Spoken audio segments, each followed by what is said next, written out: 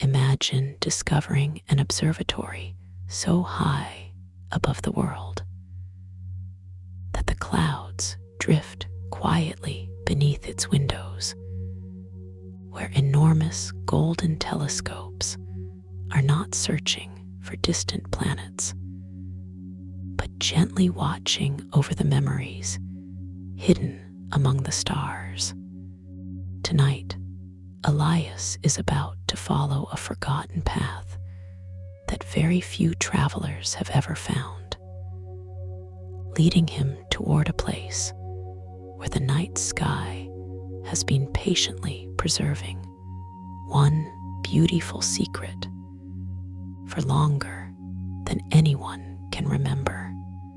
Before the moon reaches its highest point, he will climb beyond mist and mountain peaks to an observatory unlike any other, where every constellation tells a story of hope. Every quiet light carries a forgotten memory, and one fading star is waiting for someone willing to remember its name. Welcome to Sleep with Stories, where every journey is crafted to fill your evening with comfort, gentle wonder, and peaceful dreams. Now, settle into a comfortable position and allow your breathing to slow naturally. Let the thoughts of the day drift away like soft clouds carried by a gentle breeze. There is nowhere else you need to be, and nothing you need to do except listen as the warm glow of the hidden library quietly appears beneath a sky filled with endless stars. Elias takes his first step toward the observatory above the clouds. The hidden library was especially quiet that evening. Its endless shelves stretched into the warm blue darkness beneath the great glowing crescent moon, while thousands of floating lanterns drifted lazily through the peaceful air, casting gentle circles of golden light across polished wooden floors. Somewhere in the distance, pages turned softly on their own, as though the library itself had settled into a comfortable rhythm before another night's journey. Elias walked slowly between the familiar shelves, his leather satchel resting comfortably against his side. There was no destination in mind, no urgent task waiting to be completed. He simply enjoyed these quiet hours when the library seemed happiest, offering small surprises to those who wandered without expectation. He paused beside a towering shelf devoted to the oldest celestial manuscripts ever collected. Their bindings shimmered faintly beneath the lantern light, decorated with tiny golden stars, silver moons, and delicate patterns that resembled gentle streams of light flowing across the night sky. Many of these books had not been opened for centuries, yet none of them seemed forgotten. They rested with the quiet patience of old friends, content to wait until someone arrived at exactly the right moment. As Elias reached toward one particularly weathered volume, he noticed something unusual. Resting between two large books was a small brass object he had never seen before. It was no larger than the palm of his hand, its surface had grown beautifully smooth with age, while tiny engraved stars circled its edges in careful patterns. At its center rested a delicate glass vase, beneath which a slender golden needle floated almost weightlessly. It resembled a compass, yet instead of pointing north, the needle moved slowly in graceful circles, as though listening to music too quiet for ordinary ears. Elias smiled gently.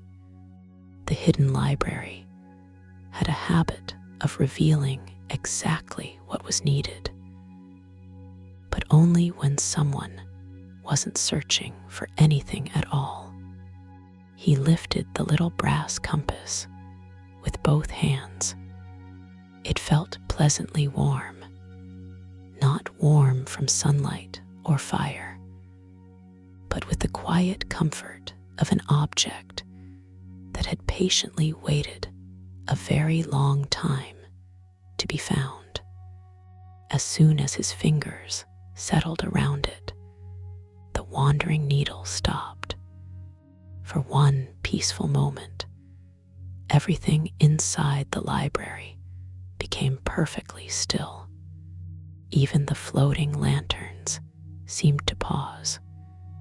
Then, without making a single sound, the needle turned and settled toward a narrow passageway Elias could have sworn had never existed before. Elias stood quietly for a moment, studying the narrow passageway. He was certain it had never existed before. The bookshelves on either side were familiar, their polished oak frames lined with countless volumes whose gentle glow had guided him through many evenings. Yet now, between them stretched a corridor wrapped in soft blue twilight, as though it had patiently unfolded from the library itself. There was nothing hurried about it. The hidden library never demanded that a traveler follow immediately.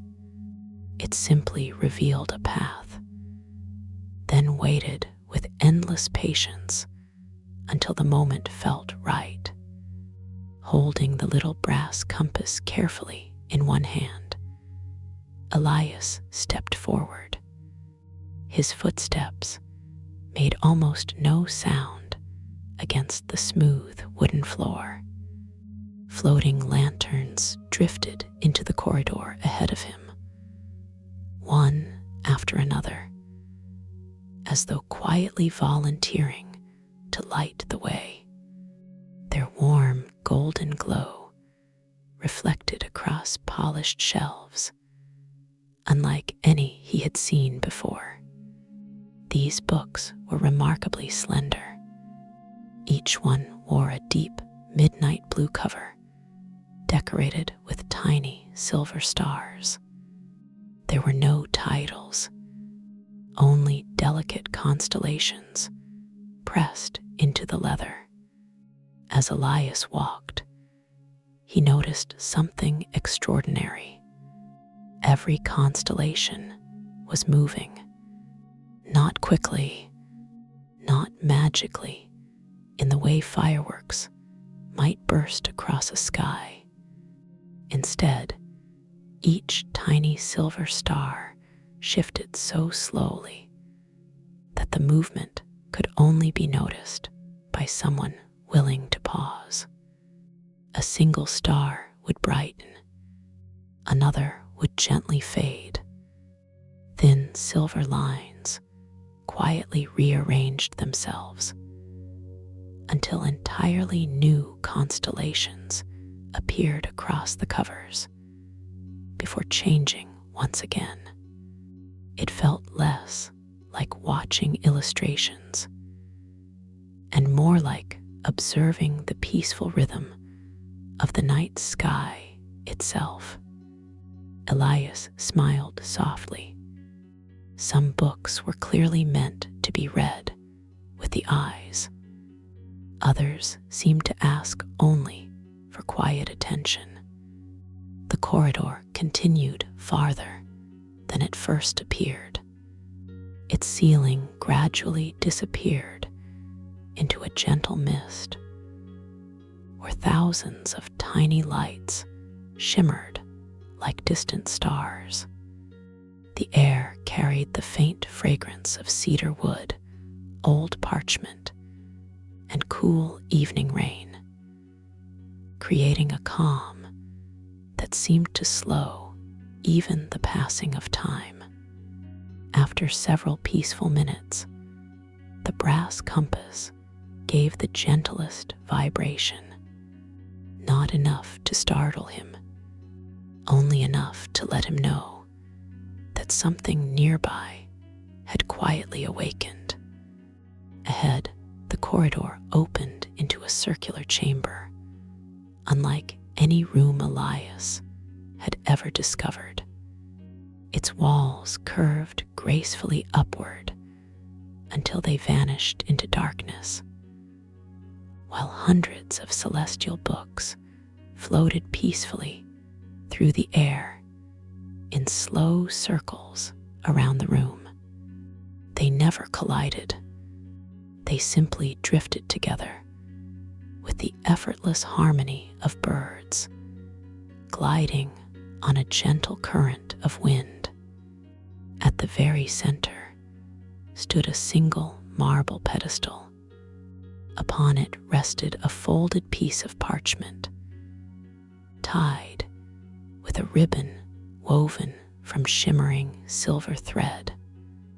Nothing else, no locks, no warnings, only an invitation waiting with perfect patience. Elias approached the marble pedestal without haste. The floating books continued their slow circles overhead, each one moving with such effortless grace that the entire chamber felt less like a room and more like a quiet sky filled with patient constellations. He rested the brass compass beside the folded parchment. The little golden needle, which had remained perfectly still since guiding him here, began turning once again. Not in circles this time. It pointed directly toward the ribbon. Elias smiled gently. "It seems you've brought me exactly where I needed to be." His words faded into the peaceful silence. No echo answered him, only the soft rustle of turning pages somewhere high above. With careful hands, he untied the silver ribbon. The parchment was older than almost anything he had ever touched within the hidden library. Yet it unfolded as smoothly as fresh paper. Its surface carried the warm ivory color of moonlit clouds, and elegant handwriting slowly appeared across the page, as though invisible ink had been patiently waiting for someone to read it. It did not begin with instructions, nor did it offer a map. Instead, it offered a thought. Asterisk, the highest places are never reached by climbing faster. Asterisk, beneath the sentence, another line slowly revealed itself. Asterisk, they welcome only those who have already learned how to walk gently. Asterisk, Elias, read the words once more. There was something comforting about them. The hidden library had never measured its travelers by speed strength, or knowledge. It seemed to care only for quiet curiosity and a patient heart. As he lowered the parchment slightly, new lines appeared, not all at once, one after another. Asterisk beyond the shelves that remember the stars. Asterisk, asterisk beyond the staircase that greets the morning mist. Asterisk, asterisk beyond the clouds that borrow the colors of dawn. Asterisk, asterisk, there waits an observatory whose keepers no longer count the passing years. Asterisk, the lanterns above the pedestal glowed a little brighter. The floating books slowed almost to stillness. The final sentence appeared at the bottom of the page. Asterisk, bring no questions. Asterisk, asterisk, bring only wonder. Asterisk, Elias folded the parchment carefully. For a few peaceful moments, he simply stood there, allowing the quiet invitation to settle gently within his thoughts. There was no urgency. The observatory had clearly waited for generations. It would surely wait another few quiet breaths. He placed the parchment inside his leather satchel. The moment it disappeared from view, the brass compass gave another soft pulse. This time, its needle turned away from the center of the chamber. It pointed toward an arched doorway that had not been there only moments before. Beyond the doorway stretched a staircase, unlike any Elias had ever seen. Its first steps were carved from smooth white stone. The higher steps slowly disappeared into silver mist, and somewhere far above, hidden beyond the clouds themselves, a warm golden light shimmered so faintly that it almost looked like another star waiting in the night. Elias stood at the foot of the staircase for a quiet moment. It rose in a graceful curve, disappearing into layers of pale silver mist that seemed almost luminous beneath the hidden library's endless night. The first few steps looked familiar enough, carved from smooth white stone polished by time itself. But beyond them, the staircase slowly became impossible to follow. It simply vanished into the clouds, as though the sky had decided to keep the rest of the journey to itself. The brass compass rested comfortably in his hand. Its needle no longer searched. It pointed steadily upward. Elias placed one foot upon the first step. The stone felt pleasantly cool beneath his boots. Another step, then another. The hidden library remained peacefully behind him, its floating lanterns glowing like warm stars nestled among endless bookshelves. From this height, their gentle light appeared softer than ever, gathering together in quiet clusters until the library itself resembled a peaceful constellation resting beneath the open sky. He paused to look back. The great glowing crescent moon still hung high above the library, bathing its magnificent halls in warm golden light. Endless shelves stretched beyond sight, fading gently into deep midnight blue, while tiny lanterns continued their slow, unhurried dance through the peaceful darkness. It was a view he knew he would remember for a very long time. With a grateful smile, Elias continued climbing. The staircase welcomed every step without the slightest sound. There were no creaking stones, no rushing wind, only the gentle rhythm of his breathing, accompanying him higher into the quiet. As the mist grew thicker, something curious began to happen.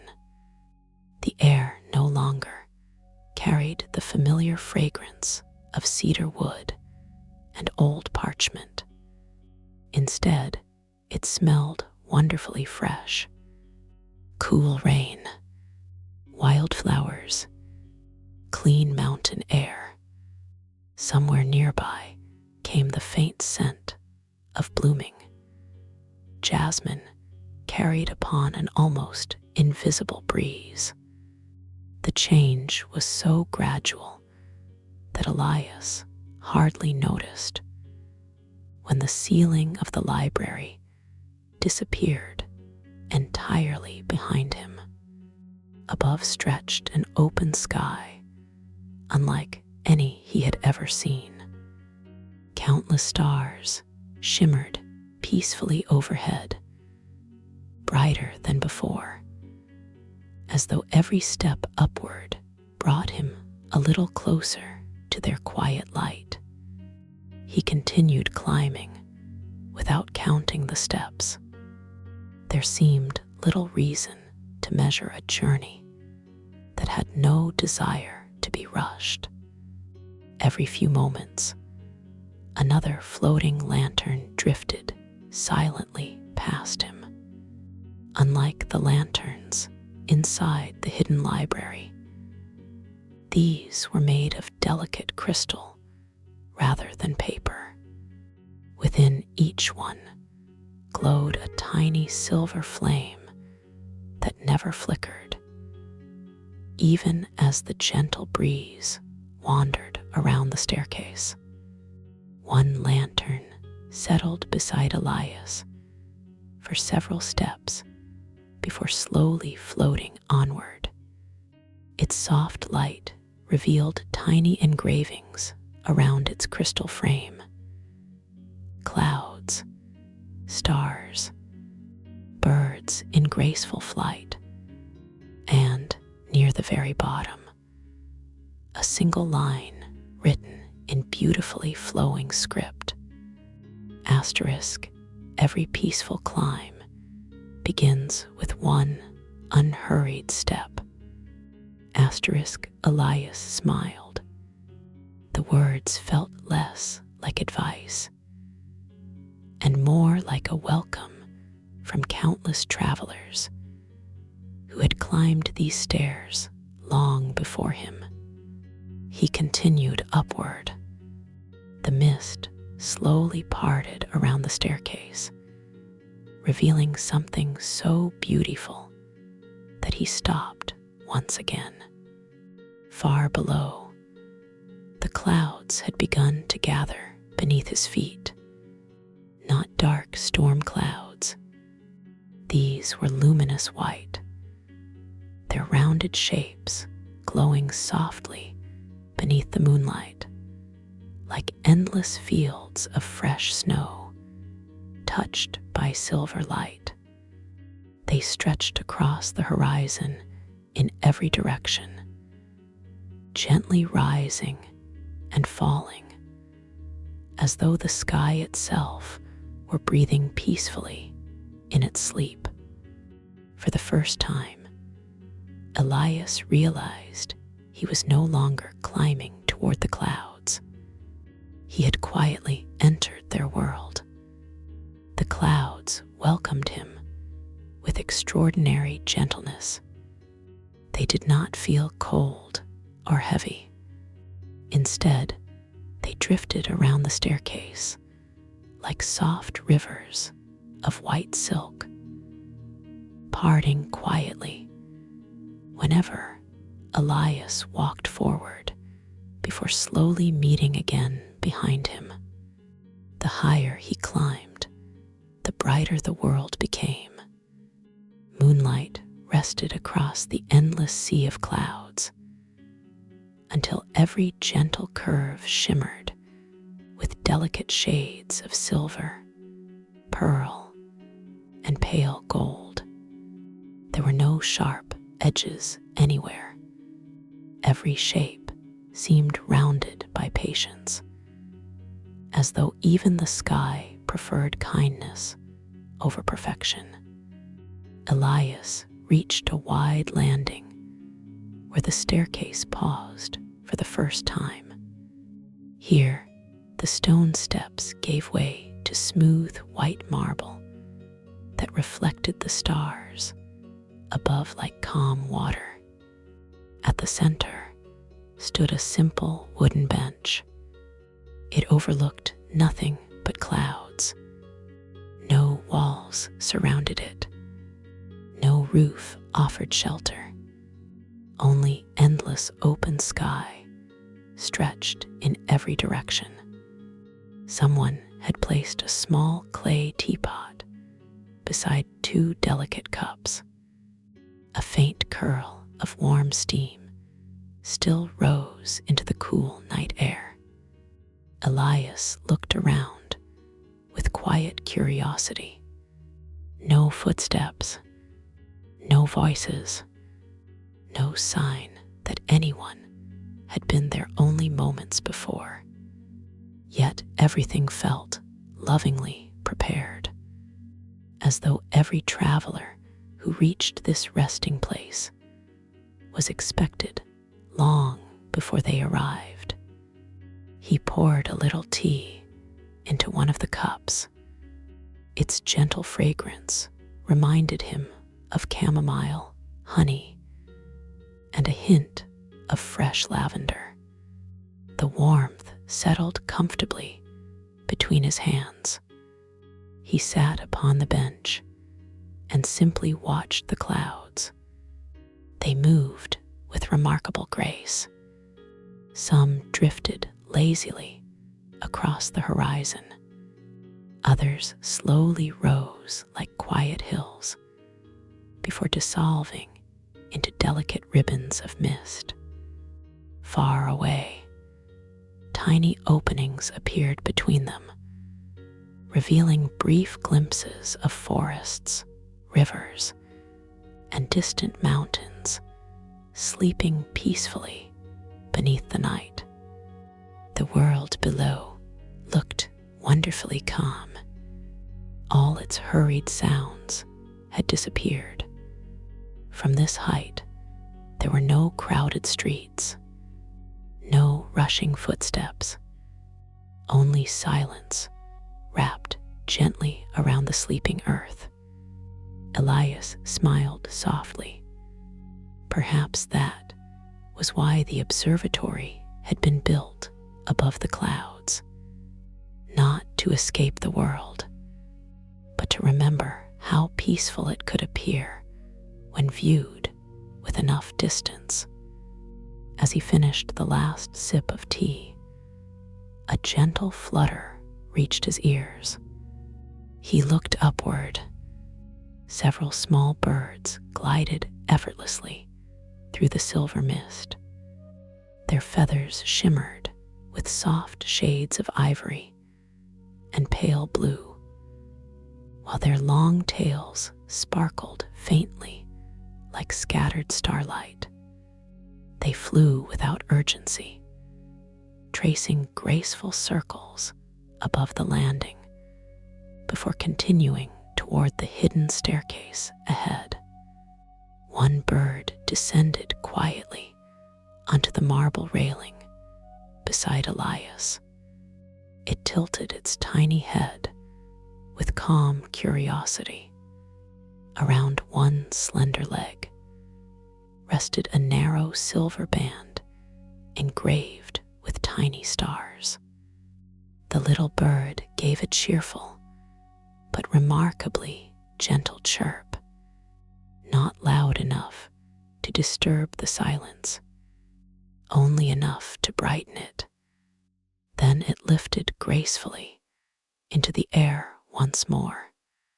Instead of disappearing into the clouds, it slowed just ahead of Elias, looking back every few moments as though politely asking him to follow.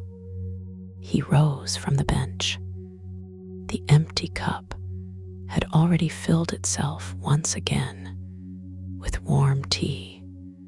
The second cup remained untouched. Perhaps it was waiting for another traveler.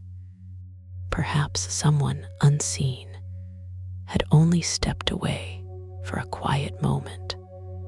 Either possibility felt equally comforting.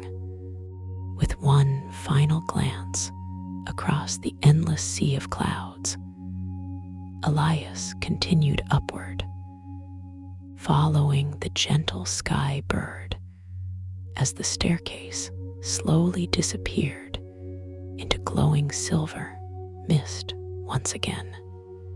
The little sky bird never hurried. It glided through the silver mist with quiet confidence, pausing every so often upon a marble pillar or a cloud-white railing, always waiting patiently before continuing onward. Elias followed at the same gentle pace. There was something wonderfully calming about traveling with a guide who never seemed concerned about time. After a while, he noticed another quiet change. The staircase beneath his feet no longer echoed with the familiar firmness of carved stone. Its surface had become lighter, softer. Each step now seemed to be formed from smooth white clouds, woven together so perfectly that they held his weight without the slightest movement. They felt cool and pleasantly springy beneath his boots, almost as though walking across fresh morning mist that had decided, just for tonight, to become solid. Elias paused and looked down. Tiny threads of silver light shimmered beneath the cloud path, flowing gently from one step to the next like peaceful streams beneath clear water. The path itself seemed alive, not alive in the way forests breathed or oceans moved, but alive with quiet purpose, gently carrying every traveler toward a destination prepared long before their arrival. The breeze grew warmer. It carried new fragrances now.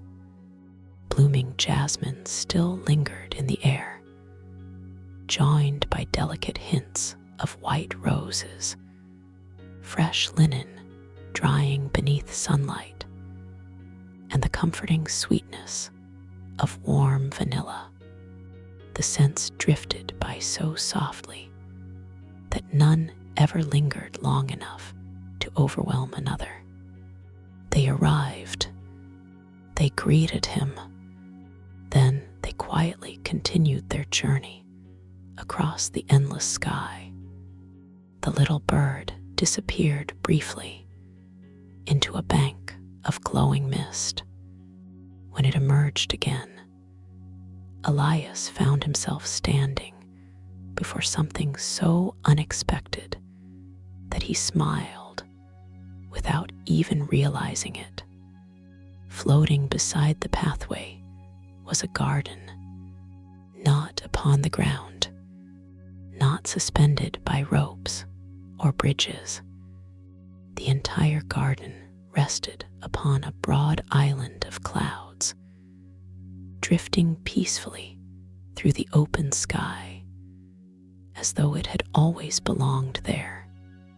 Small stone paths curved gracefully between flower beds, overflowing with blossoms, unlike any Elias had seen before. Some flowers shimmered with pale golden petals that reflected the stars overhead. Others carried blossoms as blue as twilight, gently opening and closing with each slow breath of the evening breeze. Tiny white flowers, no larger than raindrops, covered the edges of the pathways. Glowing so softly, they looked like fragments of moonlight resting among emerald leaves. At the heart of the garden stood a single tree, its graceful branches stretched outward like welcoming arms. Instead of leaves, countless tiny silver stars hung from every branch. They were not ornaments, nor were they lanterns. Each little star pulsed with a quiet light, brightening and softening in a slow, peaceful rhythm, almost as though the tree itself were breathing. Elias stepped closer. The stars made no sound, yet standing beneath them filled him with a deep sense of calm, as if every gentle light carried the memory of a peaceful evening somewhere in the world. A family watching the first stars appear after sunset. A child listening to a bedtime story beside a glowing fireplace. A traveler finding shelter just before the rain began. A quiet cup of tea shared between old friends beneath the evening sky. None of these moments appeared before his eyes. He simply felt them, not as memories belonging to him, but as small reminders that kindness had always existed, quietly lighting the world in ways too gentle to be noticed by those who rushed past. The little bird landed beneath the silver tree.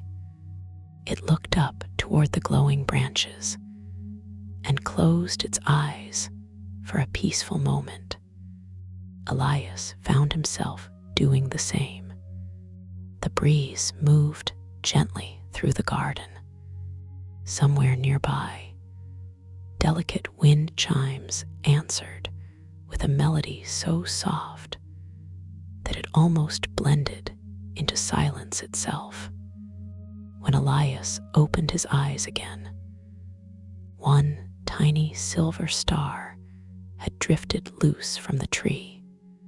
Instead of falling, it floated lazily through the air until it came to rest upon the palm of his hand.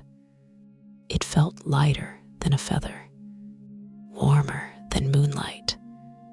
For a single quiet heartbeat, its gentle glow reflected in his eyes. Then, with perfect calm, it rose once more, returning to its place among the branches, as though it had only wished to say welcome before continuing its endless watch over the garden. Elias remained beneath the silver tree for several peaceful moments. The tiny stars above continued their slow, steady rhythm, brightening and softening together like countless gentle heartbeats scattered among the branches.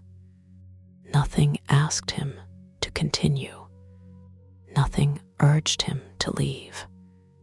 The hidden library had taught him long ago that beautiful places never hurried their guests.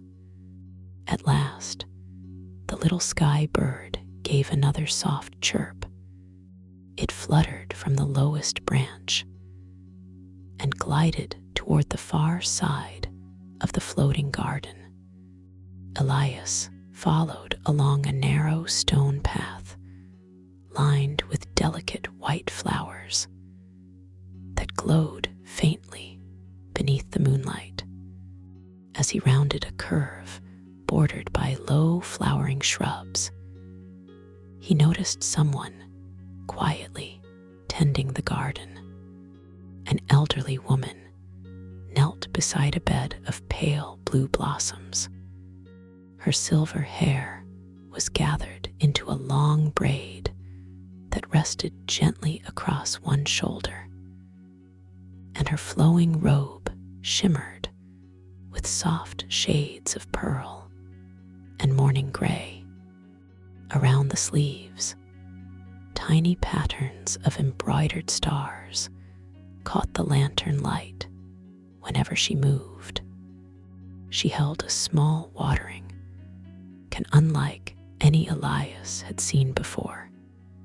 It appeared to be made entirely from clear crystal. Inside, there was no water, only liquid starlight, glowing with a calm silver radiance. She tipped the watering can carefully over a single flower. Only a few shimmering drops fell.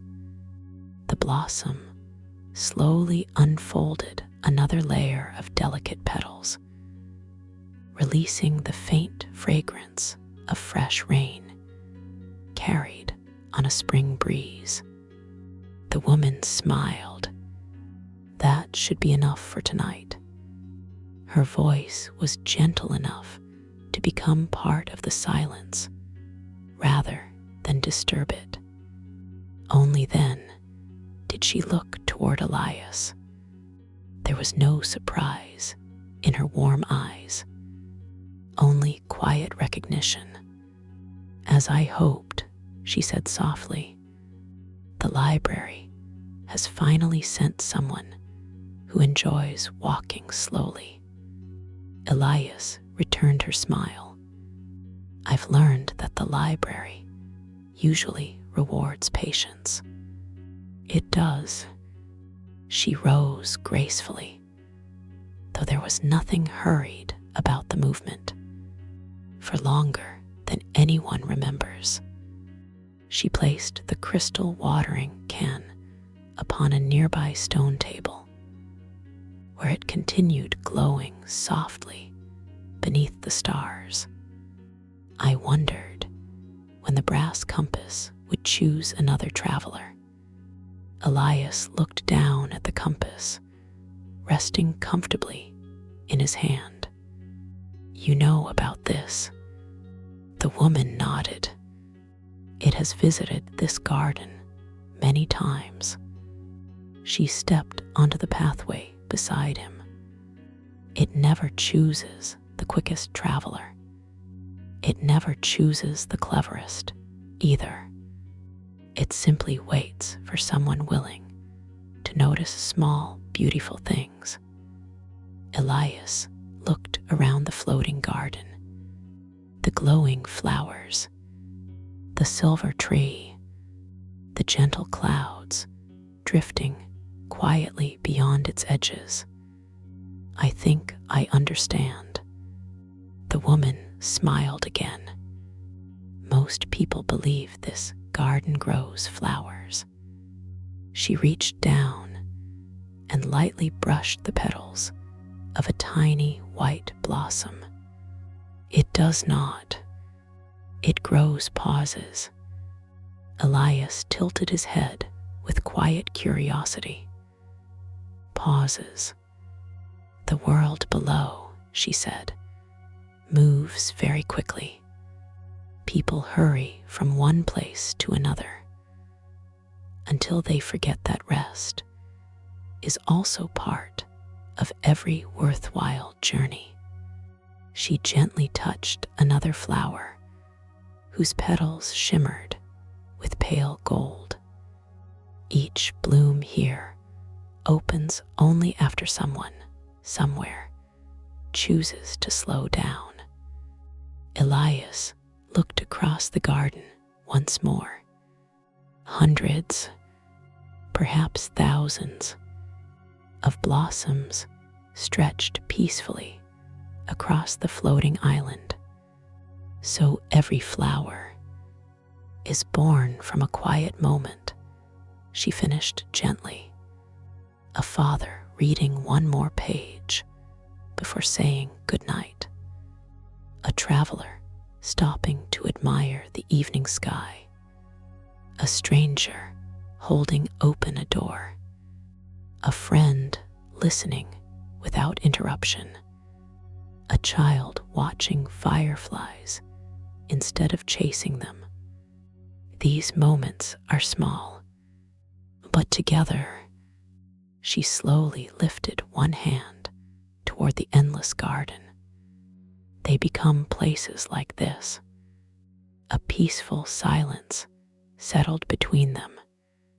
The breeze wandered softly through the blossoms, carrying their delicate fragrance across the floating island.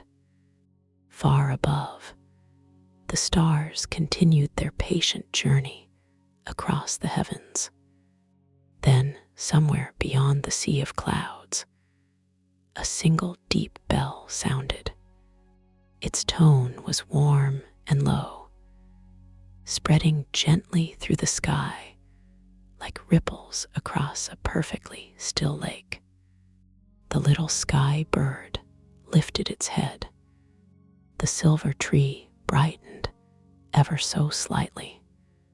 The elderly gardener closed her eyes and smiled. It has begun. Elias listened as the bell's final note slowly faded into the night. What has begun? She opened her eyes and looked toward the distant horizon, where the clouds were beginning to glow with the faintest hint of silver blue light. The observatory has opened its windows. For the first time since beginning his climb, Elias looked beyond the floating garden instead of within it. Far away, almost hidden among layers of luminous clouds, he saw the faint outline of graceful towers rising into the heavens. They were so distant, they appeared no larger than tiny silhouettes against the star-filled sky. Yet from their highest domes, warm golden light shone steadily into the night, like welcoming lanterns waiting for travelers who had taken the time to arrive.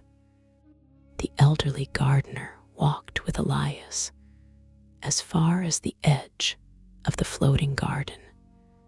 The little sky bird remained close by, gliding effortlessly from branch to branch, before settling upon a graceful stone archway covered in delicate white vines.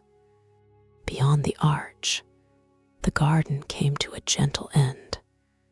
There were no gates, no walls, only an endless sea of luminous clouds stretching farther than the eye could follow. The gardener rested one hand lightly against the smooth stone. Every traveler pauses here. Elias looked across the vast horizon.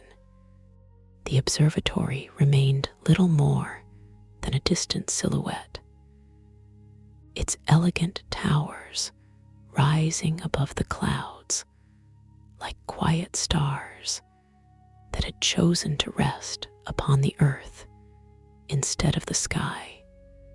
It still seems very far away. The woman smiled warmly. It should. She looked toward the distant towers with familiar affection.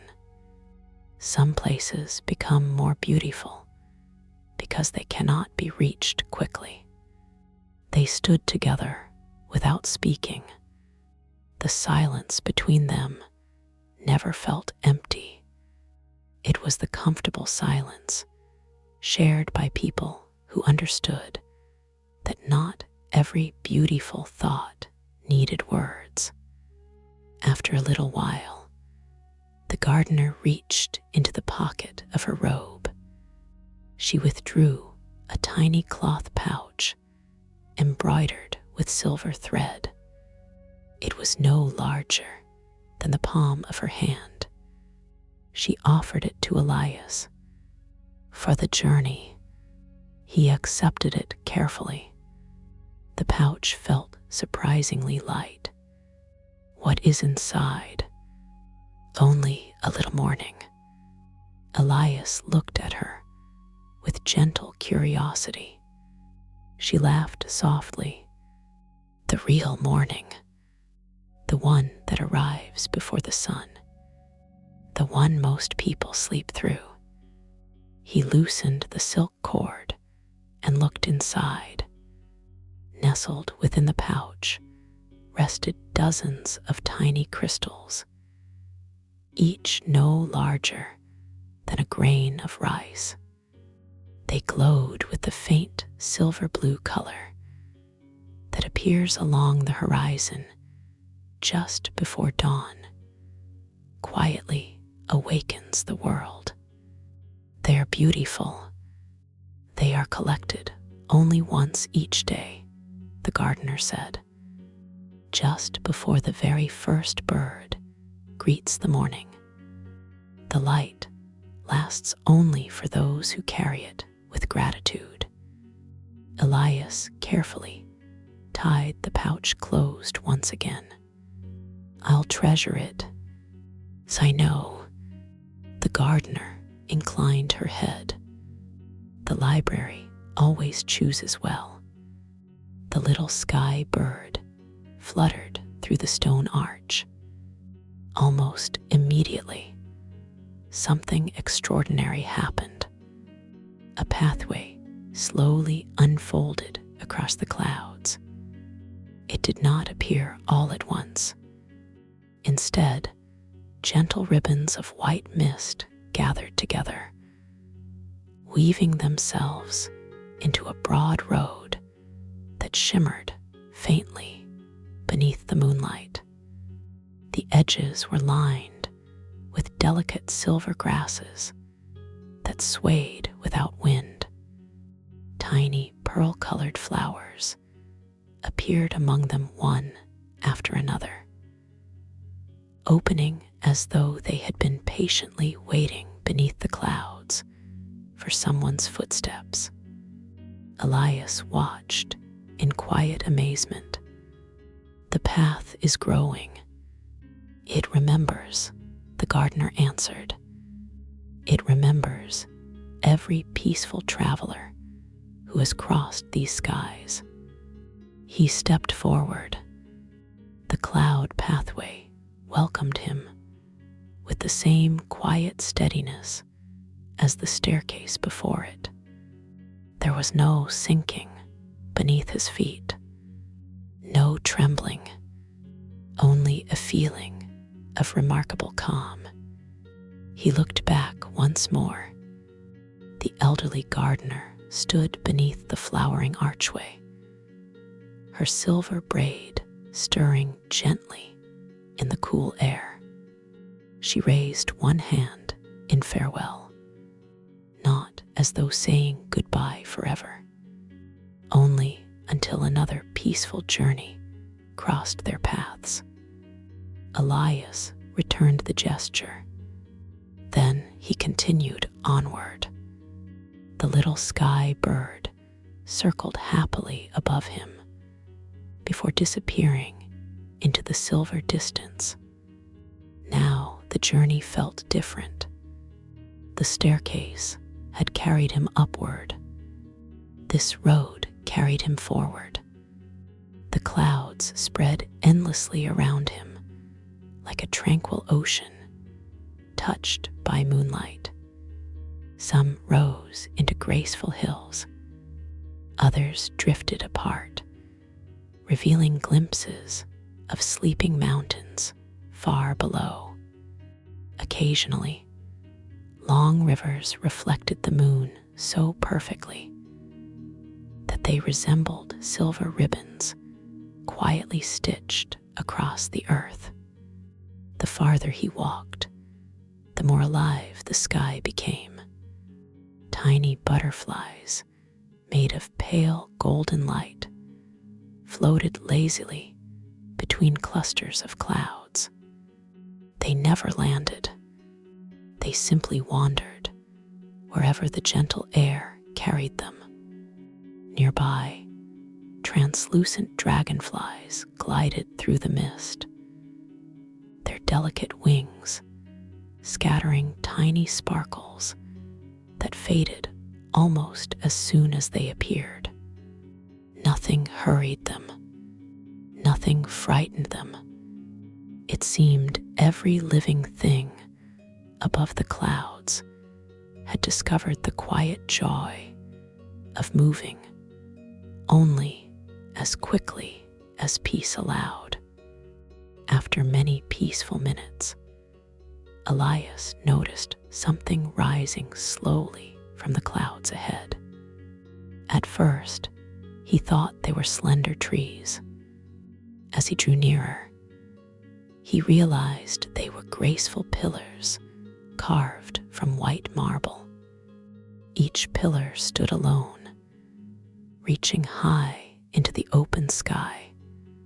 Atop every pillar rested a crystal lantern, glowing with a steady golden flame.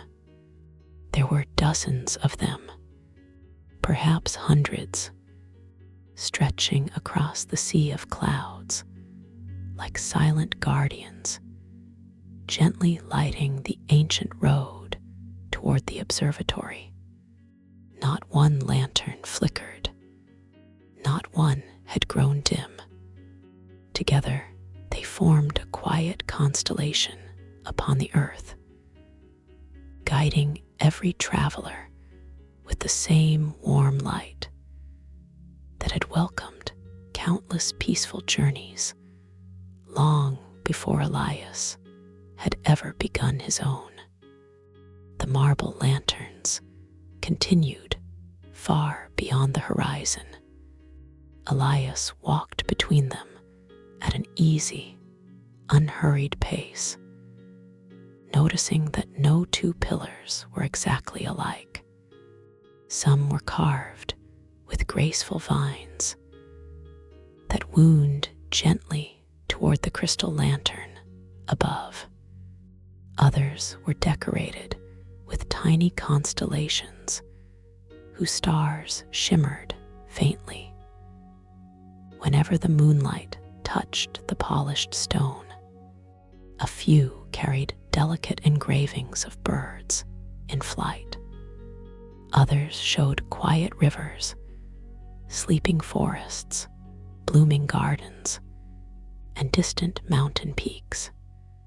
It was as though each pillar remembered a different corner of the world below. The cloud road curved gently to the east. As Elias followed it, he noticed a soft golden glow moving slowly ahead. At first, he thought another traveler was approaching, but the light remained close to the ground. It drifted calmly between the marble pillars before disappearing behind a gentle rise of clouds. Curious, Elias continued until he reached the crest. Beyond it lay a broad circular plaza, woven entirely from luminous white clouds. The surface looked as smooth as polished marble, yet It retained the softness of mist beneath every step. At the center of the plaza stood 3 figures dressed in long robes, the color of pale dawn. They worked quietly together.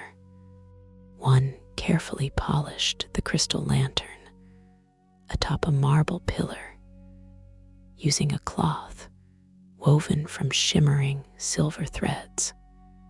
Another gently trimmed the delicate grasses growing along the edge of the cloud road with a pair of tiny golden shears.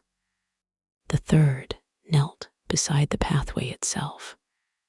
With slow, graceful movements, they brushed the clouds using a wide brush whose bristles glowed like moonlight. Wherever the brush passed, the pathway became brighter, smoother, and more radiant than before. None of them appeared surprised by Elias's arrival.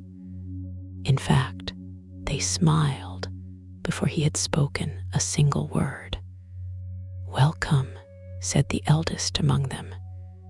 His voice carried the same peaceful warmth Elias had heard from the gardener. "You've arrived just in time." Elias looked around the quiet plaza. "For what?" The old man held up the glowing brush. "For tonight's tending." He gently swept another slow stroke across the cloud road. The mist beneath the brush brightened with a soft silver glow. "It needs care every evening." Elias watched with quiet fascination. "The clouds, the paths," the old man nodded. "Clouds love to wander. If left alone, they slowly forget where the road belongs." Another keeper chuckled softly. "So every night we remind them there was no magic spell, no grand ceremony, only patient hands repeating gentle work that had clearly been done for many years." Elias found himself smiling. "It's beautiful. It is peaceful," replied the keeper. "And peaceful things deserve looking after." The youngest of the 3 approached, carrying a small wooden basket. Inside rested dozens of tiny glass bottles. Each one contained a different color of light: soft amber, pale blue, gentle silver, warm ivory. The keeper lifted one carefully. "We refresh the lanterns as well." "You refill them." The keeper nodded. "Only a single drop." He uncorked the little bottle. One tiny droplet of golden light floated upward on its own. It rose gracefully through the cool air until it reached the crystal lantern above. The instant it touched the waiting flame, the light inside the lantern brightened ever so slightly. Not dramatically, just enough to feel newly awakened. Elias looked along the endless line of lanterns stretching across the sea of clouds. "So every lantern is cared for by hand," the eldest keeper finished. "Every evening, for every traveler." The thought settled warmly within Elias. No one below would ever know that these lanterns were tended with such loving care. Most would never even discover this road. Yet still, night after night, These quiet keepers continued their work without expectation of thanks. The eldest keeper noticed the expression on Elias's face.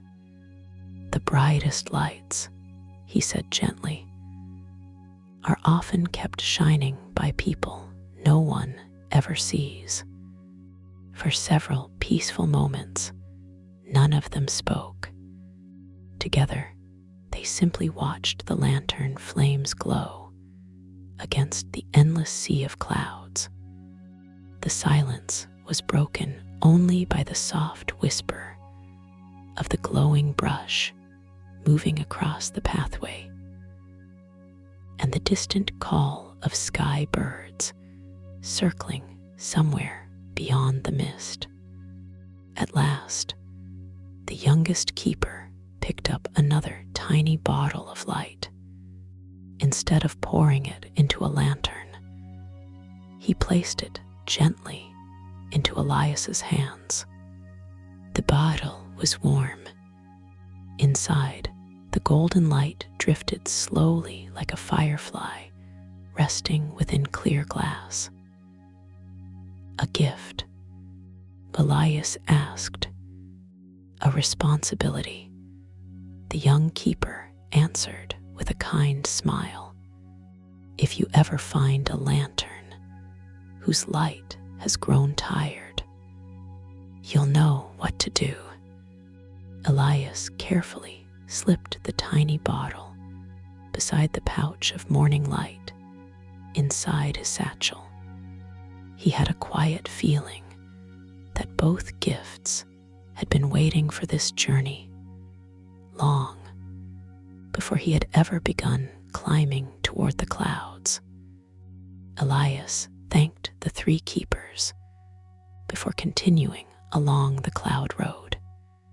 Their gentle smiles remained with him long after the circular plaza disappeared behind drifting curtains of silver mist.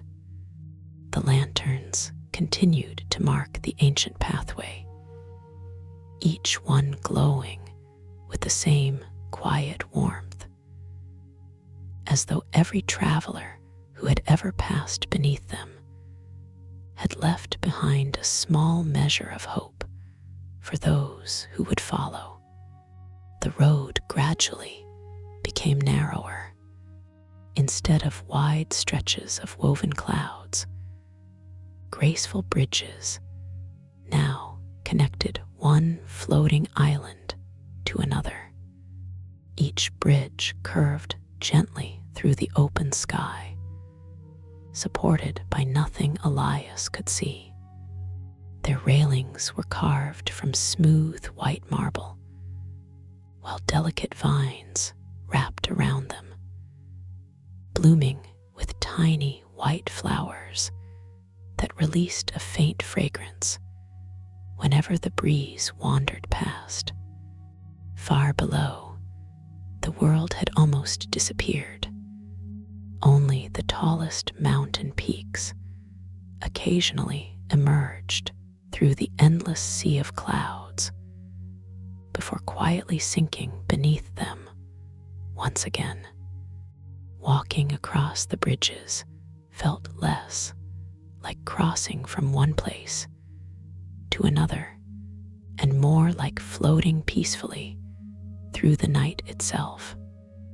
The little bottle of golden light rested safely inside Elias's satchel.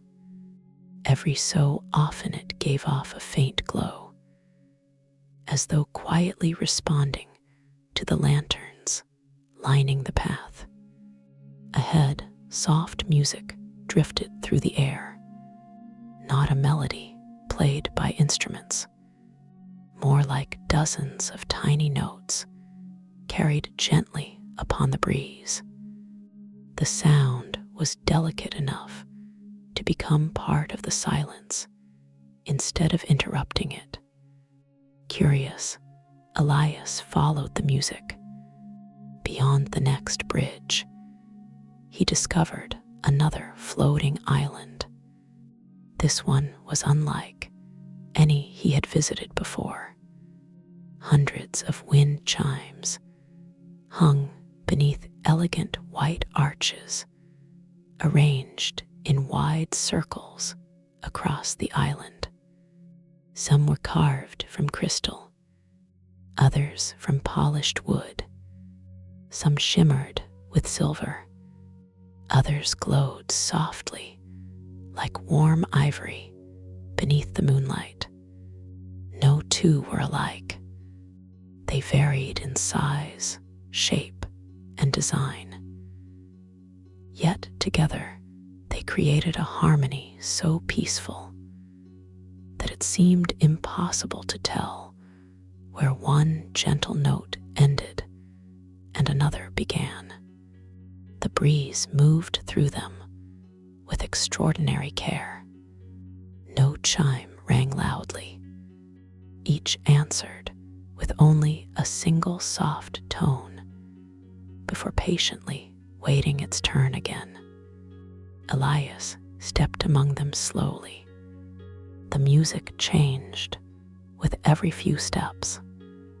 One cluster produced tones as light as distant birds greeting the morning. Another echoed with the deep warmth of bells heard across quiet valleys. Further ahead, tiny crystal chimes shimmered with notes so delicate they resembled falling starlight more than sound. At the center of the island stood a circular pavilion open to the sky. An elderly gentleman sat comfortably beside a long wooden table, carefully polishing a small crystal wind chime. His white robe flowed gently around him, embroidered with fine silver threads that reflected the lantern light like tiny stars. He looked up as Elias approached. "Welcome," he said with a warm smile. "I've been expecting another listener." "A listener?" Elias asked. The old man nodded. "Many visitors come here, hoping to hear music." He carefully lifted the finished wind chime and hung it beside dozens of others. But the observatory sends only listeners. Elias looked around the peaceful pavilion. "The music is beautiful." "It is." The old man smiled. "But these chimes are not instruments." He gestured toward the countless wind chimes surrounding them. "They are memories." Elias remained silent. The keeper continued. "Every traveler who reaches this place leaves behind one peaceful sound. A laugh shared with a friend, a mother's lullaby, the gentle turning of a page, the crackle of a warm fireplace, the quiet splash of rain against a cottage window, the whisper of leaves beneath an evening breeze, the first words of a bedtime story, the last good night before sleep. None of these sounds are ever lost. The wind remembers them, and these chimes give them a home." Elias closed his eyes. For the first time, he no longer heard only music. Hidden among the gentle tones came the faint laughter of children somewhere far away, the peaceful murmur of pages turning inside a cozy room, the distant call of seabirds over calm water, the soft clink of teacups being placed upon a wooden table. None of the sounds lingered long. Each arrived like a quiet visitor before drifting gently onward, making room for another memory carried by the endless breeze. When Elias opened his eyes again, he realized the old keeper had been watching him kindly all along. "You heard them." Elias nodded. "They feel familiar." The keeper smiled. "The most comforting sounds usually do." He looked toward the distant horizon. Above the clouds, the observatory now appeared far larger than before. Its magnificent domes shimmered beneath the stars, and immense golden telescopes extended from graceful towers, their polished surfaces reflecting moonlight across the endless sky. For the first time, Elias could clearly see his destination. It no longer felt like a dream waiting beyond the horizon. It felt wonderfully real, and with every peaceful step, it quietly welcomed him closer. Elias thanked the keeper of the wind chimes before continuing his journey. The gentle music remained behind him, though now it seemed to follow upon the breeze, becoming softer with every step until it blended completely with the quiet rhythm of the clouds. The bridges gradually widened once again. Ahead, the marble pillars became taller, their crystal lanterns brighter than any Elias had seen before. Their warm light stretched across the cloud road in long ribbons of gold, making the pathway appear almost as though it had been woven from moonlight itself. The observatory continued to grow upon the horizon. Its graceful towers now rose clearly above the sea of clouds, crowned with enormous glass domes that reflected entire constellations across their curved surfaces.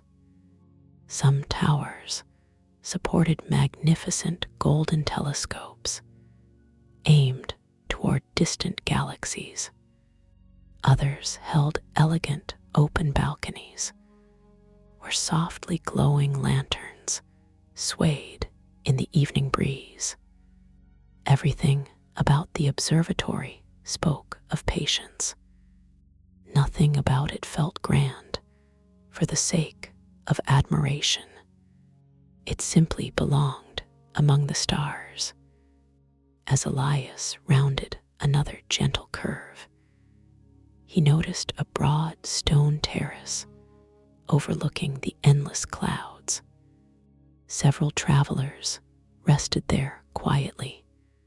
Some sat reading small books whose pages shimmered faintly beneath the lantern light.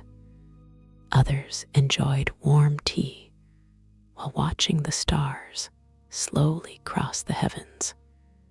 No one hurried to continue. No one seemed concerned about reaching the observatory first. Each traveler smiled kindly as Elias passed. Some offered a gentle nod. Others simply raised a teacup in silent greeting. The atmosphere felt wonderfully familiar.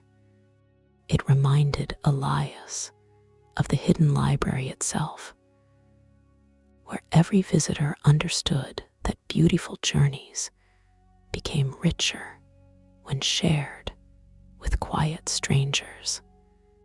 Near the edge of the terrace stood a long wooden table. Upon it rested dozens of carefully folded blankets in soft shades of cream. pale blue and gentle gray.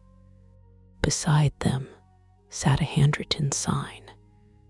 Asterisk, the night air becomes cooler ahead. Asterisk, asterisk, please take one. Asterisk, asterisk, leave it wherever another traveler may someday need it. Asterisk, Elias smiled. There was no one guarding the blankets, no list of names, no expectation that they would be returned, only quiet trust. He selected a warm navy blanket, woven with tiny silver stars along its edges, and draped it comfortably across his shoulders. Its comforting warmth settled around him immediately, carrying the faint fragrance of lavender and fresh linen. As he continued walking, he noticed something stitched into one corner. Asterisk, kindness always finds its way home.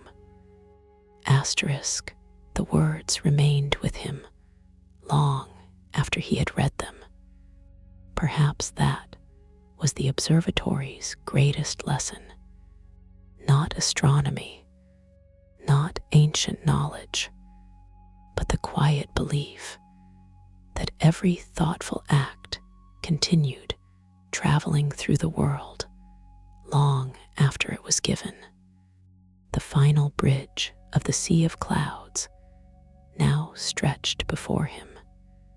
It was wider than all the others, lined with flowering marble columns whose blossoms glowed softly beneath the stars. Beyond it, the cloud road slowly rose toward the observatory itself. The great domes reflected rivers of starlight. Golden windows glowed with welcoming warmth. High above, enormous telescopes rested peacefully beneath the open sky, as though waiting for another quiet evening to begin. For the first time since leaving the hidden library, Elias felt close enough to hear the observatory. There were no voices, no machinery, only the gentle turning of vast celestial instruments as they slowly followed the patient movement of the stars. The sound was almost impossible to hear, yet it carried the same calm rhythm as breathing. Elias paused for one final look across the endless sea of clouds. Far behind him, the lantern road shimmered into the distance. The floating gardens, the peaceful keepers, the silver tree, and the hall of wind chimes had all become tiny lights scattered across the sky. They did not feel left behind. They felt as though they had quietly become part of him. With a grateful smile, Elias crossed the final bridge. Ahead, the great entrance of the observatory, above the clouds, waited beneath a sky overflowing with stars. The final bridge came to a peaceful end before a wide marble courtyard. For the first time since beginning his climb, Elias stood upon ground that no longer felt like woven clouds. Smooth white stone stretched beneath his feet, polished so gently that it reflected the stars above like the surface of a perfectly still lake. He paused, not because he was tired, but because some places deserved to be entered slowly.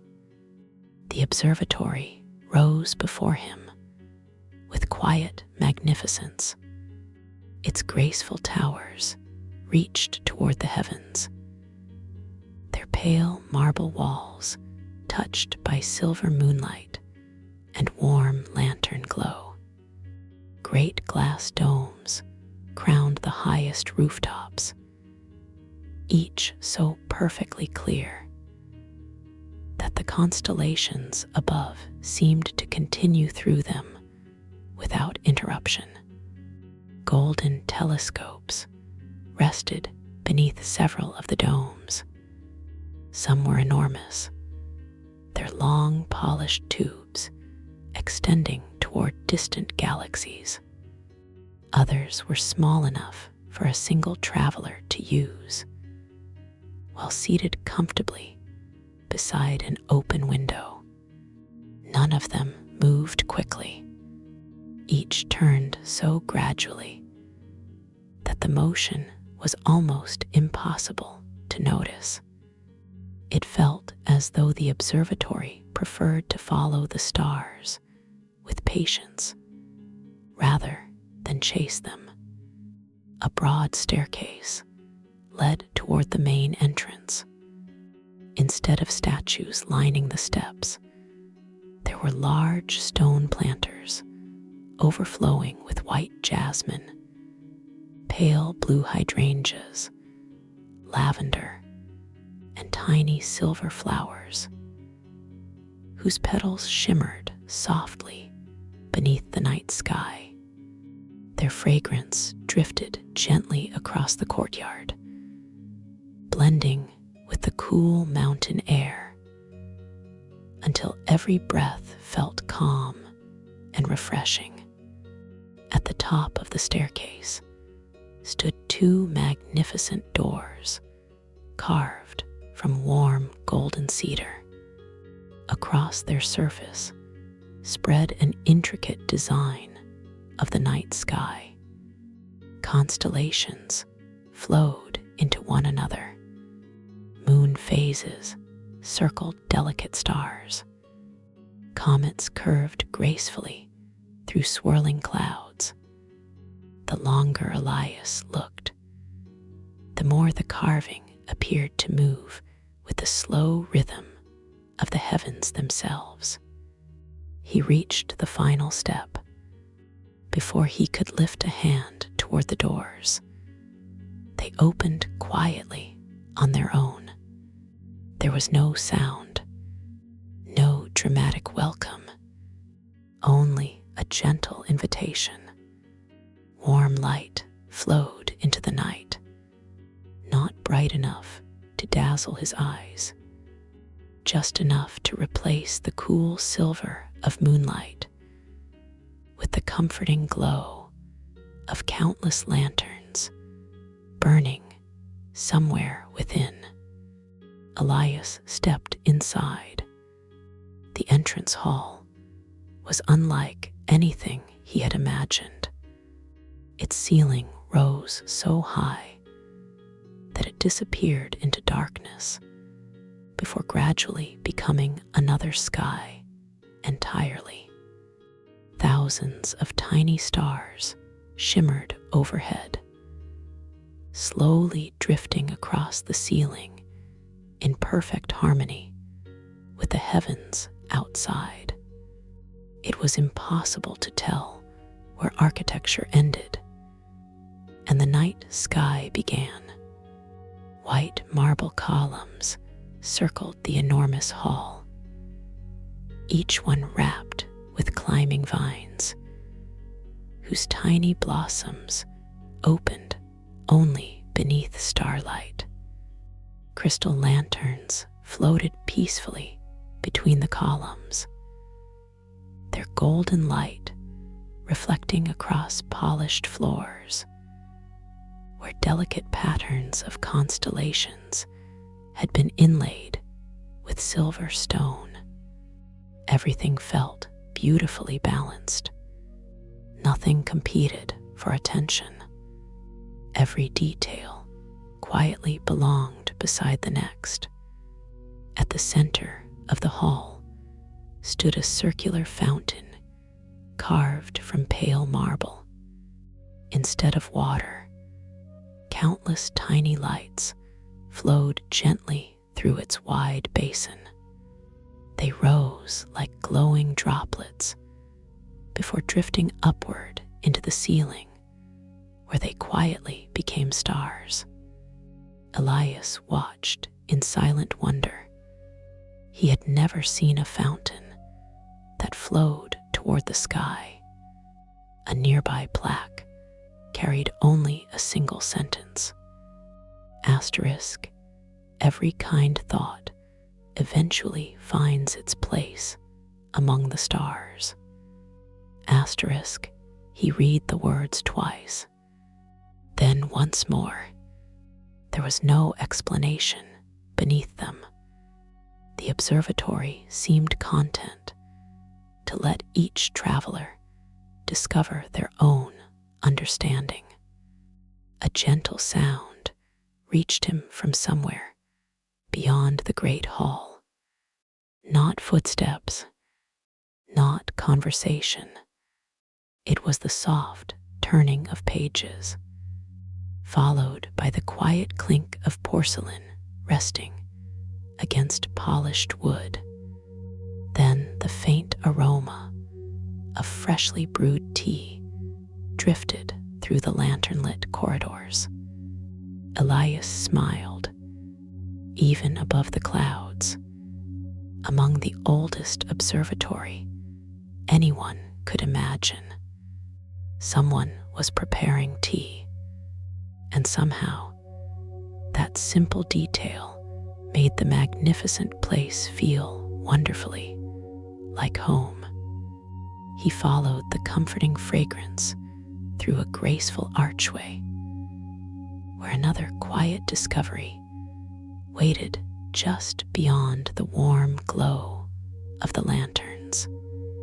Beyond the archway, the observatory became wonderfully quiet once again. The corridor curved gently through the heart of the ancient building, its tall windows opening toward the endless sea of clouds outside. Moonlight streamed through the crystal glass in long silver ribbons, meeting the warm glow of floating lanterns, until the floor shimmered with soft reflections that slowly shifted as the stars continued their patient journey overhead. The fragrance of tea grew a little stronger. It carried gentle notes of chamomile, honey, and mountain herbs Elias had never encountered before. The comforting scent seemed to guide him more surely than the brass compass ever had. At the end of the corridor, the space opened into a circular room. Bookshelves lined the walls from floor to ceiling. Unlike those of the hidden library, these shelves held no ordinary books. Every volume was bound in deep midnight blue leather, while tiny silver stars were pressed carefully into each spine.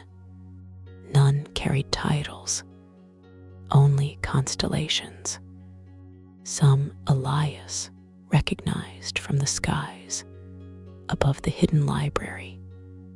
Many others were entirely unfamiliar.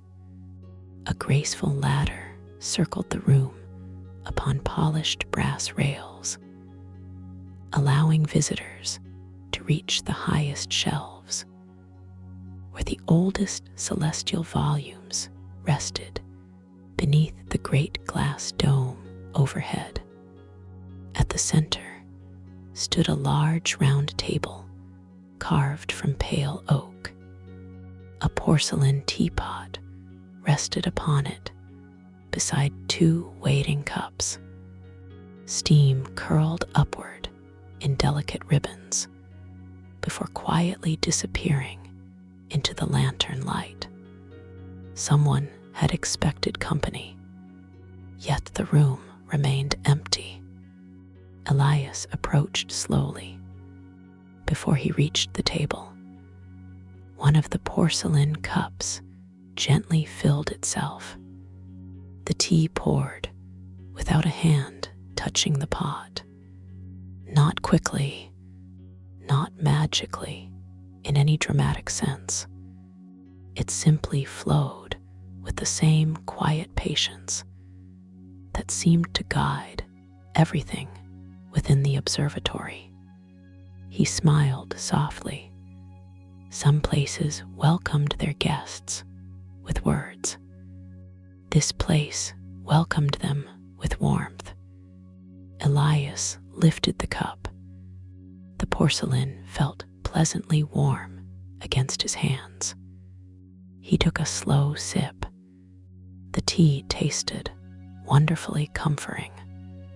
There was the sweetness of wildflower honey, the freshness of mountain mint, a hint of warm vanilla, and something else, something impossible to describe, except as the feeling of watching the first stars appear after sunset.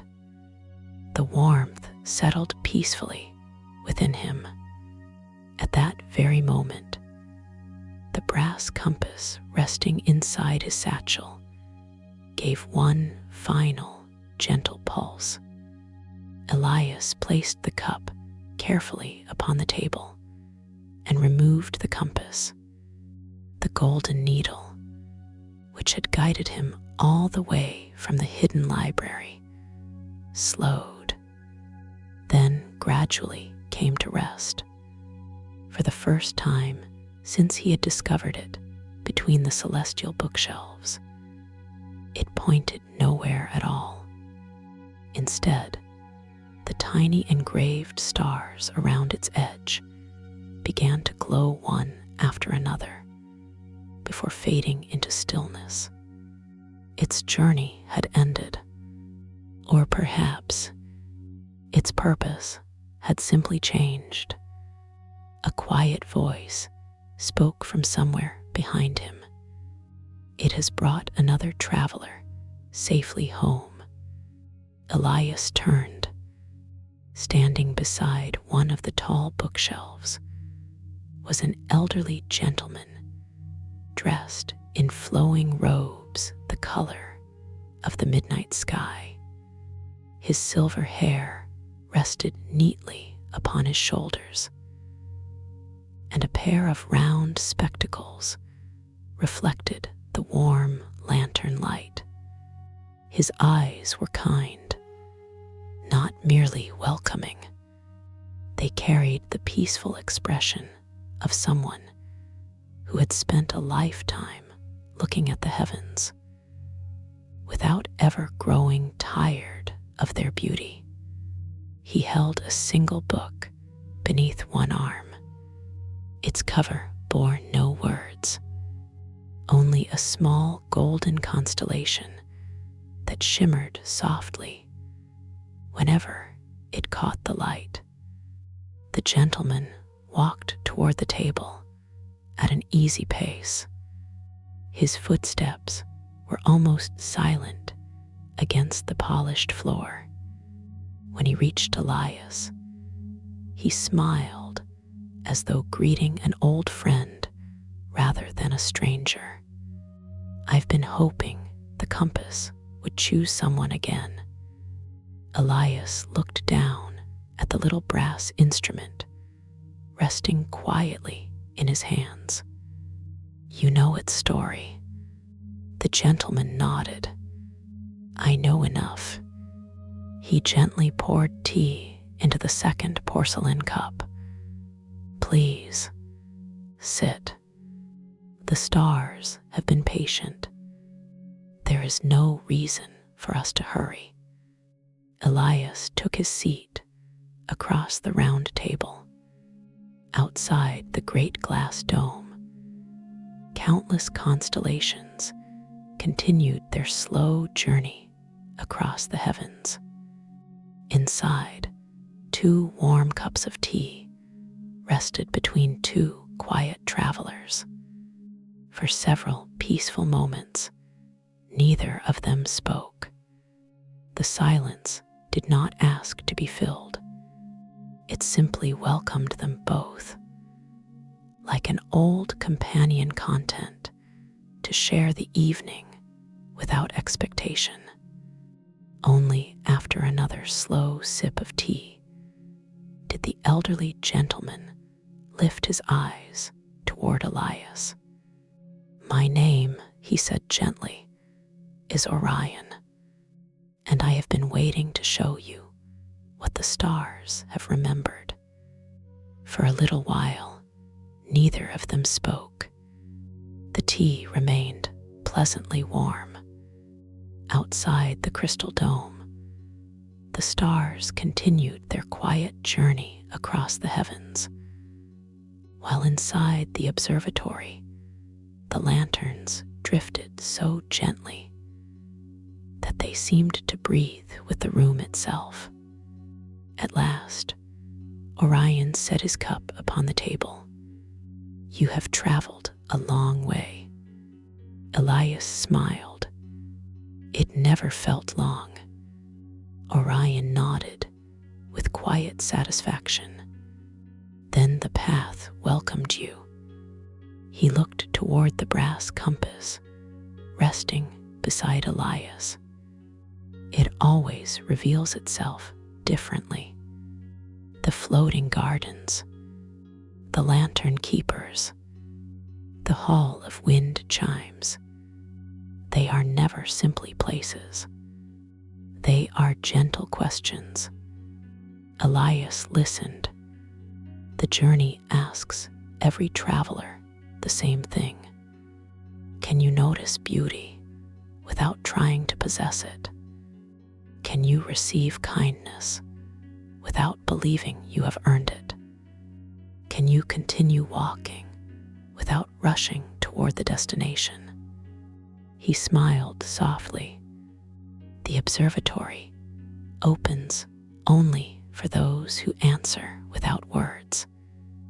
Elias looked through the great dome above them. "I don't remember answering."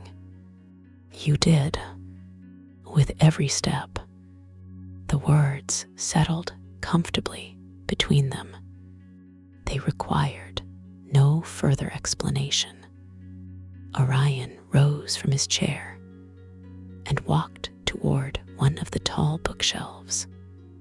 His fingers moved slowly across the bindings until they rested upon a slender midnight blue volume marked by 7 tiny silver stars. He carefully removed it. Unlike the other books, it was remarkably light. When he returned, he placed it gently before Elias. "There is no title."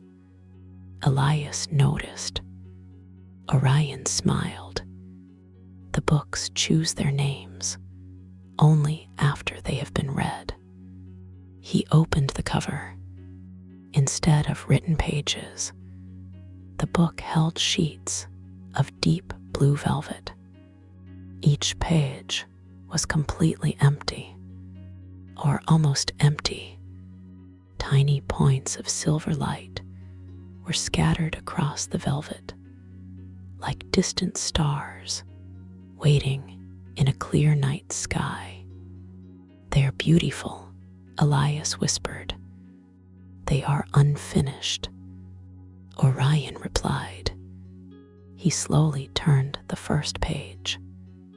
The silver lights shifted almost imperceptibly, gathering into a familiar shape. A winding staircase, clouds, floating lanterns, the very journey Elias had taken only hours before. The picture was not painted. It was formed entirely from living starlight. "It remembers," Orion said quietly. The observatory records every peaceful journey, not to preserve where someone walked, but to remember who they became while walking. The next page slowly awakened. This time, the floating garden appeared. The silver tree shimmered gently beneath the stars. The elderly gardener smiled while tending the blossoms that bloomed from moments of kindness. Another page turned. The lantern keepers quietly refreshed the crystal flames. Another, the hall of wind chimes, filled the air with memories carried by the breeze. Every page glowed softly before settling once more into stillness. Elias watched in silent wonder. There are no words. There is no need. Orion answered. The stars have never spoken in sentences. They remember through light. He gently closed the book. The tiny constellations upon its cover shimmered for a moment before becoming still once again. There are thousands of these volumes. Every traveler leaves one behind. No two are ever alike.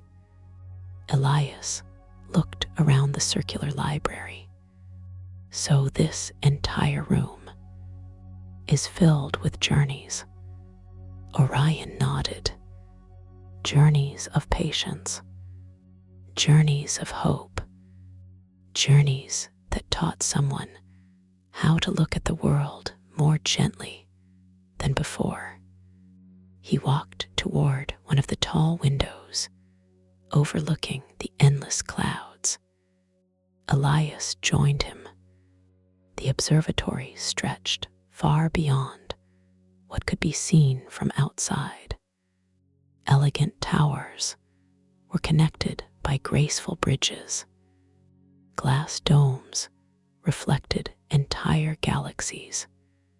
Quiet courtyards bloomed beneath moonlit trees. Far in the distance, enormous telescopes rested upon marble platforms open to the stars. Orion lifted one hand toward the highest tower. Most visitors believe that is why they have come, to see the great telescope. Elias followed his gaze. The instrument was unlike anything he had ever imagined. Its polished golden tube reached high above the observatory, so immense that it seemed capable of touching the constellations themselves. It isn't. Orion's gentle smile returned. It is certainly beautiful. But no, he looked back toward Elias. The great telescope does not show distant worlds. It shows something much closer. He paused, so close that most people spend their entire lives forgetting to look for it. Orion invited Elias to follow him. They left the circular library through a quiet arched doorway and entered a long gallery that curved gently around the heart of the observatory.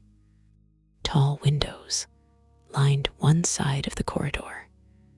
On the other stood beautifully crafted display alcoves, each holding an object preserved beneath a crystal dome. None carried a grand description, only a single handwritten card. Elias paused before the first display. Inside rested a smooth river stone, no larger than his palm. The card simply read, Asterisk, a child carried this home because it reminded her of the moon. Asterisk, nothing more. No date, no name. Yet somehow the little stone felt priceless. A little farther along stood an old wooden bookmark, its edges softened by years of careful use.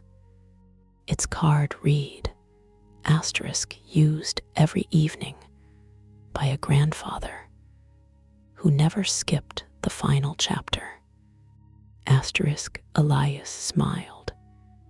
He could almost imagine the warm lamplight, the familiar chair, and the patient voice reading one more page before saying goodnight. The next display held a tiny brass bell. Its gentle golden surface reflected the lantern light. The card beneath it read, asterisk, rung each dawn, so the village baker would know fresh bread was ready. Asterisk again, nothing extraordinary, nothing famous, only an ordinary act remembered with extraordinary care. Elias looked toward Orion. These aren't treasures. They are, Orion answered softly. They simply became valuable for a different reason. He continued walking. The world often remembers the loudest moments. We remember the gentlest. The gallery stretched onward, revealing hundreds of similar displays.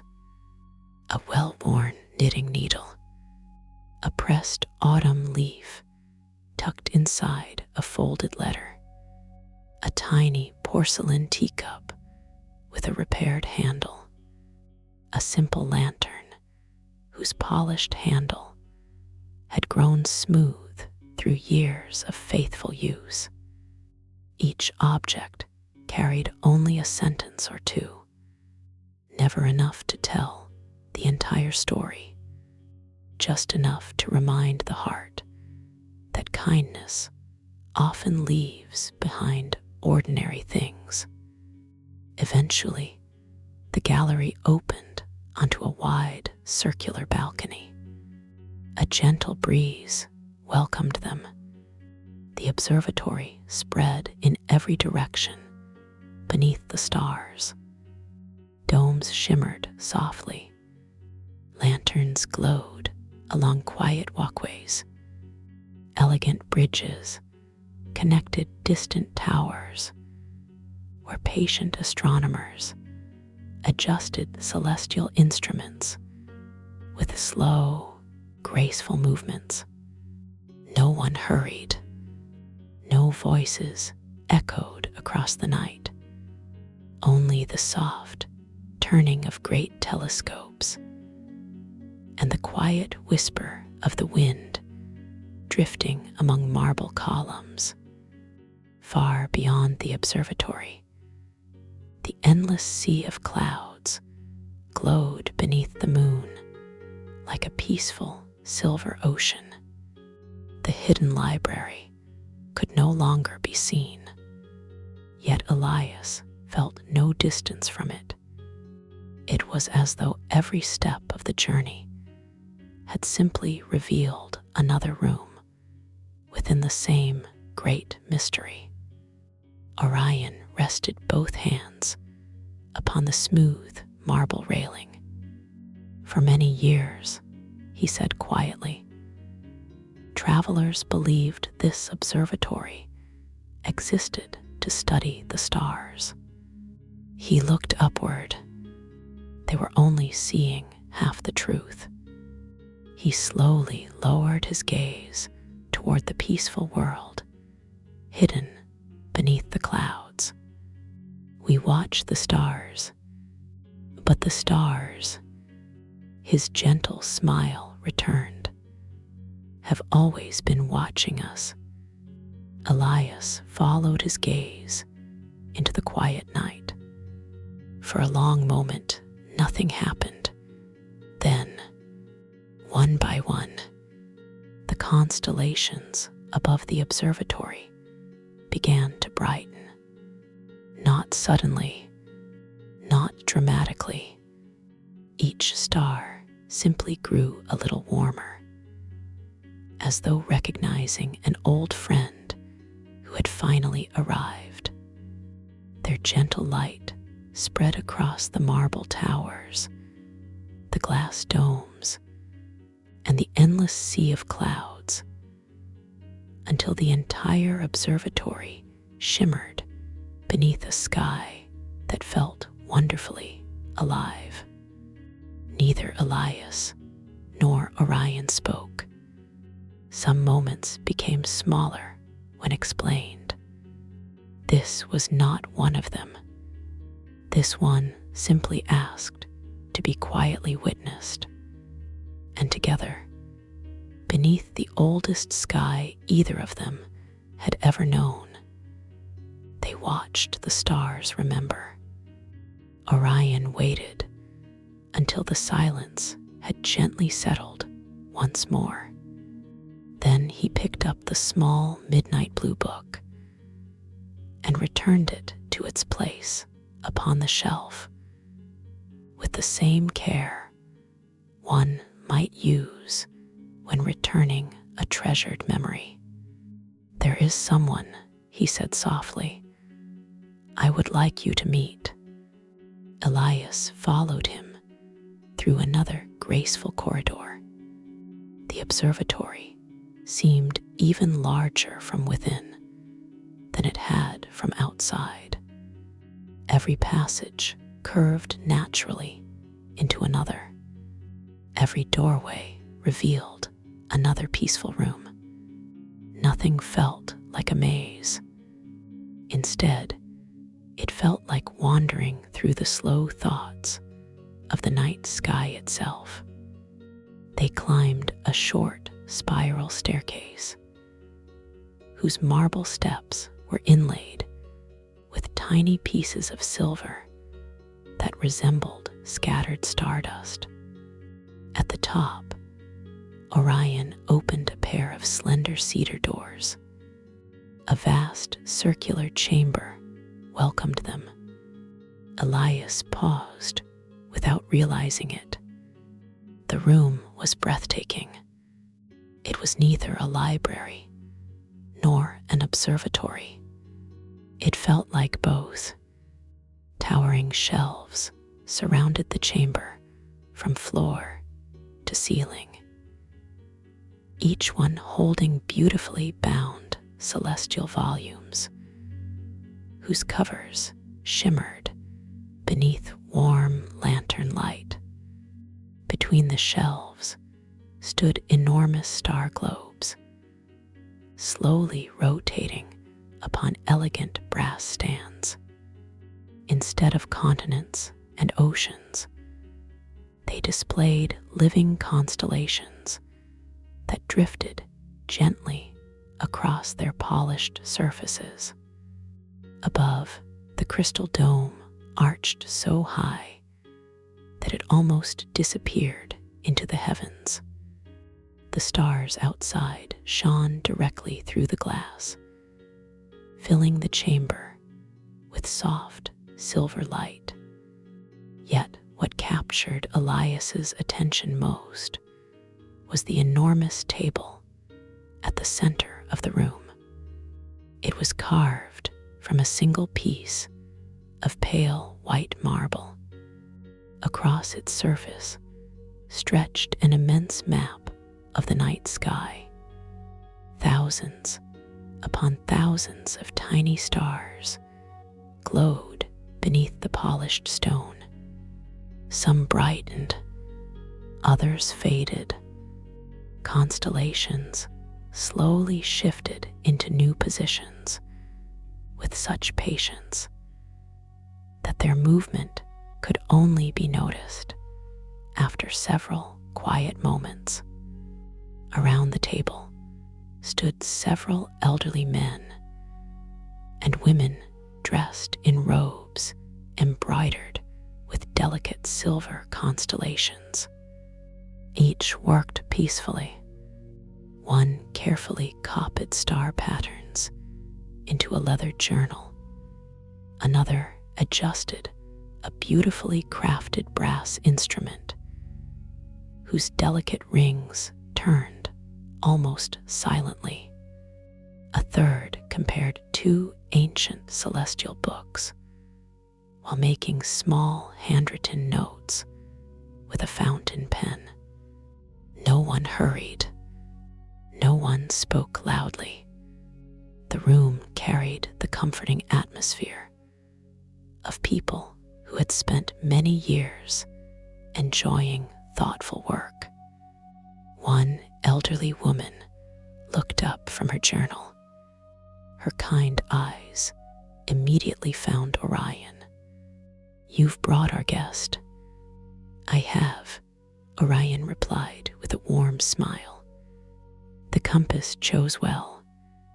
The others looked toward Elias, not with curiosity, not with judgment, only with the gentle welcome reserved for someone who had finally arrived after a very long journey. The elderly woman closed her journal and approached.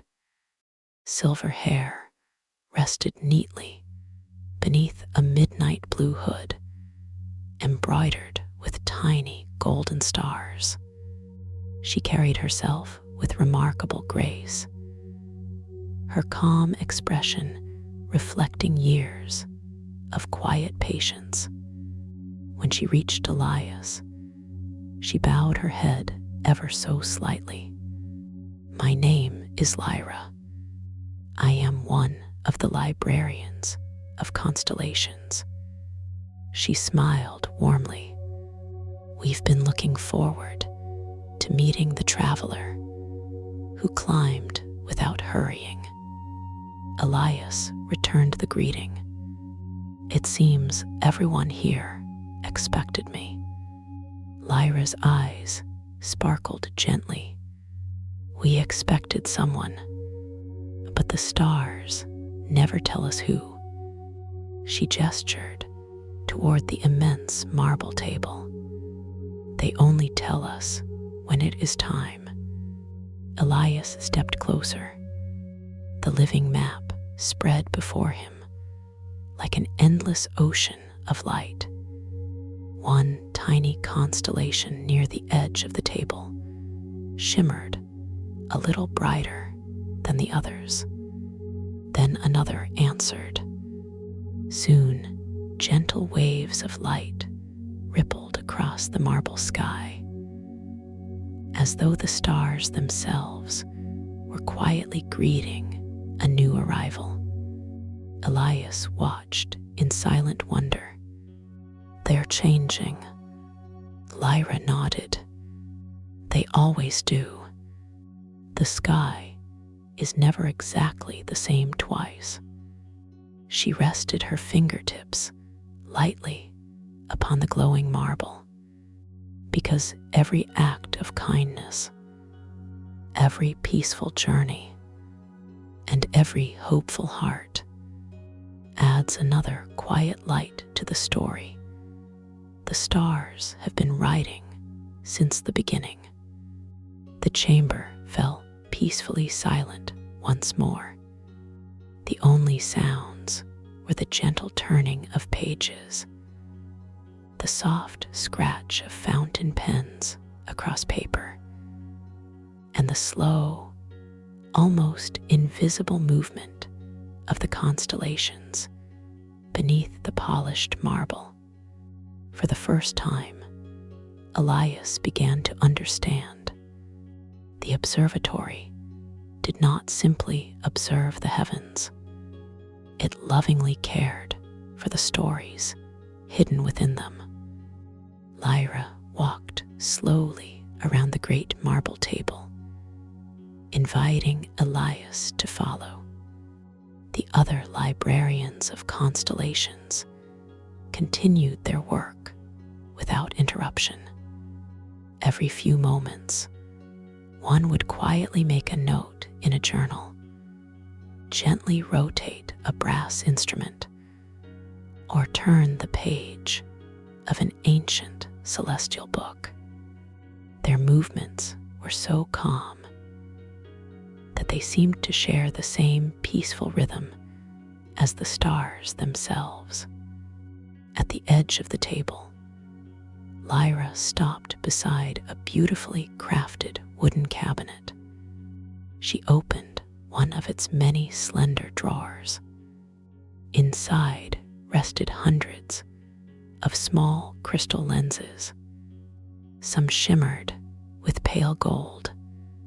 Others glowed softly with shades of blue, silver, lavender, and gentle rose.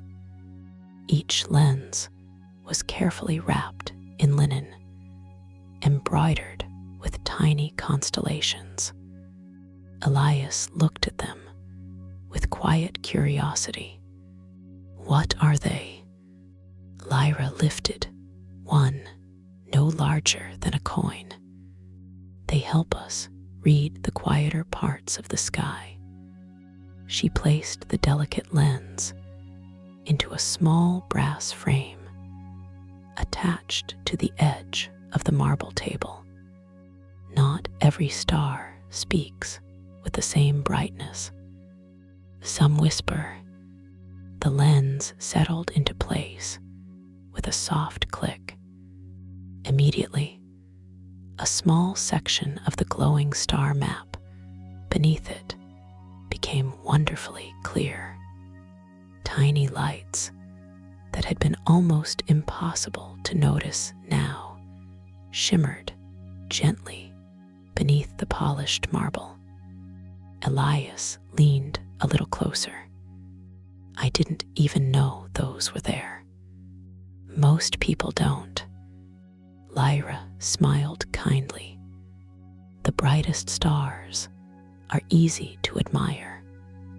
The quieter ones ask us to slow down." She adjusted the brass frame ever so slightly. The hidden stars formed delicate patterns, unlike any constellation Elias had seen before.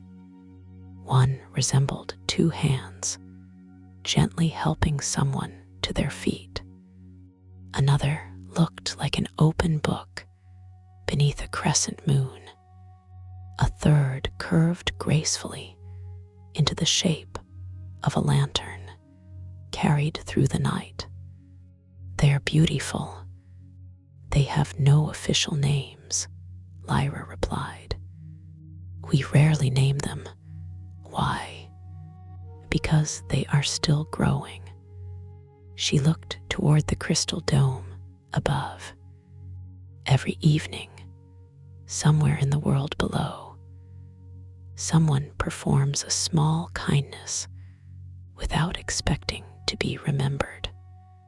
A neighbor leaves flowers outside a lonely door. A teacher stays a little longer to help a struggling student.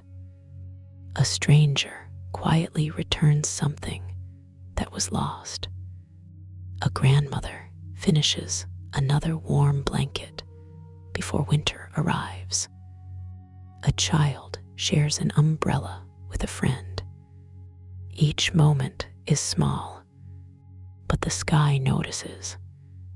As she spoke, one tiny point of light beneath the crystal lens brightened almost imperceptibly. Then another joined it. The pattern slowly became more complete. Elias watched without speaking. It felt less like watching stars appear and more like watching hope quietly take its place among them. Lyra reached for a beautifully bound journal resting beside the table. Its pages were thick, cream-colored, and edged with silver. She opened it carefully. Every page contained delicate sketches of constellations alongside elegant handwritten notes.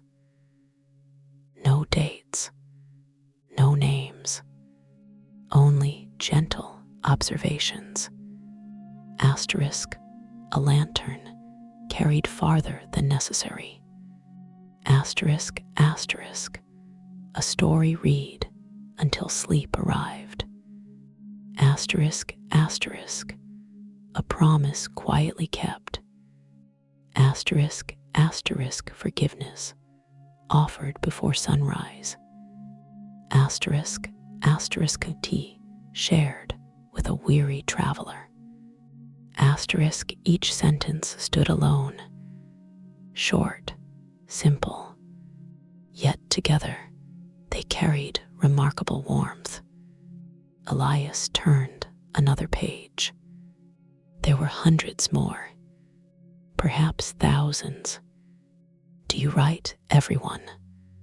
Lyra gave a quiet laugh. Oh no. She gently closed the journal. We only write the ones we are fortunate enough to notice. She looked around the magnificent chamber. The stars remember far more than we ever could. For several peaceful moments, they stood together beside the living map. Above them, the great crystal dome reflected countless constellations. Below, their gentle light flowed silently beneath polished marble. Between heaven and earth, the librarians of constellations continued their patient work, preserving not great victories or famous names, but the quiet moments that helped the world remain gentle. Lyra carefully returned the journal to its place upon the wooden cabinet. She closed the drawer of crystal lenses with the lightest touch, as though even the furniture within the observatory appreciated being treated gently. Come, she said with a warm smile. There is another room I think you'll enjoy. Together, they walked through a graceful archway hidden behind one of the towering bookshelves.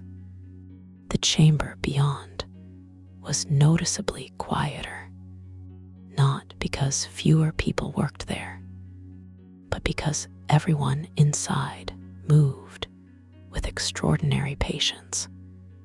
Long wooden desks curved around the room beneath tall windows that overlooked the endless sea of clouds. Upon every desk rested sheets of deep midnight blue parchment. Some were completely blank. Others held delicate silver sketches of constellations that appeared almost unfinished.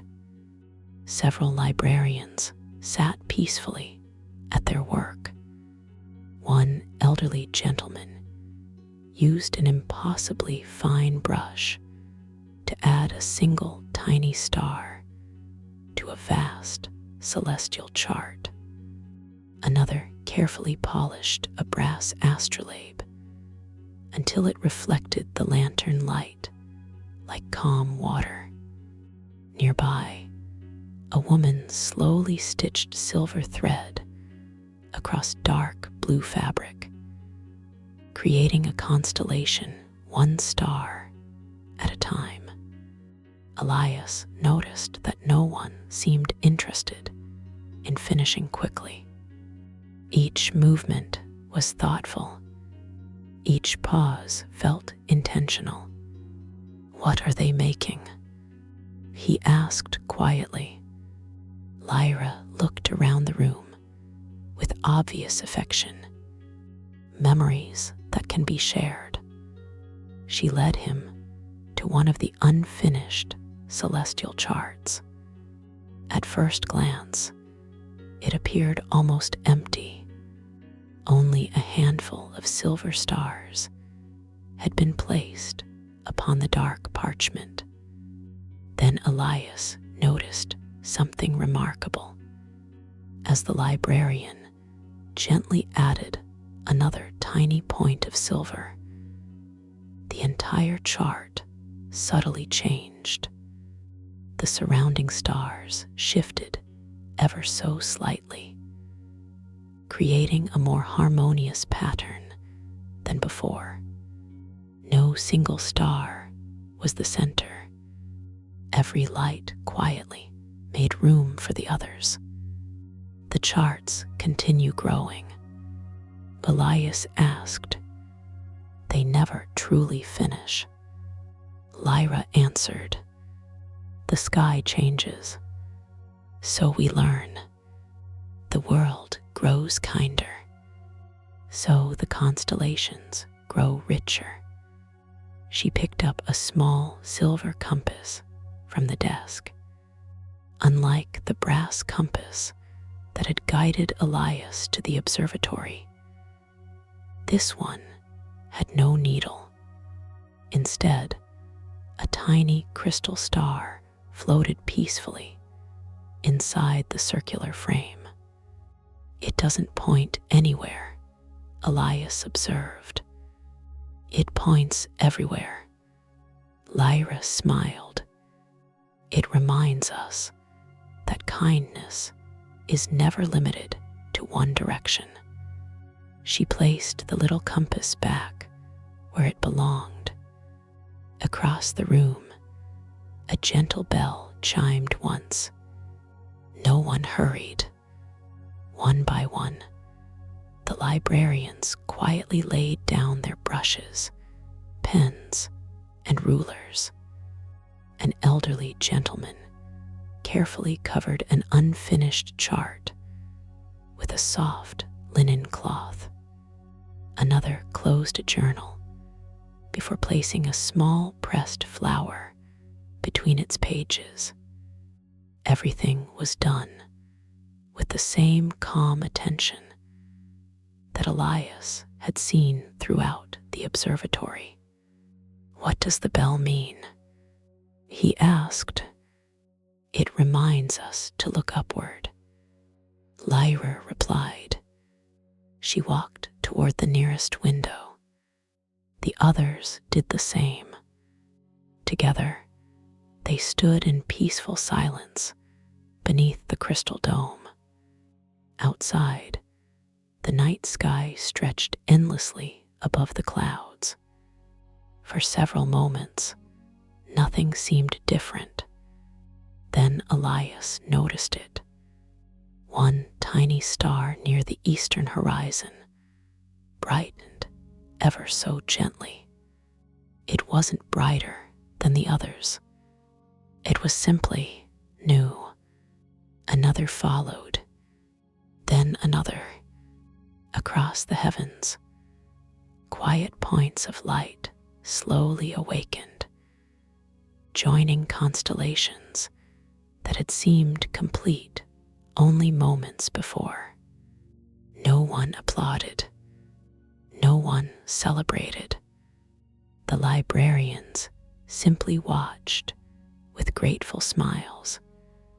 "They've arrived," whispered one of them. "The evening's new lights." Lyra nodded softly. "Every night is different. There are always new stars to welcome." Elias looked at the sky with fresh understanding. Perhaps the constellations had never been fixed at all. Perhaps they had always been growing, one quiet act of kindness at a time. The gentle bell sounded once again. The librarians returned peacefully to their desks. Brushes were lifted, journals reopened. Silver thread caught the warm lantern light. Their work continued exactly where it had paused, as naturally as breathing. Elias remained by the window for one last moment.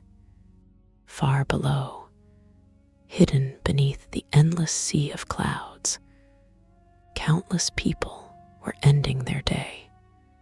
Many would never know that somewhere above them, an ancient observatory quietly welcomed every gentle choice they made into the ever-growing story of the stars.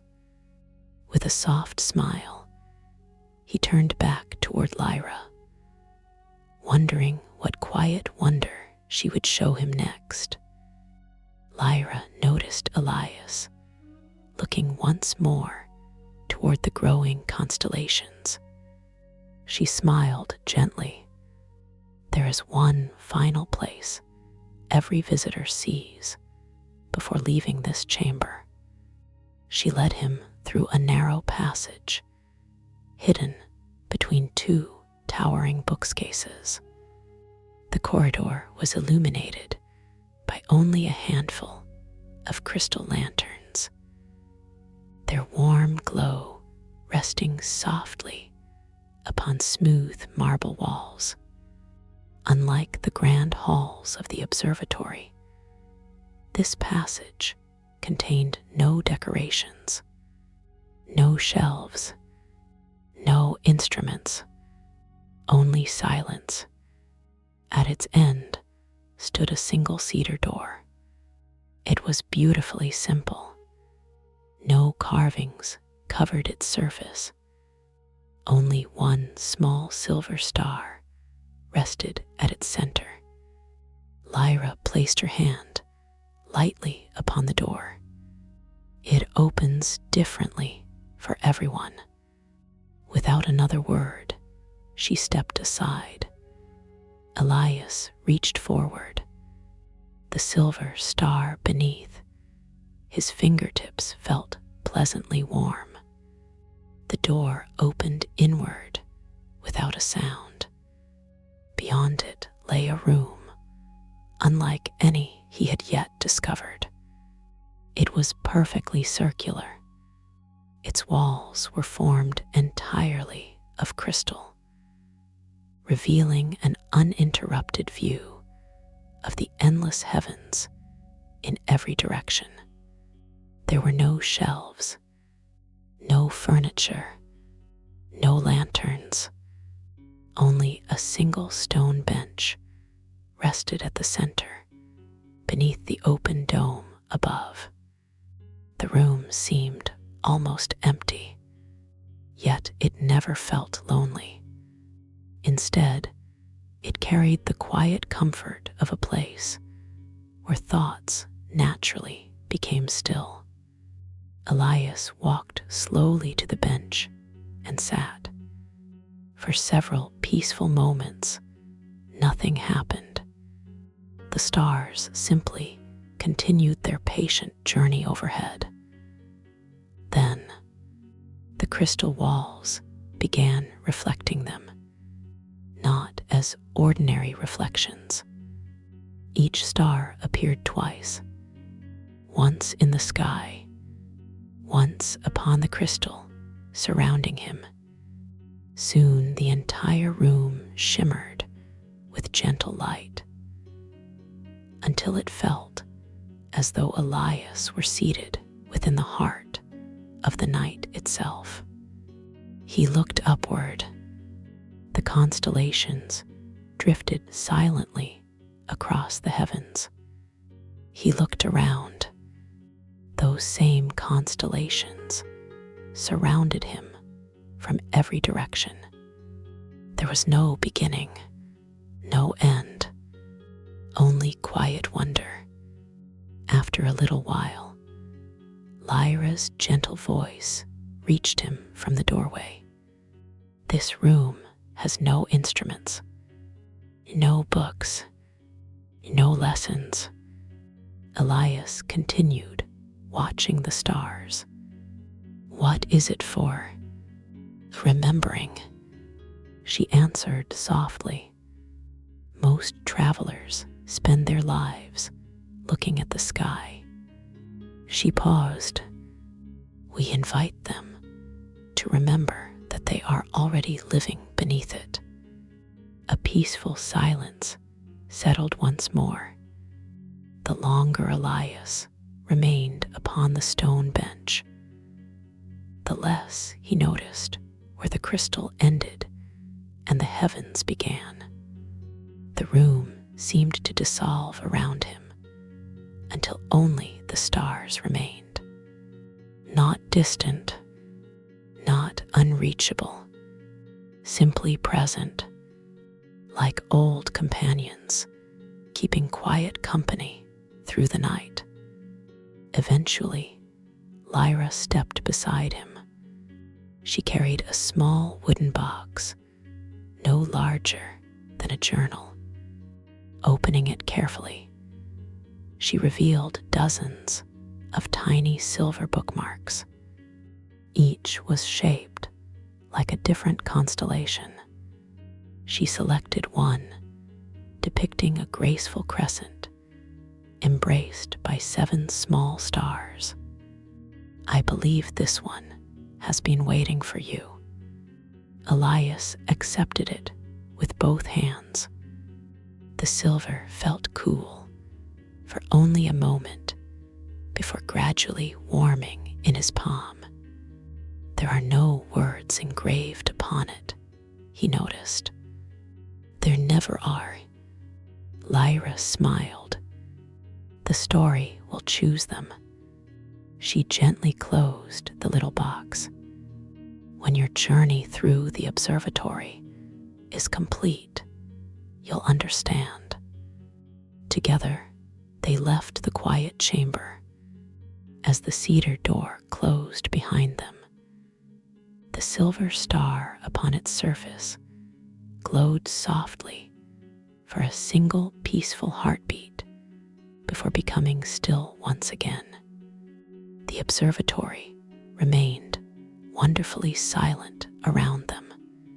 Somewhere in the distance, a page turned. A fountain pen quietly crossed parchment. A great telescope adjusted itself beneath the stars.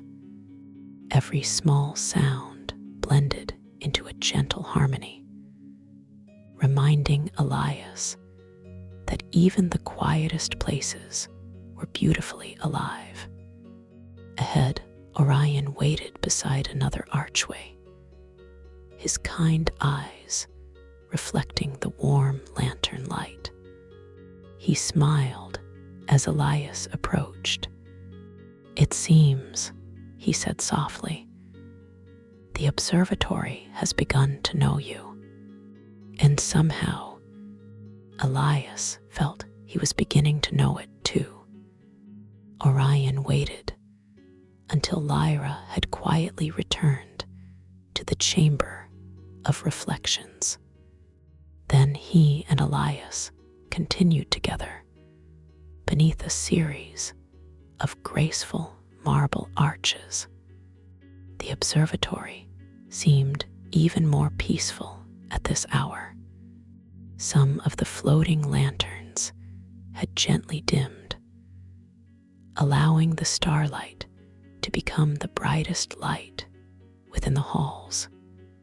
The marble floors reflected the constellations above so clearly that it often felt as though they were walking across the night sky itself. After several quiet corridors, Orion stopped before an immense pair of circular doors crafted from polished walnut. Unlike the entrance doors, these carried no carvings of moons or constellations. Instead, thousands of tiny silver dots covered their surface. At first, they appeared random, but as Elias looked longer, he realized they formed an ever-changing pattern. The stars slowly shifted across the wood, just as they moved across the heavens outside. They never stay the same, Elias observed. Orion smiled. They shouldn't.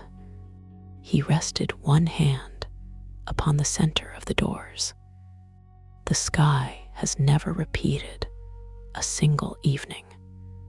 The great doors opened silently. Warm silver light spilled into the corridor.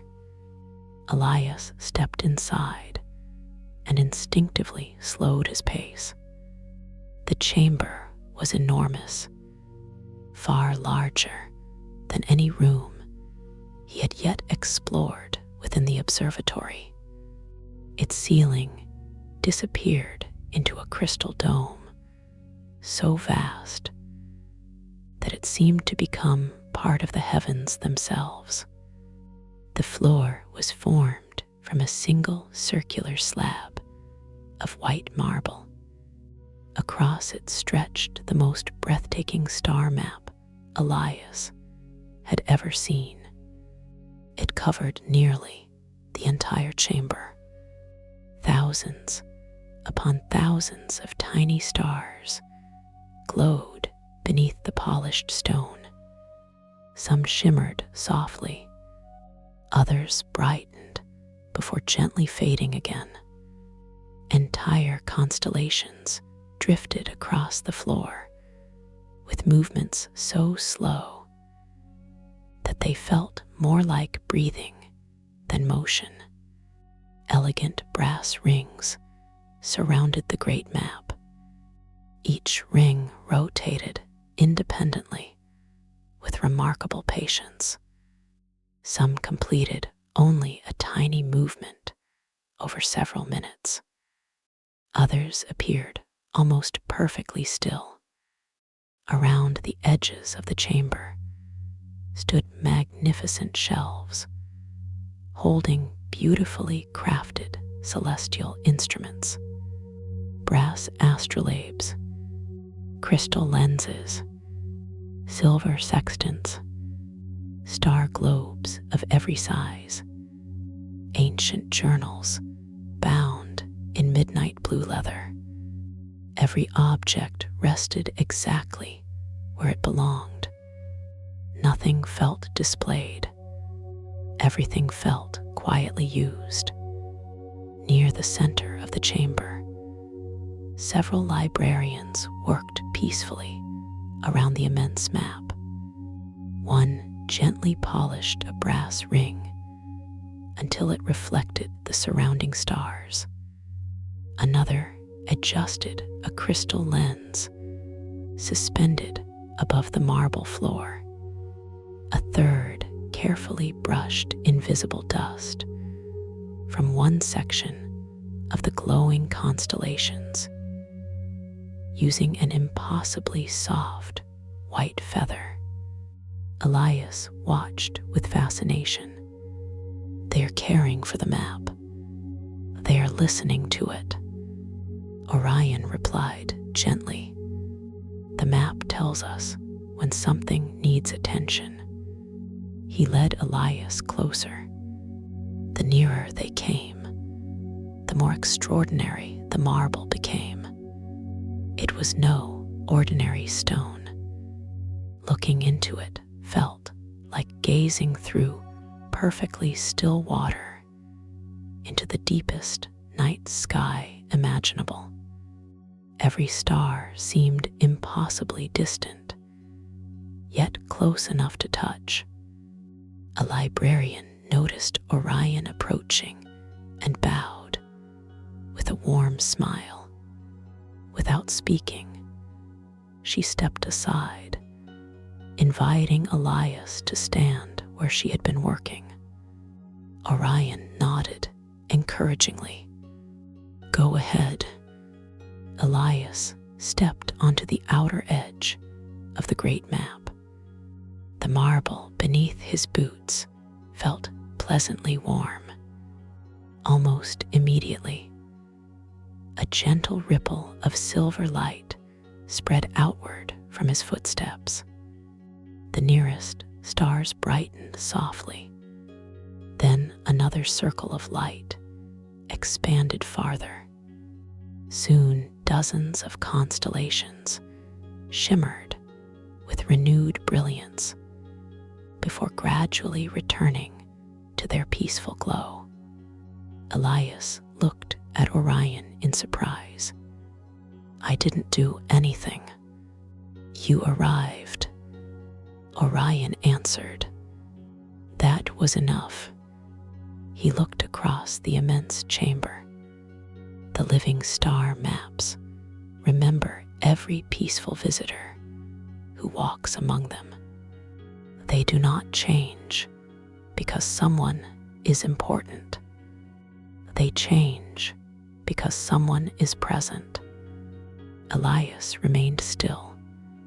The gentle ripples slowly faded, yet one small constellation near his feet continued glowing, just a little brighter than the rest.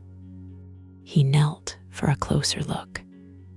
It resembled an open lantern surrounded by 7 tiny stars, the same pattern that had appeared upon the silver bookmark Lyra had given him. Before he could mention it, the constellation slowly expanded. Thin lines of silver light stretched outward, connecting to neighboring stars one by one. The pattern continued growing across the marble floor, spreading farther into the observatory, like the beginning of a story that had only just turned its first page. Elias remained kneeling beside the glowing constellation. The silver lines continued to spread with remarkable gentleness, never racing across the marble floor. They unfolded with the calm certainty of dawn, arriving over distant hills, connecting one quiet light to another, until an elegant pattern stretched across the living star map. Several nearby librarians paused their work. None appeared surprised. Instead, they watched with warm expressions, as though greeting an old friend whose arrival had been expected for many years.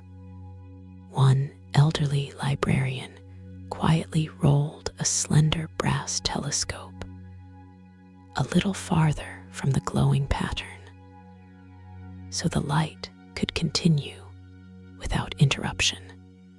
Another gently lifted a crystal stand from the marble floor. No one hurried. Everyone simply made space. Elias noticed their quiet cooperation. "They've done this before." Orion nodded. "Many times, but never in exactly this way." He walked slowly around the expanding constellation. Every traveler leaves a different path. The stars never repeat themselves. The silver pattern continued growing until it reached one of the great brass rings surrounding the marble floor. The moment the light touched the polished metal, the ring began turning almost imperceptibly. Its movement was so slow that Elias first believed it was standing still. Only after several patient breaths did he notice a single engraved star gradually shifting into a new position. A soft musical tone echoed through the chamber, not from an instrument, from the ring itself. The sound was deep and gentle, lingering in the air like the final note of a lullaby before slowly dissolving into silence. The librarians smiled. The map has accepted another memory, one whispered. Orion looked toward Elias. Listen. Elias closed his eyes. At first, he heard only the peaceful sounds already familiar within the observatory. The turning of pages, the quiet scratch of a fountain pen, the soft movement of robes across polished marble. Then, beneath those sounds, another rhythm slowly revealed itself. A gentle heartbeat, not fast, not loud, steady, calm, almost impossible to distinguish from the quiet breathing of the observatory itself. He opened his eyes. The map is alive. Orion's smile deepened. In its own way, it doesn't think, it doesn't speak, but it remembers. He rested his hand lightly upon the cool marble. The stars above tell the story of the heavens. The living star maps remember the quiet journeys that unfold beneath them. Elias watched as the silver lines gradually settled into stillness. The new constellation remained, not brighter than the others, simply complete. Nearby, a young librarian approached, carrying a small wooden tray. Upon it rested several polished stones of different colors: deep sapphire, warm amber, soft pearl, gentle emerald. Each shimmered faintly beneath the lantern light. The young librarian stopped beside Orion. Would you help me choose? Orion looked toward Elias. I think our guest should decide. The librarian smiled and offered the tray. Each stone helps us mark a new pathway. Elias studied them carefully. None seemed more beautiful than the others. Yet one small pearl-colored stone quietly caught his attention. It reflected both the warm lantern light and the cool glow of the stars, holding them together without allowing either to outshine the other. He picked it up gently. This one. The librarian's eyes brightened. A lovely choice. She accepted the little stone with both hands. Walking to the center of the newly formed constellation, she knelt beside a tiny circular opening hidden within the marble. With great care, she placed the pearl stone inside. The instant it touched the map, its gentle light spread outward through the silver pathways Elias had awakened. For a brief moment, the entire constellation shimmered with the soft radiance of moonlight resting upon calm water. Then everything became peaceful once more. The pearl stone disappeared beneath the marble, not hidden, simply becoming part of the observatory. The young librarian bowed gratefully. The path has found its place. Elias looked across the immense chamber. Nothing appeared dramatically different. The librarians quietly returned to their work. The brass rings continued their patient turning. The stars beneath the marble resumed their slow breathing. Yet somehow, the room felt warmer than before. Not because another light had been added, but because another quiet story now belonged among all the others, woven gently into the endless map that would continue growing for generations of peaceful travelers yet to come. The chamber gradually settled into its familiar rhythm once again. The gentle ripple of light disappeared beneath the marble, leaving only the quiet glow of the living star maps. No celebration followed. No announcement was made. The observatory seemed to believe that beautiful moments did not become more meaningful simply because many people watched them. Orion began walking toward the far side of the chamber. Elias followed, careful not to disturb the librarians quietly working around the immense map. As they walked, he noticed something he had overlooked before. Along the outer wall stood a series of tall windows, unlike any others in the observatory. Each window looked out upon the same endless night sky, yet each revealed different constellations. One displayed the familiar stars directly above them.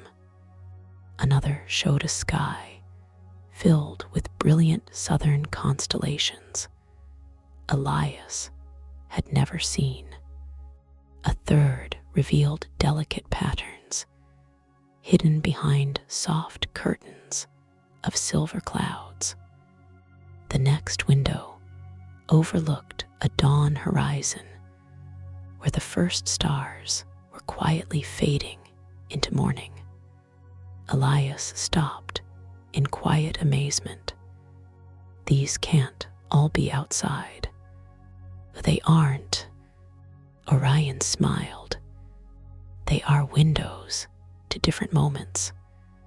He rested a hand upon the smooth marble beneath one of the frames. The sky is always changing, so we built a room where every peaceful hour remains gently visible. Elias stepped toward the window, filled with early dawn. The colors were extraordinary. Soft lavender blended into pale blue. Gentle gold rested along the distant horizon, while only a handful of bright stars still remained awake above it. Nothing moved quickly. Even sunrise seemed to arrive with remarkable patience. It feels real. It is, Orion answered. The observatory remembers not only places, but moments. They continued along the circular gallery. Another window revealed the quiet beauty of a winter sky where delicate snow drifted peacefully through the air. The stars shone with exceptional clarity above silent forests wrapped in fresh white blankets. A different window overlooked a warm summer evening. Fireflies floated lazily above peaceful meadows, while the Milky Way stretched across the heavens like a river of scattered diamonds. Another displayed gentle autumn rain falling across a quiet village. Lanterns glowed behind cottage windows, their warm light reflected upon rain-polished streets. Elias realized something remarkable. None of the windows showed great cities. None overlooked famous landmarks. Instead, every scene carried the comforting beauty of ordinary evenings, gently lived. He turned toward Orion. Why these places? Because someone loved them. The answer came so naturally that it felt obvious. The stars, remember, where people found peace. Orion continued walking until they reached the final window. Unlike the others, it appeared almost empty. Only a deep midnight sky filled the crystal. No stars, no moon, only quiet darkness. Elias waited. Gradually, very gradually, a single tiny point of silver appeared near the center.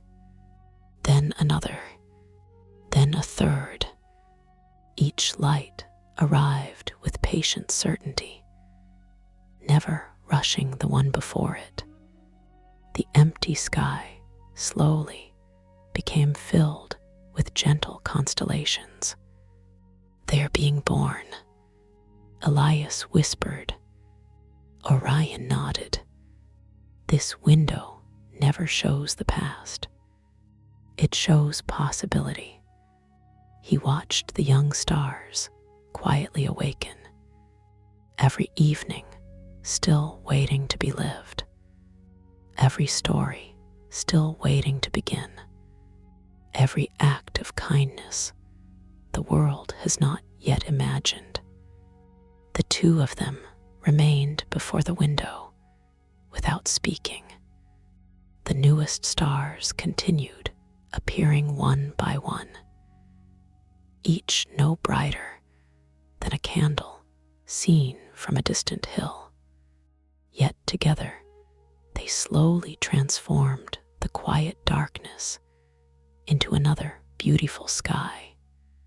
After several peaceful minutes, Orion looked toward a graceful spiral staircase rising beside the windows.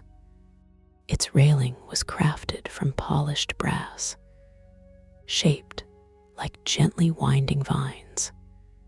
At the very top, hidden beneath another crystal dome, Elias could just make out the silhouette of an enormous telescope.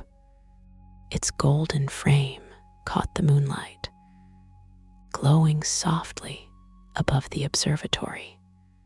Orion smiled. The living star maps help us remember. He placed one foot upon the first step, but above us, he looked upward with quiet affection. Is where we learn how to wonder.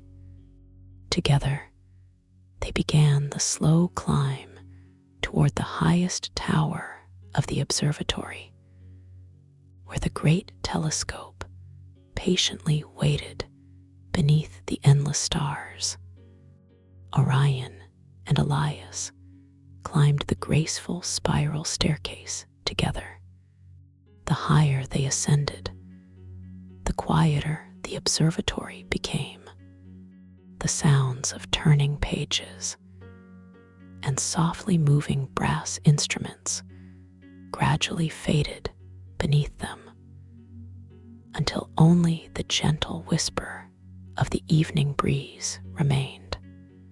Tall windows circled the staircase. With every turn, the horizon seemed to widen. The sea of clouds stretched endlessly in every direction, glowing beneath the moon like calm silver water. Far below, tiny lanterns marked the ancient road Elias had traveled. They looked like scattered stars resting upon the clouds themselves. At last, they reached the highest landing. Before them stood a pair of slender crystal doors. Unlike every other doorway within the observatory, these doors were perfectly transparent. Beyond them waited the great telescope. Orion paused. For many years, he said quietly, people believed this telescope revealed distant worlds. He smiled. It does. But that has never been its greatest gift. The crystal doors opened without a sound. A cool, peaceful breeze welcomed them. The chamber beyond was completely open to the night sky. No dome covered it. No ceiling stood between the observatory and the stars. Only elegant marble columns surrounded the circular platform, allowing the heavens to stretch endlessly overhead. At the center rested the great telescope. It was even more magnificent than Elias had imagined. Its long golden body shimmered beneath the constellations, supported by graceful rings of polished brass that moved with extraordinary precision. Tiny celestial symbols had been engraved across every surface. Silver vines curled gently around its frame, blooming with delicate white flowers that somehow remained fresh beneath the open sky. The instrument looked less like a machine and more like a living work of art. Around it, several astronomers worked quietly. One adjusted a brass wheel no larger than a teacup. Another carefully polished a crystal lens with a cloth of soft white linen. An elderly woman stood nearby, comparing handwritten notes with the position of the stars above. No one spoke loudly.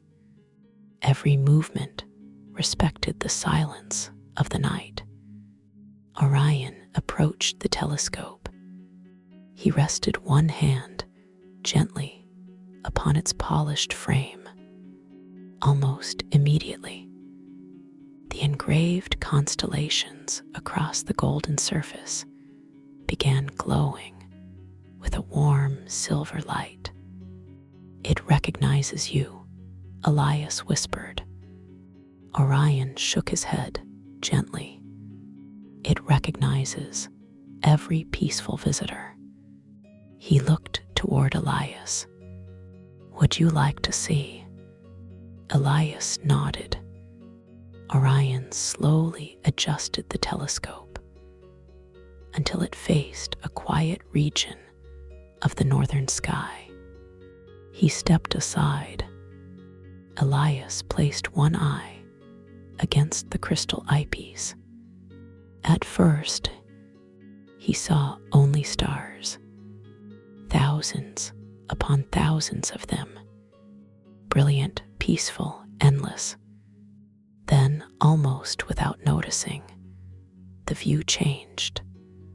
The stars seemed to move closer, not rushing toward him, simply welcoming him. Each light became wonderfully clear. He could see delicate colors hidden within them. Soft gold, pale blue, gentle rose, warm ivory. Some shimmered with quiet rhythms, brightening and softening like calm breathing. Others remained steady, offering their light without the slightest hurry. There were no distant planets, no dramatic celestial storms, no strange creatures drifting through space. Only the extraordinary beauty of an ordinary night sky, viewed with complete attention. Elias remained silent. After several peaceful moments, he stepped back from the eyepiece. I thought I would see something I've never seen before." Orion smiled kindly. "You did." Elias looked puzzled. "It was only the stars." "Exactly." Orion's eyes reflected the quiet light above. "The telescope does not make the heavens more beautiful. It simply removes everything that prevents us from noticing the beauty that was already there." The words settled gently within Elias. He looked upward without using the telescope. The stars now seemed different, not because they had changed, because he had. A faint smile appeared upon Orion's face. "The observatory has shown you many remarkable things. The living star maps, the chamber of reflections, the librarians of constellations, the hall of quiet windows." He looked toward the endless sky. "But every one of them has been preparing you for the same lesson." Elias waited. Orion's voice became almost a whisper. "Wonder has never been hidden. It has only been waiting for someone willing to look slowly." The great telescope remained quietly pointed toward the northern sky.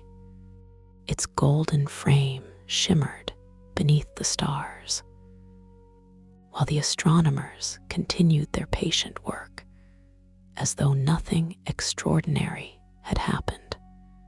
Perhaps, Elias thought, quiet wonder happened here every evening.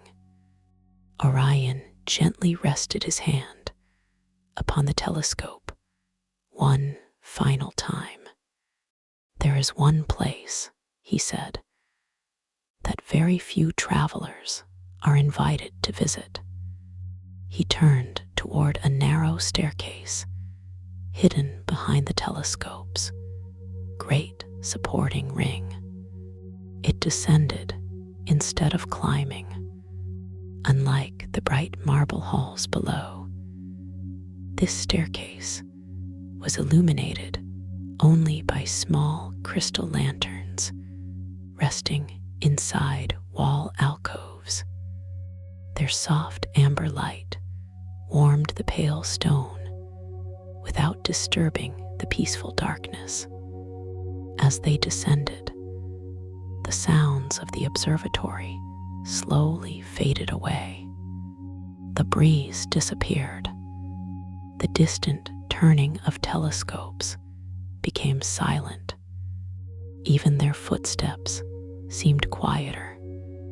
After many gentle turns, the staircase opened into a long underground gallery.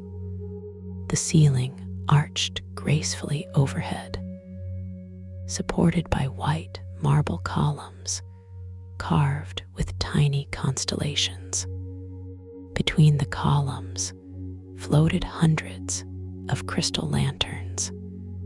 Their light was softer than anywhere else in the observatory, creating the comforting feeling of twilight that never quite became night.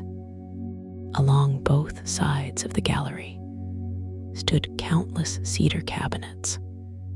Every cabinet contained hundreds of shallow drawers. Each drawer carried only a small silver constellation instead of a written label.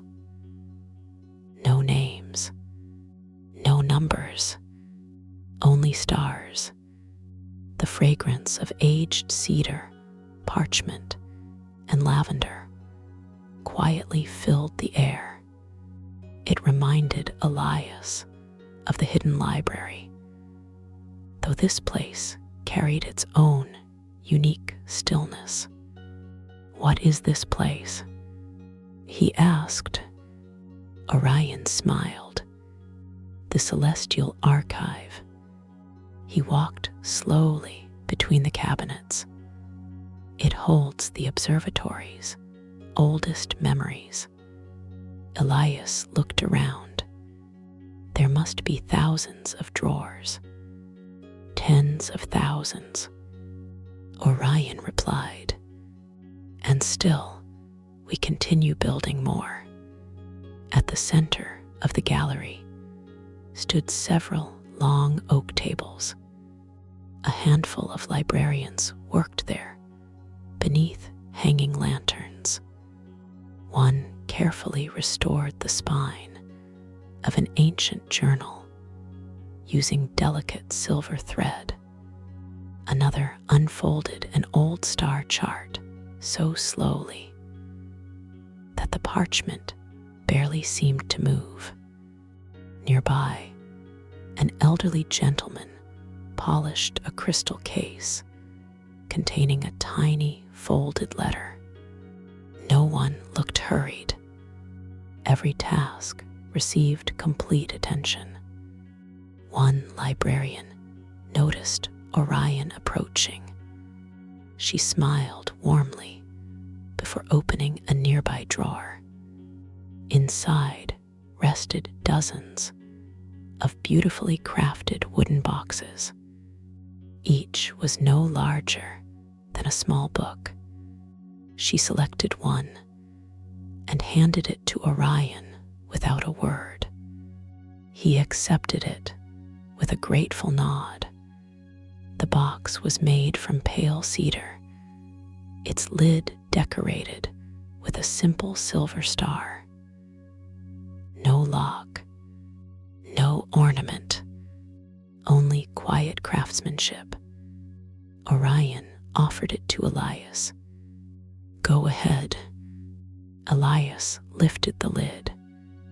Inside rested a single folded sheet of creamy parchment. Its edges shimmered faintly with silver. There was no writing, only a tiny pressed white flower, carefully preserved at its center. Elias looked up. It's empty. Orion's eyes softened. It hasn't been read yet. He gently removed the parchment and held it beneath one of the crystal lanterns. Slowly, almost imperceptibly, silver handwriting began appearing across the page. Not quickly, not all at once. Each line formed with remarkable patience, as though remembering itself. Elias watched in silent amazement. The words were beautifully simple. Asterisk one evening. Asterisk, asterisk. Someone noticed that another traveler looked cold. Asterisk, asterisk without speaking. Asterisk, asterisk. A blanket was quietly shared. Asterisk, asterisk. Nothing more was said. Asterisk, asterisk. Both continued their journey beneath the same stars. Asterisk, the writing stopped. Only 6 short lines. Yet Elias could almost see the entire moment unfolding. No names were mentioned, no dates. Only kindness itself remained. Orion carefully returned the parchment to the cedar box. The archive remembers moments that ask for nothing in return. He closed the lid gently. They are often the smallest stories. He looked around the endless gallery of quiet drawers, and the ones most easily forgotten. Elias slowly turned in a full circle. How many thousands of quiet acts rested peacefully within these cabinets? How many gentle evenings had been lovingly preserved beneath the observatory, while the world below continued sleeping. For the first time since arriving above the clouds, he realized something extraordinary. The observatory was not collecting knowledge, it was protecting hope, and somehow that felt even more important. Orion carefully returned the cedar box to the waiting librarian.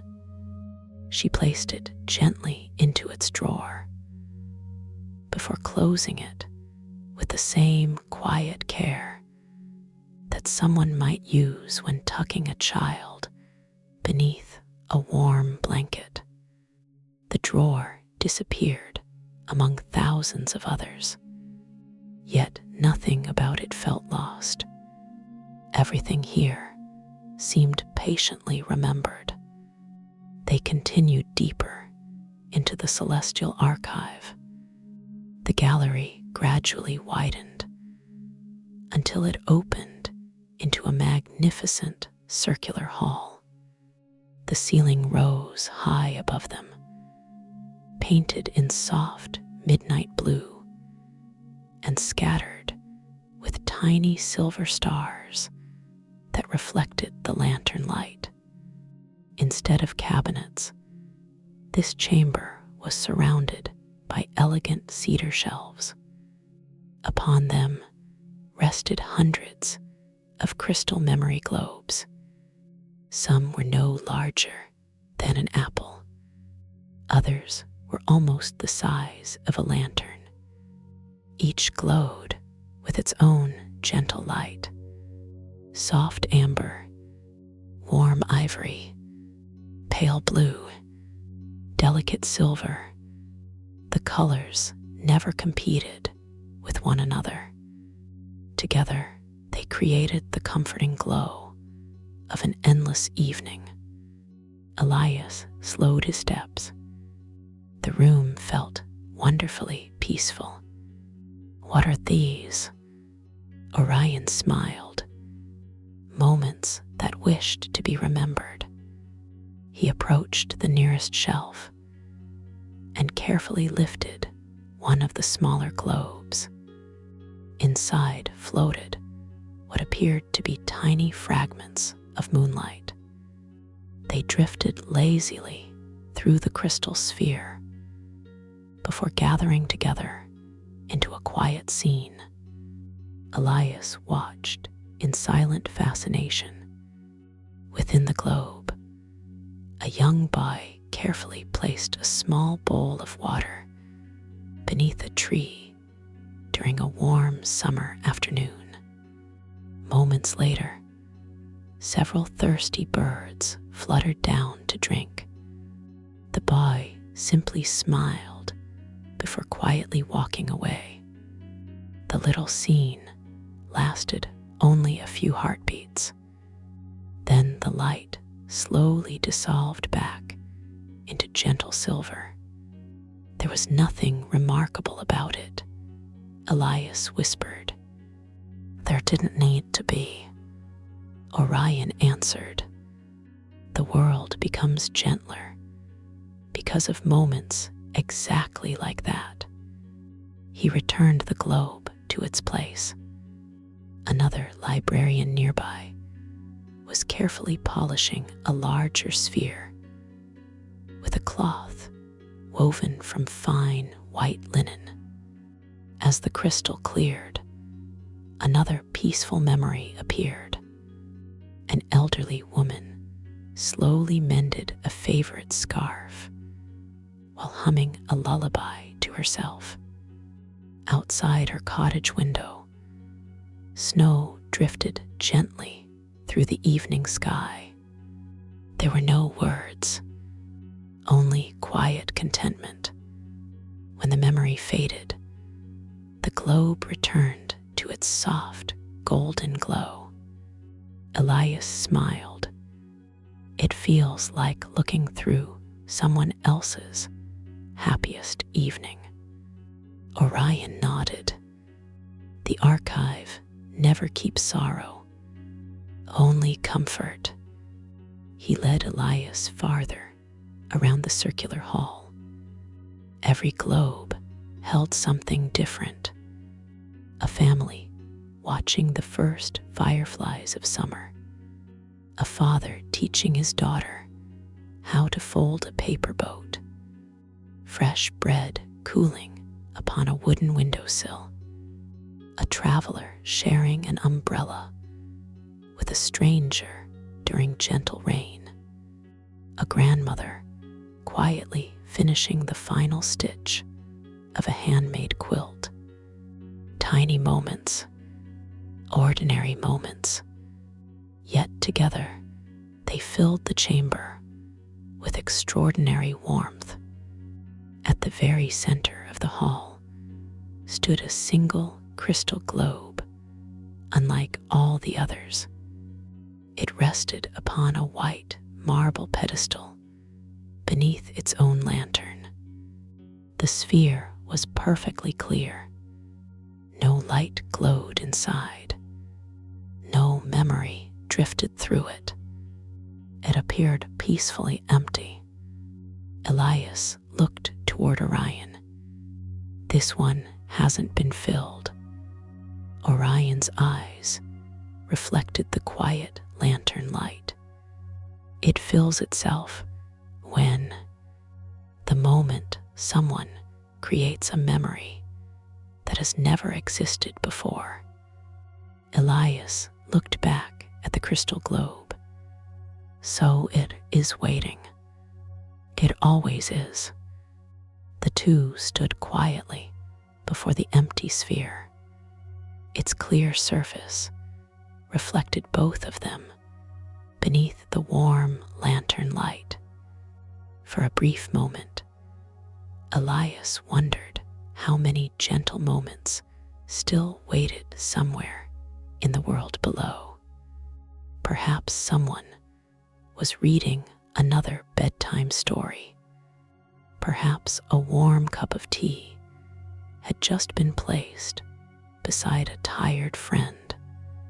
Perhaps somewhere beneath the same stars, a child had stopped to admire the moon before going to sleep. The globe remained empty, patient, hopeful, ready to welcome whatever beautiful moment tomorrow might quietly bring. The empty crystal globe remained perfectly still. Neither Elias nor Orion felt any need to fill the silence surrounding it. Some places seemed to become more meaningful when nothing was said at all. After a little while, Orion continued walking. The circular hall gradually gave way to another quiet passage lined with graceful cedar arches. The lanterns here were smaller than those in the previous chambers. Their warm glow rested gently upon polished stone, leaving soft pools of light separated by comfortable stretches of peaceful shadow. As they walked, Elias noticed something unusual along the walls. Instead of paintings or shelves, dozens of beautifully framed pieces of parchment were displayed beneath crystal glass. Each page held only a few handwritten lines. No signatures, no titles, only quiet observations. Elias stopped before the first frame. It read, "Tonight." Someone looked up before closing the curtains. Asterisk, asterisk. The stars were grateful to be noticed. Asterisk, he smiled. The next frame carried another simple thought.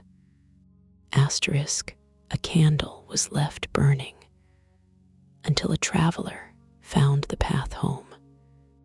Asterisk further along, another reed, asterisk, the last slice of bread was quietly shared.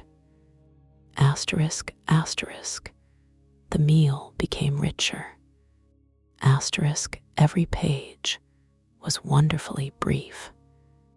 No story lasted more than a few sentences, yet each lingered gently in the heart long after it had been read.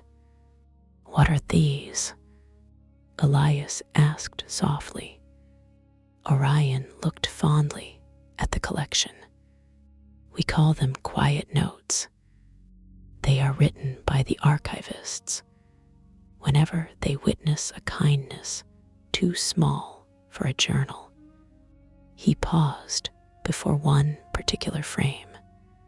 The parchment had grown slightly golden with age. Its careful handwriting read, asterisk, someone repaired a favorite chair instead of replacing it. Asterisk, asterisk, years of conversations were allowed to continue. Asterisk, Orion smiled. "One of my favorites." Elias nodded. "It feels familiar. Most kindness does." They continued onward. The corridor gently curved until it reached a peaceful reading alcove overlooking an underground courtyard.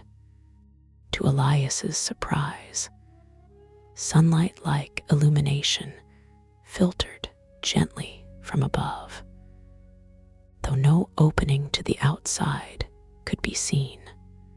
At the center of the courtyard grew a magnificent white tree. Its trunk was smooth as polished ivory. Its branches stretched gracefully in every direction, covered with delicate silver leaves that shimmered whenever the faint breeze touched them. Not a single leaf fell. Instead, every now and then, one leaf would gently brighten before returning to its quiet glow. "What kind of tree is it?" Orion rested his hands upon the marble railing. "We call it the tree of gentle echoes. It has lived beneath the observatory longer than anyone remembers. It never grows taller. It never grows smaller. It simply continues listening." Listening, Orion nodded. When a truly peaceful moment is remembered by more than one heart, one leaf quietly brightens. Elias watched the silver canopy, as if answering Orion's words. A single leaf near the highest branch glowed softly for several moments. Then another followed, not close beside it, somewhere entirely different. The lights never flashed. They simply warmed for a little while before becoming part of the tree once again. "It doesn't keep count," Orion said. "It celebrates." They remained at the railing, watching the gentle rhythm of the glowing leaves. Nothing dramatic happened. No great display of light. Only the reassuring reminder that kindness, once shared, rarely belonged to only one person. Its warmth traveled quietly from heart to heart. Just as lantern light moved gently across the observatory without ever becoming smaller, a nearby archivist entered the courtyard, carrying a simple wooden watering can. Instead of pouring water around the roots, she slowly walked beneath the branches while reading aloud from a tiny journal. Her voice was too soft for Elias to hear the words, yet with every page she turned, another silver leaf brightened somewhere within the tree. He looked toward Orion with quiet amazement. "She's reading to it." Orion smiled.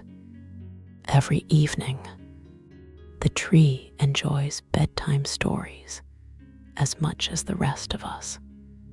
Elias laughed softly. The sound disappeared gently into the peaceful hall. For a moment, he could almost believe the silver leaves shimmered a little brighter in reply. Together, they remained there, listening to the quiet voice drifting upward through the branches, while the tree of gentle echoes continued remembering every story that had ever ended with kindness. The quiet reading came to a gentle close. The archivist carefully closed her little journal and placed both hands around the wooden watering can for a moment, as though offering silent gratitude before beginning her walk back toward the gallery. The silver leaves slowly returned to their familiar glow. The tree of gentle echoes stood peacefully once more, listening to the stillness surrounding it. Orion and Elias remained at the marble railing for several unhurried breaths. Then Orion spoke. "There is one final collection within the archive. It is my favorite." They continued through another graceful passage where the ceiling gradually became lower, creating a comforting feeling of closeness. The lanterns here rested upon simple wooden shelves instead of floating freely. Their warm light reflected softly across polished cedar walls, whose natural grain resembled gentle waves upon a quiet sea. At the end of the passage stood a modest oak door. Unlike many of the observatory's grand entrances, this one carried only a tiny brass handle, polished smooth through many years of careful use. Orion opened it. Beyond waited a surprisingly small room, perhaps the smallest Elias had seen since arriving above the clouds. Only a few comfortable chairs surrounded a round wooden table. A teapot rested upon a woven mat beside several porcelain cups. Fresh sprigs of lavender stood quietly inside a slender glass vase. A window overlooked the endless sea of clouds, where moonlight rested gently upon the silver horizon. Nothing in the room appeared rare or magnificent, yet somehow it felt more welcoming than any great hall. "What is this place?" Elias asked. Orion smiled. "The evening room." He poured tea into 2 waiting cups. "The archive preserves many beautiful memories, but sometimes," he handed 1 cup to Elias, "we simply need somewhere peaceful to remember our own." They sat together beside the window. The tea carried the comforting fragrance of chamomile, wild honey, and a hint of fresh lemon blossom. Outside, the clouds drifted so slowly that their movement could barely be noticed. For several quiet moments, neither of them spoke. The silence felt complete. Eventually, Orion looked toward the little brass compass resting beside Elias's cup. It had remained still ever since arriving at the observatory. Its tiny engraved stars no longer glowed. Its needle no longer searched. "It has finished guiding you," Orion said softly. Elias picked up the familiar compass. "It feels different." "It should." Orion smiled. "It no longer points toward a destination. It now reminds you that you already know the way." Elias turned the little compass in his hands. Its polished brass surface reflected the warm lantern light, carrying faint marks left by years of careful travel. He realized he had stopped thinking of it as an object. It had quietly become a companion, something that had walked every peaceful mile beside him. He slipped it gently back into his satchel, not because he expected to need it again, but because some gifts remained precious long after their purpose had changed. The lantern beside the window flickered almost imperceptibly. Beyond the glass, the first hint of pale silver appeared along the distant eastern horizon. Night remained beautifully present, yet somewhere far beyond the sea of clouds, morning had quietly begun preparing its arrival. Orion noticed the changing sky. So soon, he smiled warmly. The observatory always makes the night feel shorter than it truly is. Elias looked toward the brightening horizon. He wasn't disappointed. Instead, he felt grateful. The night had given him more than stars. It had taught him how gently time could pass when every moment was noticed. Together, they finished the last of their tea. Neither hurried to stand. Some farewells became easier when shared beside a warm cup and a quiet window. Outside, the first birds of dawn had not yet begun to sing. The world still belonged to the stars, but the sky was already preparing its next beautiful story. The evening room remained peacefully quiet.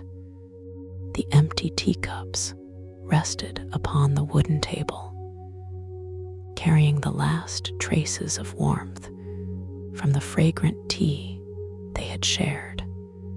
Outside the window, the eastern horizon continued its slow transformation.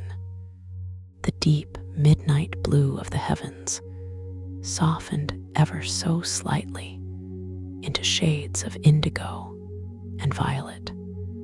The stars still shone with quiet confidence, yet the first promise of morning had gently begun weaving itself into the sky.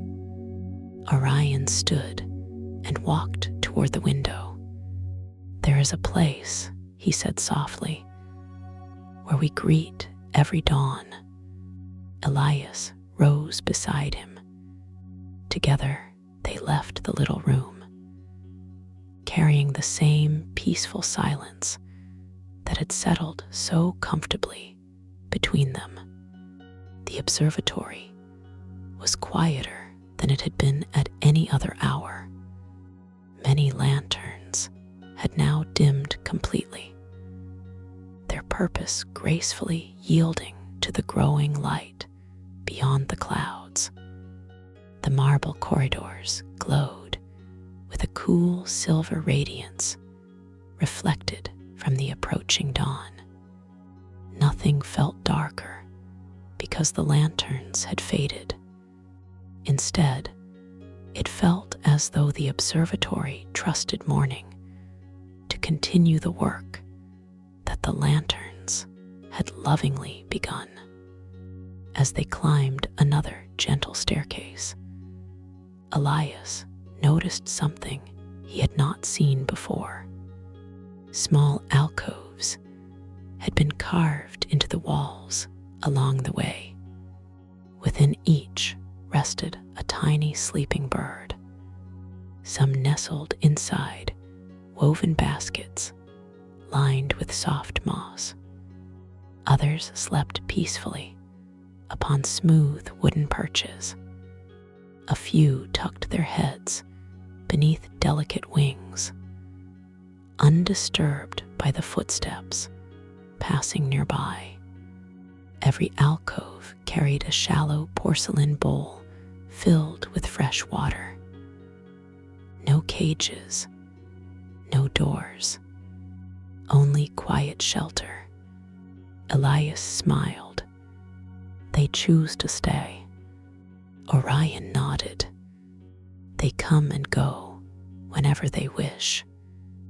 The observatory simply offers a safe place to rest. One tiny bird opened its eyes for only a moment. It looked toward Elias with calm curiosity before settling comfortably back to sleep. The simple exchange lasted only a heartbeat, yet somehow it became one of the warmest moments of the journey. They continued upward.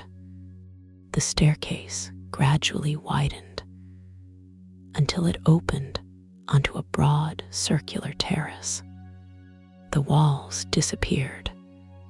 Only graceful marble columns supported a delicate roof above them, allowing the endless horizon to stretch freely in every direction.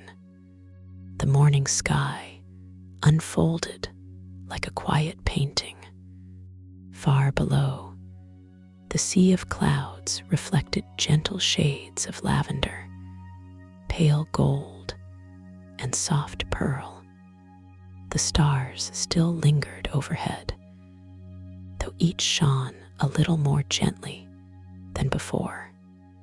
The moon rested low above the western horizon, serene and unhurried, as though reluctant to leave the peaceful night behind. Several librarians had already gathered upon the terrace. None spoke. Some stood with hands folded before them. Others held warm cups of tea, whose rising steam caught the cool morning air. An elderly astronomer quietly adjusted a small brass telescope, not to search the heavens, but simply to watch the arrival of dawn. No ceremony had begun. No signal announced the moment. Everyone simply waited together. Orion joined them without a word. Elias did the same. The silence never felt formal. It felt shared, as though every person upon the terrace understood that sunrise was not something to be observed quickly. It was something to be welcomed patiently. Minute by minute, the colors deepened. The silver clouds slowly accepted touches of warm amber. Soft pink drifted across the eastern sky. The final stars became fewer, though those that remained seemed brighter than ever against the growing light. A gentle breeze wandered across the terrace. It carried the fresh fragrance of mountain air, blooming jasmine, and distant rain that had not yet reached the clouds. Elias closed his eyes for a moment. He listened. No music, no voices, only the quiet breathing of the morning world, awakening one peaceful moment at a time. When he opened his eyes again, the first golden ray of sunlight appeared above the distant horizon. It touched the highest glass dome of the observatory, then another. Soon the warm light flowed gently from tower to tower, across marble bridges, crystal windows, and polished terraces, until the entire observatory glowed, as though it had quietly become part of the sunrise itself. No one applauded. No one spoke. Several librarians simply smiled. One lowered her teacup. Another gently closed the journal she had been holding. The astronomer beside the little telescope removed his spectacles for a moment, allowing himself to admire the dawn without the help of any instrument at all. Beside Elias, Orion whispered so softly that the words almost became part of the breeze. Every sunrise writes a new page, and every peaceful heart begins reading before a single word appears. Together, they stood beneath the awakening sky, watching the first light of a new day gently unfold above the endless sea of clouds. The first sunlight continued spreading across the observatory with unhurried grace. Where the warm light touched the marble, the cool silver reflections of the night slowly softened into gentle shades of ivory and gold. The great glass domes shimmered like quiet lakes beneath the morning sky. For several peaceful minutes, no one left the terrace. The dawn was never treated as a spectacle. It was welcomed as an old friend who always arrived without needing an invitation. At last, one of the younger librarians quietly unfolded a small linen cloth upon a nearby table. Without a word, others joined her. A simple morning breakfast slowly appeared. Warm bread, still carrying the comforting fragrance of fresh baking. Small dishes of wildflower honey. Soft white butter shaped into tiny crescents. Slices of ripe pears, figs, and golden apples. A porcelain pot filled with herbal tea released delicate curls of steam into the cool morning air. Nothing was elaborate. Everything felt lovingly prepared. Orion looked toward Elias.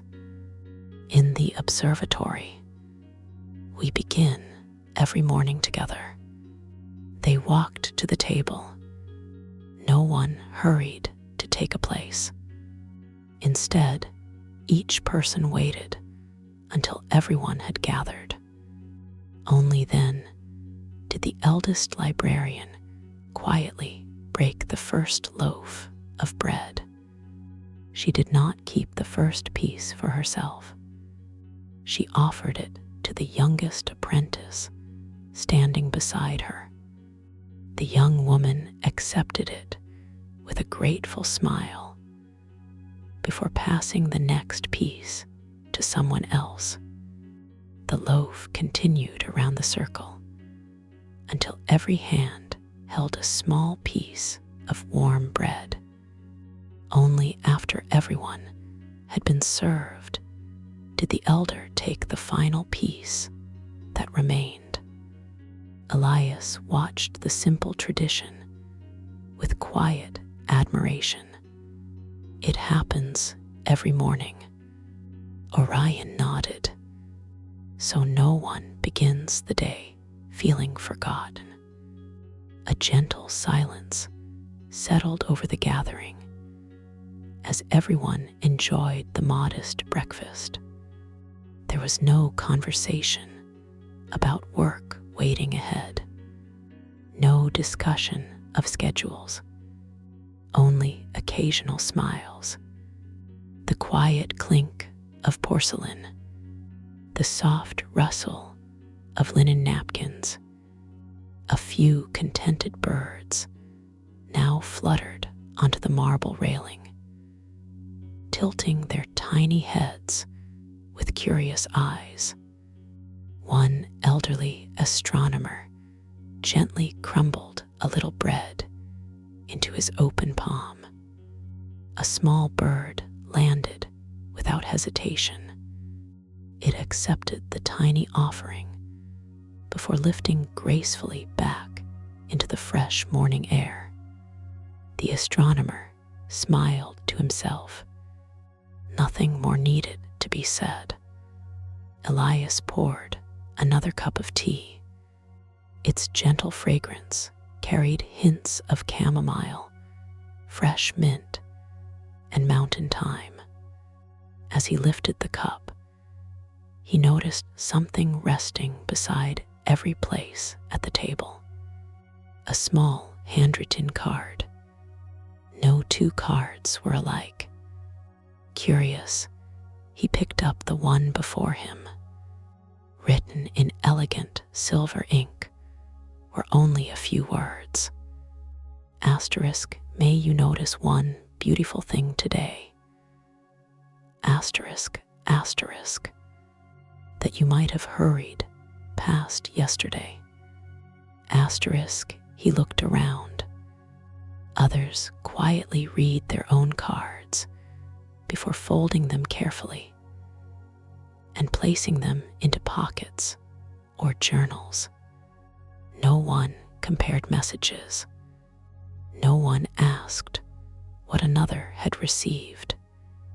Orion noticed Elias's curiosity. A different thought is written for every morning.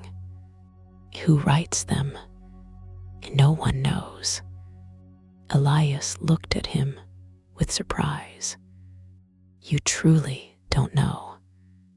Orion laughed softly. For longer than anyone remembers, the cards simply appear before breakfast. The observatory stopped trying to solve the mystery many generations ago. It became more enjoyable simply to be grateful. Elias turned the little card over. The back was completely blank. No signature, no mark, only smooth, cream-colored paper. He slipped it carefully inside his journal, not because he feared forgetting the words, but because he hoped to remember the feeling they had quietly left behind. The breakfast gradually came to a close. Empty cups were gathered. The linen cloth was folded. Not a single crumb remained upon the table. Several birds lingered a little longer, singing soft morning melodies that blended naturally with the gentle breeze moving through the marble columns. The observatory had fully awakened now, yet nothing about its rhythm felt busier than the night before. Morning had not replaced peace. It had simply given it another beautiful color. Orion rose from the table and looked toward a graceful stone pathway leading away from the terrace. The dawn has welcomed us. He smiled warmly. And there is one final place I hope you'll carry with you long after you leave. Together, they began walking beneath the golden light of the new morning, following the quiet path toward a destination Elias had not yet imagined. The stone pathway curved gently away from the morning terrace. Unlike the grand corridors within the observatory, this path remained completely open to the fresh mountain air. Low marble walls bordered each side, their tops warmed by the first rays of sunlight. Beyond them, the endless sea of clouds drifted peacefully beneath the growing day. The morning breeze carried the fragrance of dew, wild lavender, and flowering jasmine. It felt wonderfully fresh after the quiet hours spent beneath the stars.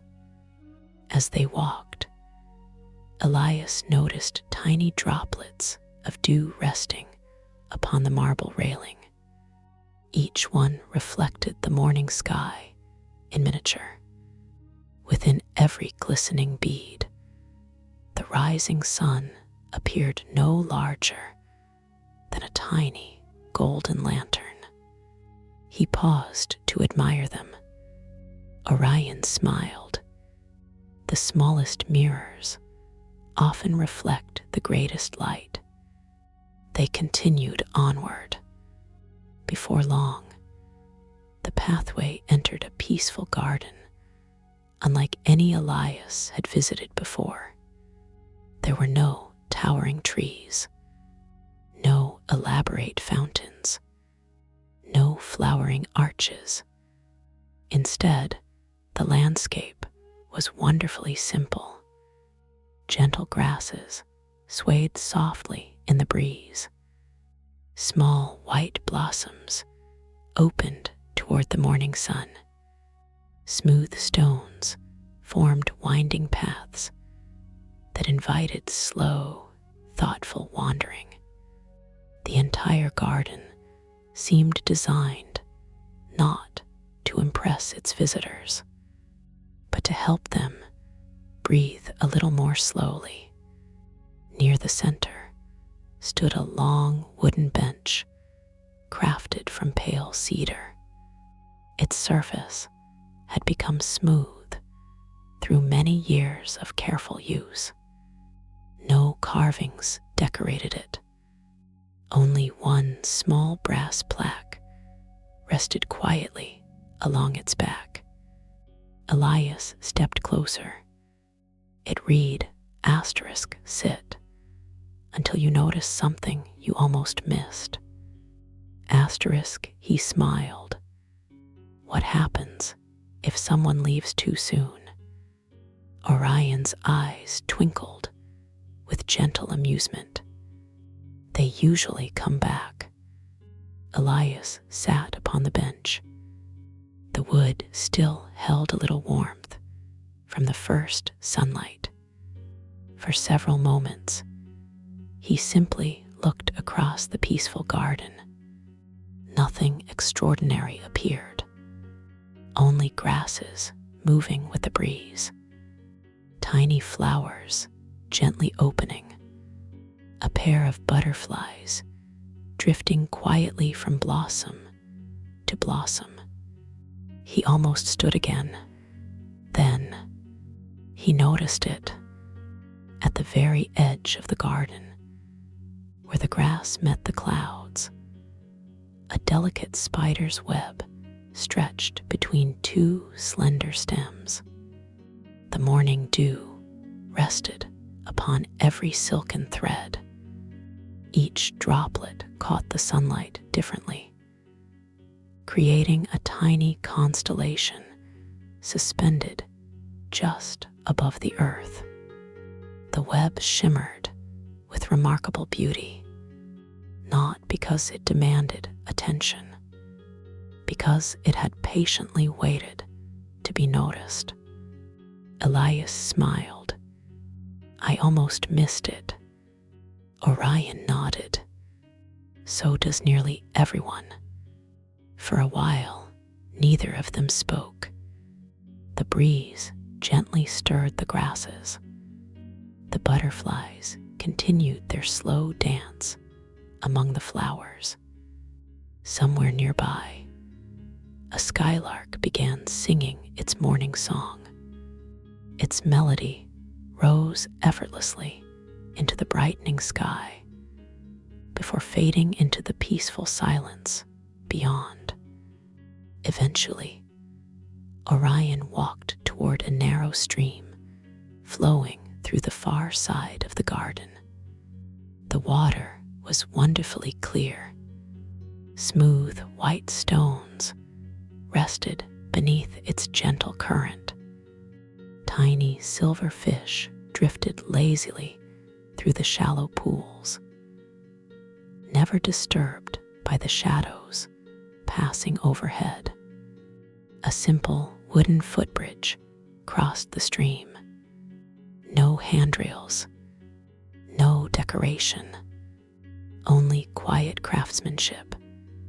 Halfway across, Orion stopped. He looked down into the water. Elias joined him. The surface reflected the blue morning sky with perfect clarity. Clouds drifted across it so peacefully that it became difficult to tell whether they floated above the bridge or beneath it. Orion reached into his pocket and removed a single smooth pebble. Without speaking, he placed it gently into Elias's hand. "There is one small tradition," he said softly. "What should I do?" "Nothing complicated. When you're ready, place it in the stream and let it go." Elias looked at the little stone. It was warm from Orion's hand, perfectly ordinary. No carving, no symbol, no hidden magic. Yet somehow it felt meaningful. He held it quietly for a few moments, listening to the gentle murmur of the flowing water. Then, with a grateful smile, he released it. The pebble slipped beneath the clear surface without a splash. Only a few gentle circles spread outward across the stream. They widened patiently until they touched both banks before gradually disappearing into stillness once again. Orion watched the fading ripples. Kindness is often like that. It asks for very little, but it quietly reaches farther than we ever see.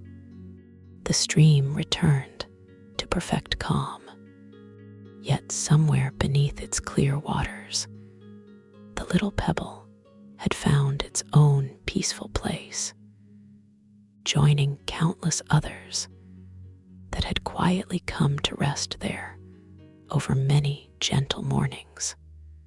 The last ripples slowly disappeared beneath the clear morning sky. The stream became perfectly still once again, reflecting the drifting clouds so clearly that the little pebble seemed to have vanished into another world. Orion rested both hands upon the smooth wooden bridge. For many years, he said quietly, travelers believed this tradition was about leaving something behind. He smiled gently. It isn't. Elias looked into the water. What is it about? It's making room. He let the words settle naturally before continuing. When our hands are always full, it becomes difficult to receive the next gift. Together, they stood listening to the gentle song of the stream. The water never hurried around the smooth white stones beneath its surface. It simply found its own quiet path.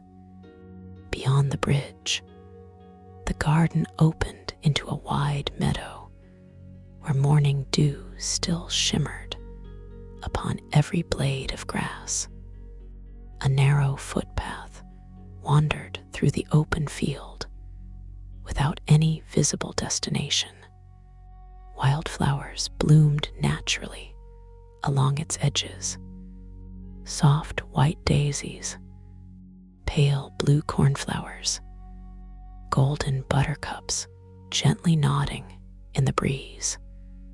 Countless tiny bees drifted peacefully from blossom to blossom, their gentle humming blending with the distant song of skylarks high above. Nothing in the meadow had been planted in perfect rows. Everything grew with quiet freedom. It changes every season, Orion said. No gardener tells the flowers where they belong. They simply learn to grow together. Elias noticed that no single flower stood above the others. Each color quietly complemented the next. The meadow felt less like a garden and more like a conversation that had been continuing peacefully for generations. At the far end of the path stood a solitary wooden swing hanging from the broad branch of an old willow tree. Its ropes were woven from pale silver fibers, smooth with age, but remarkably strong. The wooden seat bore no decoration except the gentle polish left by countless visitors over many years.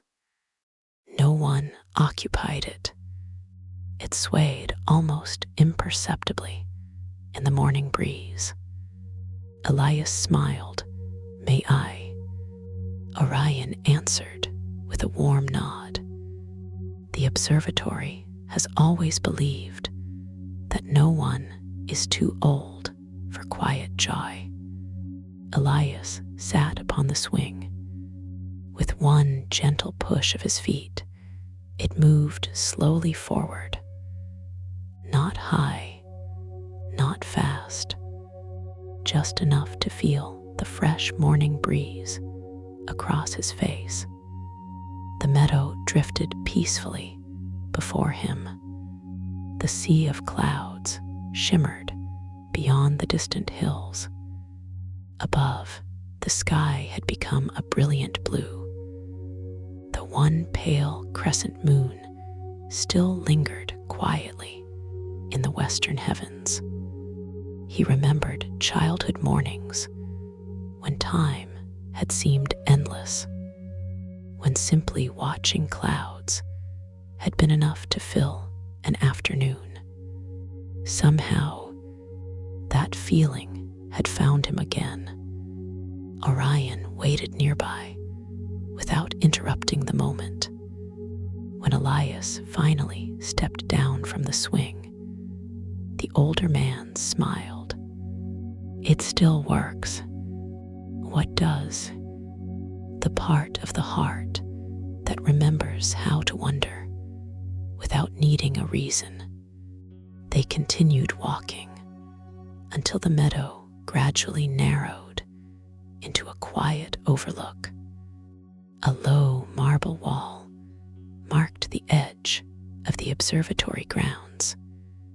Beyond it stretched an endless panorama of mountains rising through the sea of clouds. The morning sun now rested comfortably above the horizon, bathing every distant peak in soft gold. The observatory stood behind them, peaceful beneath the brightening sky. Its crystal domes reflected the morning light instead of the stars. Its marble towers cast long, gentle shadows across the terraces below. Everything looked different in daylight, yet nothing had lost its magic. It had simply revealed another side of itself. Elias rested his hands upon the marble wall. I thought the observatory belonged to the night. Orion stood beside him. So did I. When I first arrived, he looked toward the sunlit mountains. Then one morning, I discovered that wonder doesn't disappear when the stars fade. It simply learns another language. The breeze carried the scent of warm grass and fresh mountain air. Far below, birds traced graceful circles above the clouds. The world had fully awakened, yet peace remained exactly where it had been all night. Elias smiled quietly. For the first time, he understood that the observatory had never been teaching him about stars alone. It had been teaching him how to notice beauty Euros, whether it arrived beneath moonlight, sunrise, or the gentle light of an ordinary day. And somehow, that lesson felt as endless as the sky itself. For several peaceful moments, neither Elias nor Orion left the overlook. The morning breeze wandered gently across the marble terrace, carrying the fragrance of sun-warmed grass and distant pine forests hidden beneath the sea of clouds. The observatory behind them had fully awakened. From somewhere among the graceful towers came the quiet ringing of a single bronze bell, not loud enough to interrupt the silence, only enough to let the morning know it had arrived. Orion listened for a moment before smiling. "It is time." Elias turned toward him. Time for what? For every traveler's final morning. They began walking back toward the heart of the observatory. The familiar pathways somehow felt different now, not because they had changed, but because Elias no longer felt like a visitor trying to understand them. Every marble bridge, every quiet garden, every crystal lantern now carried the comforting familiarity of places already held within memory. As they crossed a small courtyard, the librarians and astronomers they had met throughout the night quietly acknowledged them with warm smiles. No long farewells were exchanged. A gentle nod, a grateful glance, a raised teacup, small gestures that somehow carried more warmth than lengthy speeches ever could. Elias realized that everyone here seemed to understand something important. Good journeys did not become meaningful because they ended dramatically. They became meaningful because they were remembered kindly. Orion led him toward a graceful circular tower, standing a little apart from the others. Unlike the observatory's great domes, this tower had wide, open windows through which the morning breeze drifted freely. Its pale stone walls were wrapped with flowering climbing roses, whose white blossoms had only just opened beneath the early sunlight. Above the entrance hung a simple wooden sign. It read, ***, the lantern room, ***, inside. The chamber was bright with natural morning light. Tall cedar shelves lined the walls from floor to ceiling. Upon them rested hundreds of beautifully crafted lanterns. No two were alike. Some were polished brass, others carved from pale maple. Several had been woven from willow branches. A few appeared to be formed from smooth white stone, so thin that sunlight gently passed through them. Every lantern held an unlit candle. Every candle was perfectly new. The room carried the peaceful fragrance of cedar wood, beeswax, and dried lavender. At the center stood a long wooden workbench. An elderly craftswoman sat there, quietly polishing the glass of a lantern with remarkable care. Her silver hair was gathered neatly beneath a linen scarf, the color of morning clouds. When Orion entered, she looked up with a smile that immediately brightened the room. "You've brought another traveler." "I have," Orion replied. "The night has been generous." The woman looked toward Elias with kind eyes. "Then the lantern room has been expecting you." She rose slowly and walked toward one of the cedar shelves. Her hands moved thoughtfully across dozens of lanterns before selecting one made of warm cherry wood. Its glass panels were beautifully clear. Tiny silver stars had been delicately carved around its upper frame. Nothing about it was extravagant, yet it felt wonderfully balanced. She placed it gently upon the workbench. "This one has been waiting." Elias looked closely. "It's beautiful." She smiled. "It isn't finished." From a small drawer beneath the table, she removed a tiny linen pouch. Opening it carefully, she poured several smooth crystal beads into her palm. Each bead held a different color within its center: soft amber, pale blue, warm ivory, gentle green, quiet rose. The colors shimmered whenever sunlight touched them.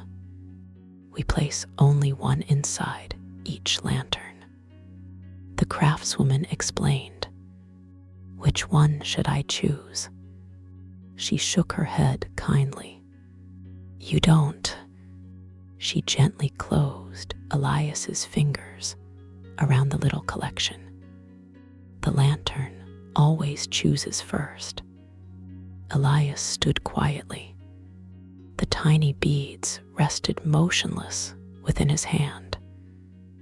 Then, almost too gently to notice, one small bead warmed against his palm. It carried the soft, golden glow of early morning sunlight.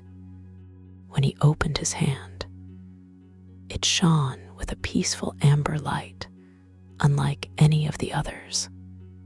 The elderly woman smiled, as though greeting an old friend. "I thought it might." She carefully placed the little crystal into the heart of the lantern. The warm amber light spread softly through the clear glass panels, not bright enough to illuminate the room, only bright enough to remind anyone looking at it that warmth never needed to be loud to be noticed. Elias watched the little lantern glow quietly upon the workbench. It seemed strangely familiar, as though a small piece of every peaceful moment from the observatory had found its way inside. The craftswoman rested one gentle hand upon its polished wooden frame. "Every traveler leaves with a lantern," she said, "but no lantern is meant to light the road ahead." Elias looked at the warm little flame. "What is it meant to light?" The woman smiled. "The road that already lives within you." The little lantern continued glowing upon the workbench. Its amber light blended naturally with the morning sunshine pouring through the open windows, neither brighter nor dimmer than the day around it. The elderly craftswoman gently lifted the lantern with both hands. Instead of presenting it immediately to Elias, she carried it toward one of the tall windows overlooking the sea of clouds. She rested it upon the wide stone windowsill. For several quiet moments, she simply allowed it to remain there. Elias joined her. "What are we waiting for?" She looked toward the horizon, where the morning light continued spreading across the clouds. Every lantern greets the day before it greets its traveler. They stood together without speaking. Outside, the clouds drifted slowly beneath the brightening sky. A pair of white swallows circled gracefully around the tower before disappearing toward the eastern horizon. The little amber flame remained perfectly steady. Not once did it flicker in the gentle breeze entering through the open window. After a little while, the craftswoman nodded with quiet satisfaction. "It is ready." She carefully placed the lantern into Elias's hands. It was lighter than he expected. The polished cherry wood felt pleasantly warm, though not from the tiny flame inside. Rather, it seemed to carry the gentle warmth of many hands that had lovingly shaped it long ago. Elias studied the delicate carvings surrounding its frame. The tiny silver stars were not identical. Each one had been carved with its own unique shape. Some carried 7 points, others 5. A few were little more than simple circles of light. He traced one of them gently with his fingertip. None of them match. The craftswoman smiled. Neither do people. She pointed toward another lantern, resting upon a nearby shelf. Its stars were arranged completely differently, so we never carve the same sky twice. Elias looked around the lantern room once more. Hundreds of lanterns rested quietly upon the cedar shelves. Each carried its own design, its own light, its own story. Yet together they filled the room with a comforting sense of belonging. No lantern appeared more important than another. Each simply waited patiently for the traveler it would someday accompany. The craftswoman returned to her workbench and opened a long wooden drawer. Inside lay dozens of slender parchment strips tied with pale blue ribbon. She selected one at random, or so it seemed, and handed it to Elias. There is always one final gift. He untied the ribbon carefully. The parchment contained only a single handwritten sentence. Carrie wondered gently, so there is always enough left to share. Nothing more. No signature. No explanation. He read the words once, then again, a little more slowly. Without realizing it, he folded the parchment and tucked it beside the small mourning card resting inside his journal. The two messages felt as though they belonged together. The craftswoman noticed and gave a quiet nod. They often choose to travel together. Before Elias could ask what she meant, a soft breeze wandered through the room. The tiny bells hanging near the open windows chimed almost imperceptibly. At the same moment, every lantern upon the surrounding shelves glowed just a little brighter. Not dramatically, only enough for the room to resemble a peaceful constellation gathered beneath the morning sun. The gentle radiance lasted only a few heartbeats. Then the lanterns quietly returned to their familiar warmth. The craftswoman looked toward Orion. It seems the house wishes him a safe journey. Orion smiled. It always knows. Elias looked around the lantern room one final time. He had visited magnificent halls, living star maps, ancient archives, towering telescopes that reached toward the heavens. Yet somehow, this simple room filled with handcrafted lanterns felt among the places he would remember most clearly. Perhaps because it asked for nothing.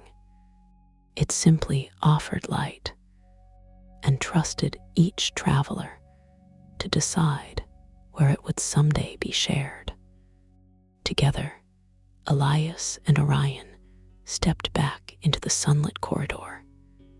The little lantern rested comfortably in Elias's hands, its gentle amber glow accompanying them as they began walking toward the observatory's final farewell. The morning corridor stretched quietly before them.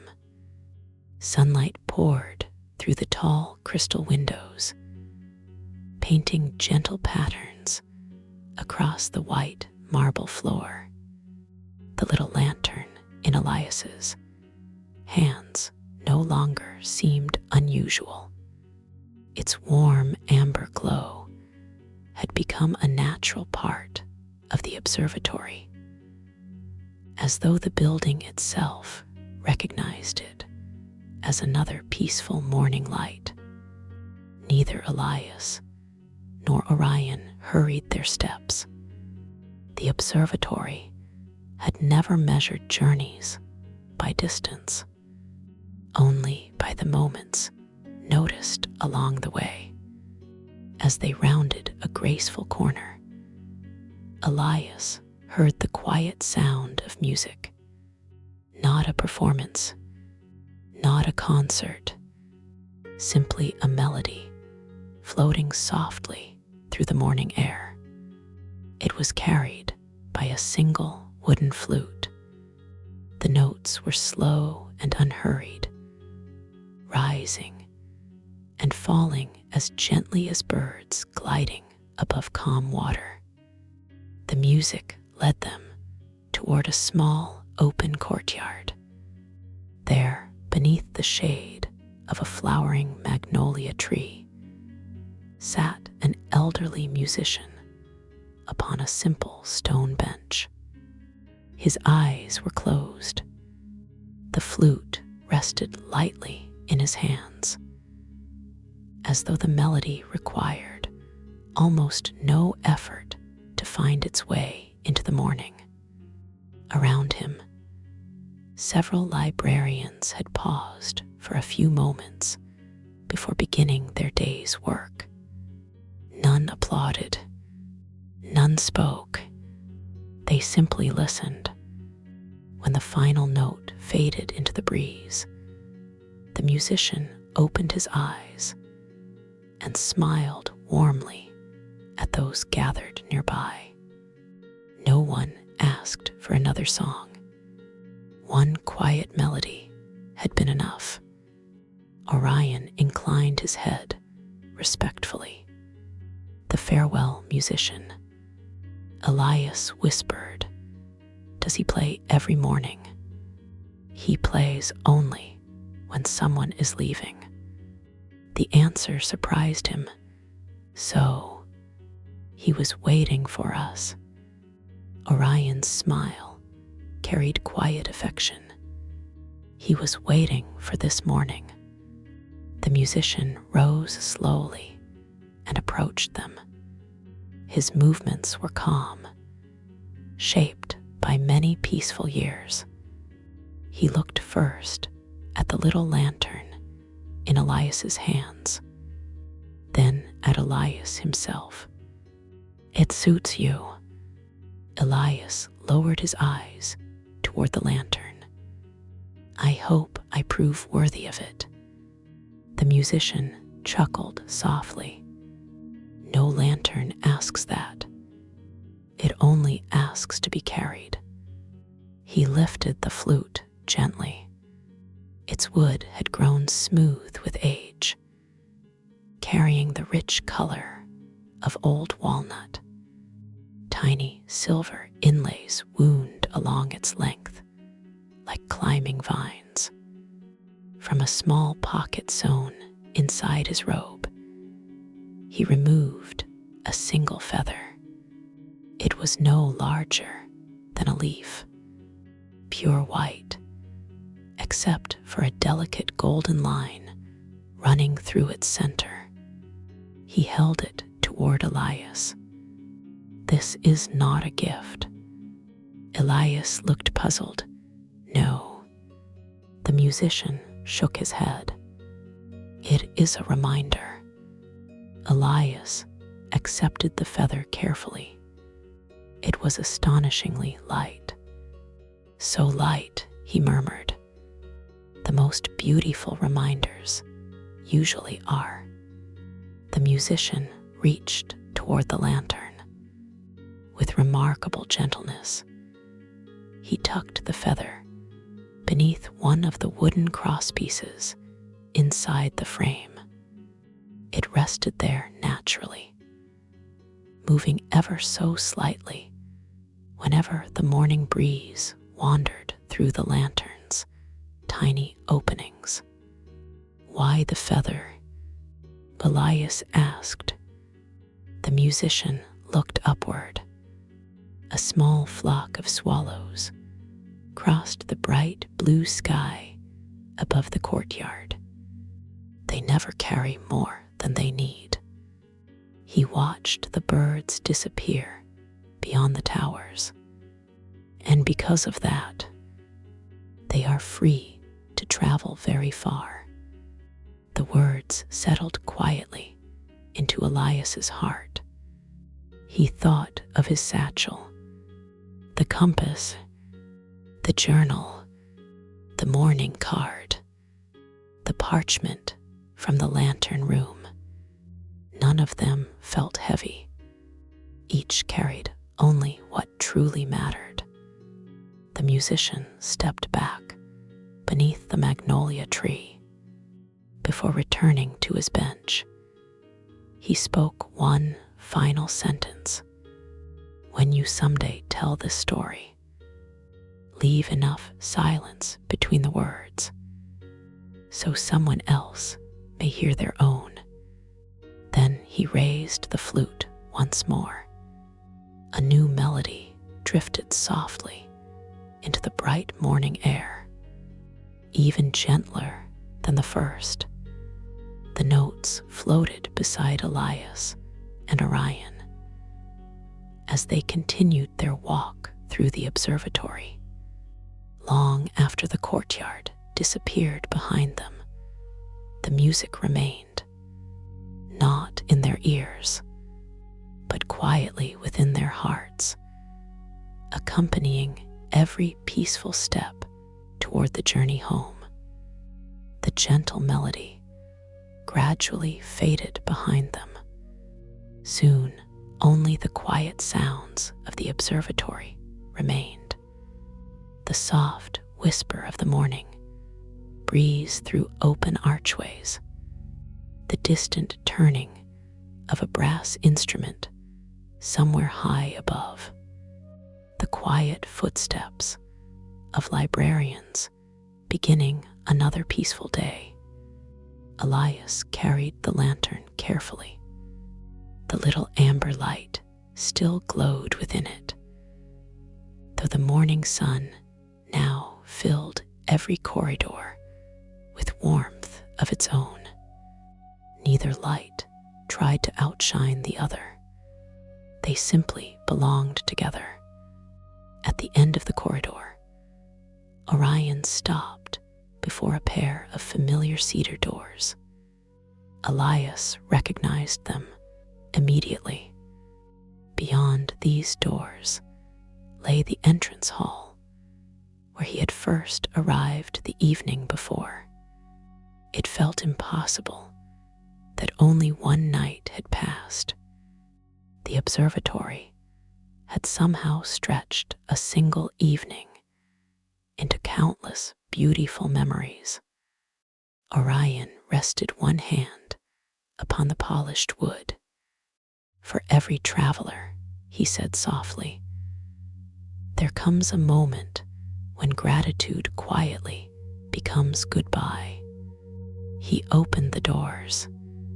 The great entrance hall welcomed them with the same peaceful dignity it had offered the night before.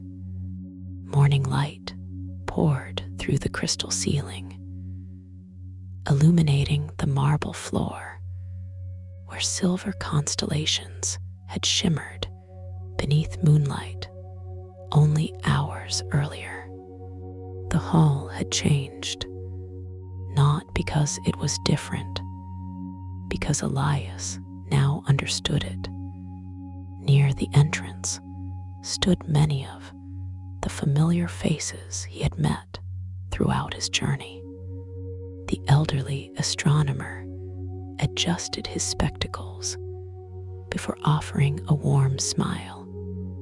The young librarian, who had placed the pearl stone within the living star maps, inclined her head in greeting. The archivist from the Tree of Gentle Echoes carried a small journal against her heart. The craftswoman from the lantern room stood quietly beside the doorway, her hands folded peacefully before her. Even Lyra had returned.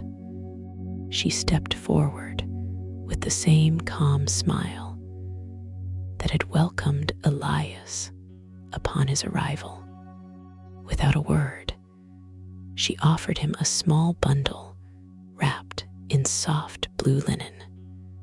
"It belongs with the rest of your journey," she said gently. Elias accepted it with both hands.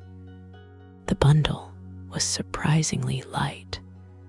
Inside rested a simple loaf of fresh bread, a tiny jar of wildflower honey, and a folded linen napkin embroidered with a single silver star. He looked up with quiet surprise. "For the road," Lyra nodded. No traveler should hurry home on an empty heart or an empty stomach. A ripple of soft laughter moved gently through the hall. Not loud, not formal, only warm. Orion smiled. The observatory has always believed that kindness should be practical.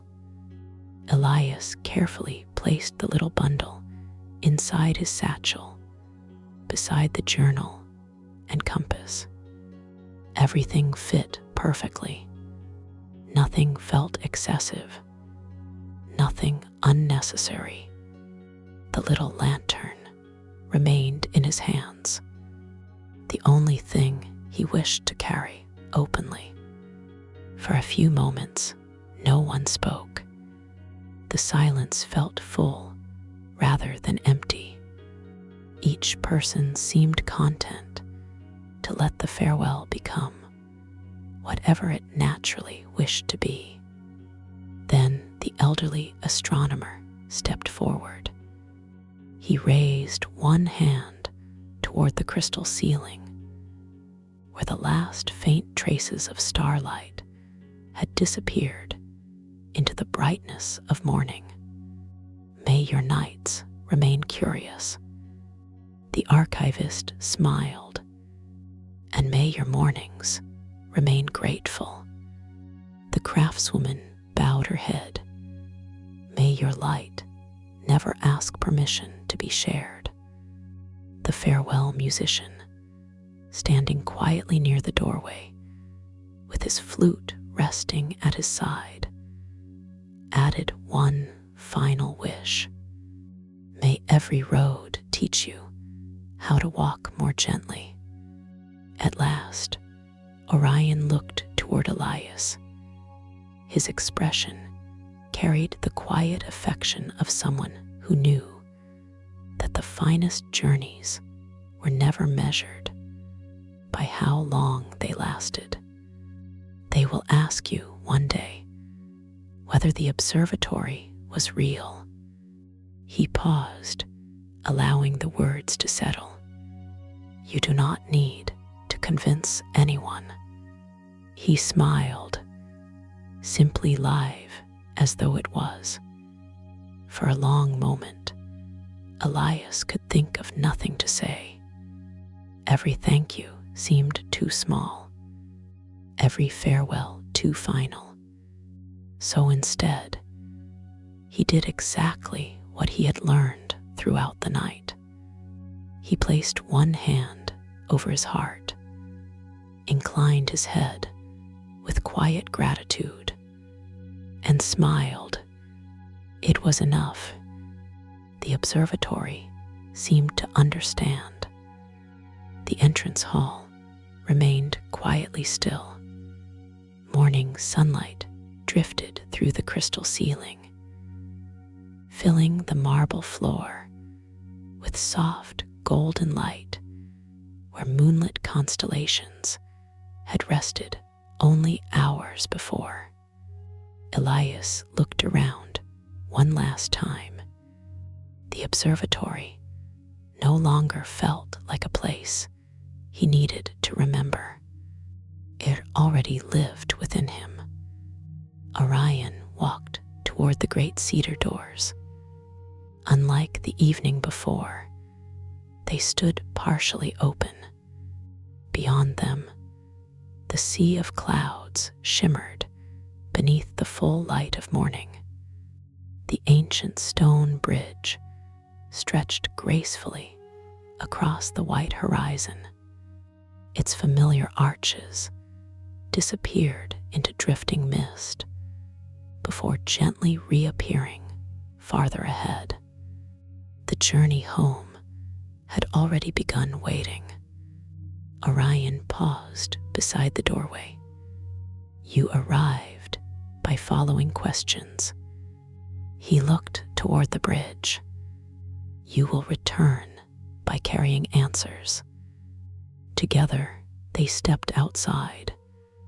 The fresh mountain air welcomed them with the clean fragrance of rain-washed stone and distant pine carried upward from valleys hidden beneath the clouds. The observatory stood behind them in quiet majesty. Its crystal domes reflected the morning sky. Its white towers rose peacefully above the endless sea of clouds. Without the lanterns of night, its beauty had changed.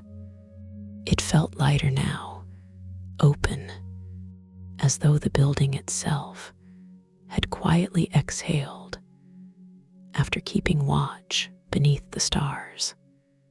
Elias turned for one final look. Several familiar figures stood upon the entrance steps. Lyra raised her hand in a gentle farewell. The elderly craftswoman rested both hands upon the wooden railing, smiling warmly. The farewell musician inclined his head, his flute tucked peacefully beneath one arm. The young librarian from the Living Star maps stood beside the astronomer, the morning breeze softly moving the edges of her blue robes. None called out, none waved dramatically. Their quiet presence was enough. Elias placed one hand over his heart once more. The little lantern rested in his other hand. Its amber light glowed steadily, despite the bright morning surrounding it. Orion smiled. The observatory has already begun missing you. Elias laughed softly. I've only just left. It always begins immediately. They started across the stone bridge. Their footsteps echoed gently against the ancient marble. The sea of clouds drifted peacefully below, revealing brief glimpses of distant green valleys before closing again like slow-moving curtains. Small birds glided effortlessly through the open sky. Some settled briefly upon the bridge's weathered stone railing before continuing their morning flight. After a little while, Elias noticed something unusual. The bridge seemed different from the one he had crossed during the night. The carved constellations along its sides no longer glowed with silver light. Instead, tiny wildflowers had begun blooming between the ancient stones. Soft white blossoms, little blue flowers no larger than a thumbnail, delicate patches of golden moss catching the morning sun. He knelt beside one tiny flower, growing from a narrow crack. It wasn't here yesterday. Orion smiled. It may have been. I simply didn't notice. Perhaps. They continued walking. The farther they traveled from the observatory, the more naturally the mountain landscape revealed itself. Great cliffs emerged beyond the clouds. Gentle waterfalls spilled from hidden springs, disappearing into the white mist below. Ancient pine trees stood quietly upon distant ridges, their branches moving softly in the morning breeze. The world no longer felt suspended above the heavens. It felt wonderfully connected. Sky, mountain, cloud, forest, each belonged to the other. Neither stood alone. Elias looked back once again. The observatory appeared smaller now, not distant, simply peaceful. Its white towers blended gently into the bright clouds until they almost resembled another graceful formation shaped by the morning sky itself. It doesn't seem lonely, Elias said quietly.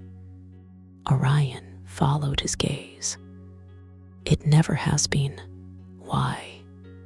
Because every traveler who leaves carries a little of it into the world. The bridge curved gently ahead, beyond the next veil of drifting cloud. Another familiar path slowly began revealing itself. Stone steps descended toward a quiet forest where tall cedars welcomed the morning light. Elias recognized the place immediately. The path that had once felt mysterious now felt like the beginning of home. Without realizing it, his steps became a little lighter, not because the journey was ending, because he finally understood that every peaceful return carried the promise of another beautiful beginning. The ancient stone steps descended gently into the cedar forest. Morning light filtered through the tall branches in long golden ribbons, resting softly upon the moss-covered path. The air felt different here, warmer, richer with the fragrance of cedar needles, damp earth, wild ferns, and fresh rain lingering from the previous evening. Elias noticed that every sound seemed closer now.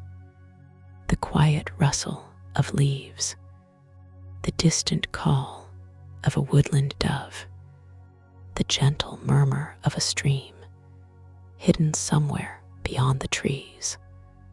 After the vast openness of the observatory, the forest felt wonderfully welcoming. Not smaller, simply closer. Orion slowed his pace. The forest enjoys unhurried travelers. Elias smiled. I think I'm beginning to understand why. They continued beneath the towering cedars. Sunlight danced across the path whenever a light breeze stirred the branches overhead. Tiny particles of morning mist floated through the beams of light like drifting silver dust. Every few moments, a butterfly crossed quietly before them. None stayed for long.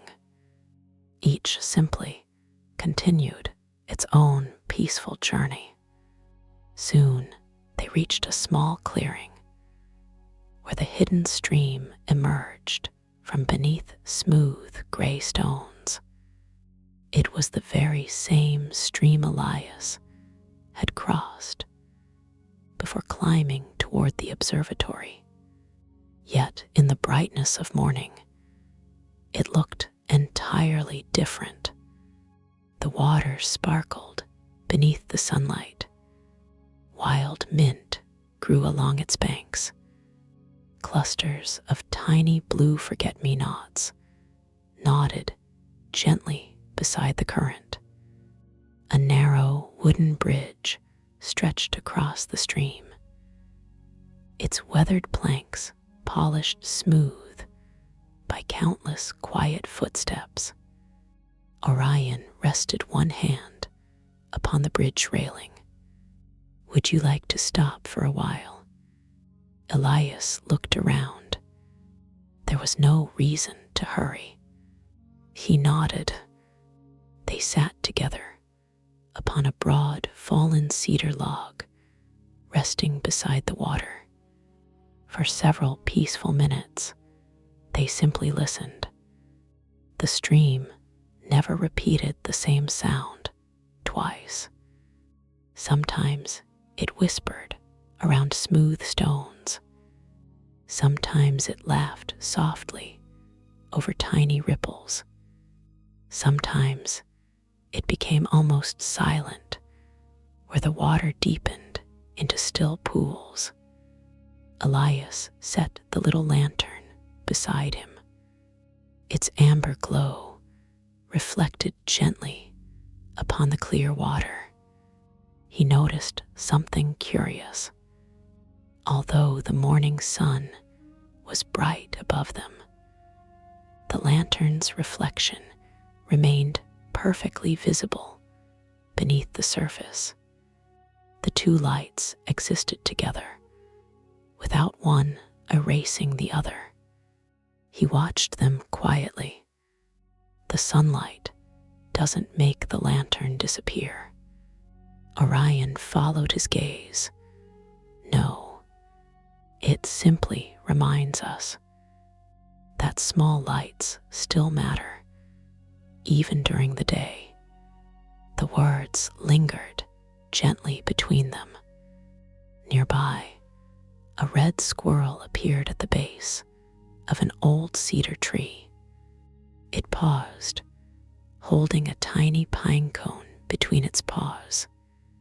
For several moments, it studied the two travelers with bright, curious eyes. Then, seemingly satisfied, it scampered gracefully up the trunk before disappearing among the branches. Elias chuckled softly. "I think we passed its inspection." Orion laughed. "The forest has many careful observers." A cool breeze wandered through the clearing. The cedar branches answered with a quiet rustling that sounded almost like distant waves upon a peaceful shore. One by one, a few cedar needles drifted gently toward the stream. They landed upon the surface without making a sound. The current carried them downstream with patient certainty. Elias watched until the last one disappeared around a bend. It never holds onto them. The stream, Orion nodded. It gives each one exactly the journey it needs. They remained seated a little longer, not because they were tired, because the morning invited stillness. Elias opened his journal. Between its pages rested the handwritten morning card from breakfast and the little parchment from the lantern room. He read them both once more. Asterisk, may you notice one beautiful thing today. Asterisk, asterisk, that you might have hurried past yesterday. Asterisk, and beneath Ida euros, asterisk carry, wonder gently. So there is always enough left to share. Asterisk, he smiled, then carefully closed the journal. The words no longer felt like advice. They felt like companions. Orion rose slowly and offered a hand. The hidden library is waiting. Elias picked up the lantern. The warm amber light greeted him as steadily as before. Together, they crossed the little wooden bridge once again, leaving the quiet stream behind. As the cedar forest gently opened the way toward the familiar path home.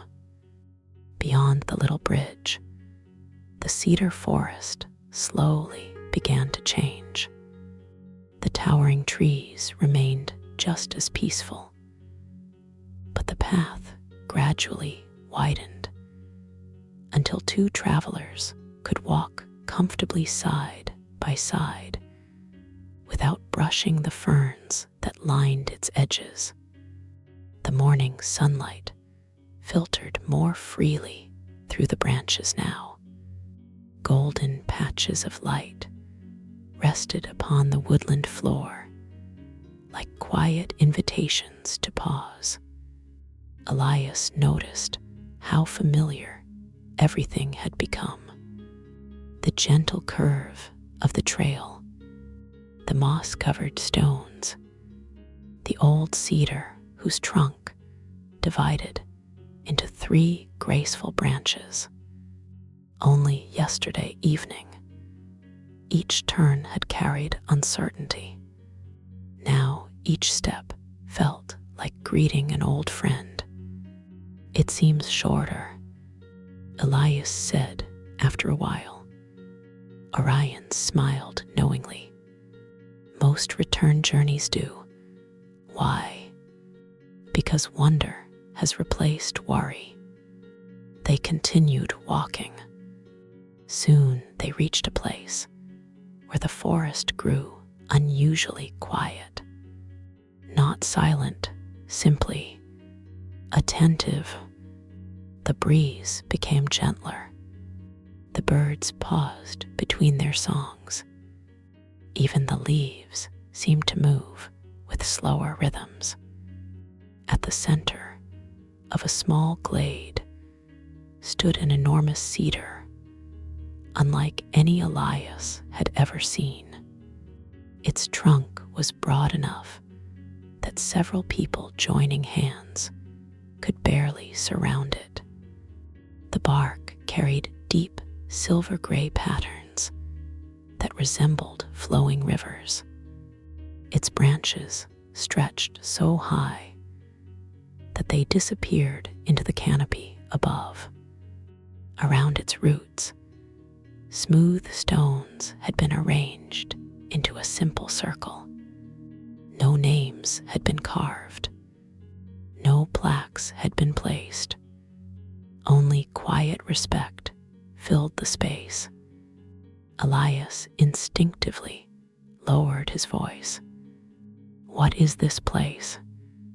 Orion rested his hand gently against the ancient trunk.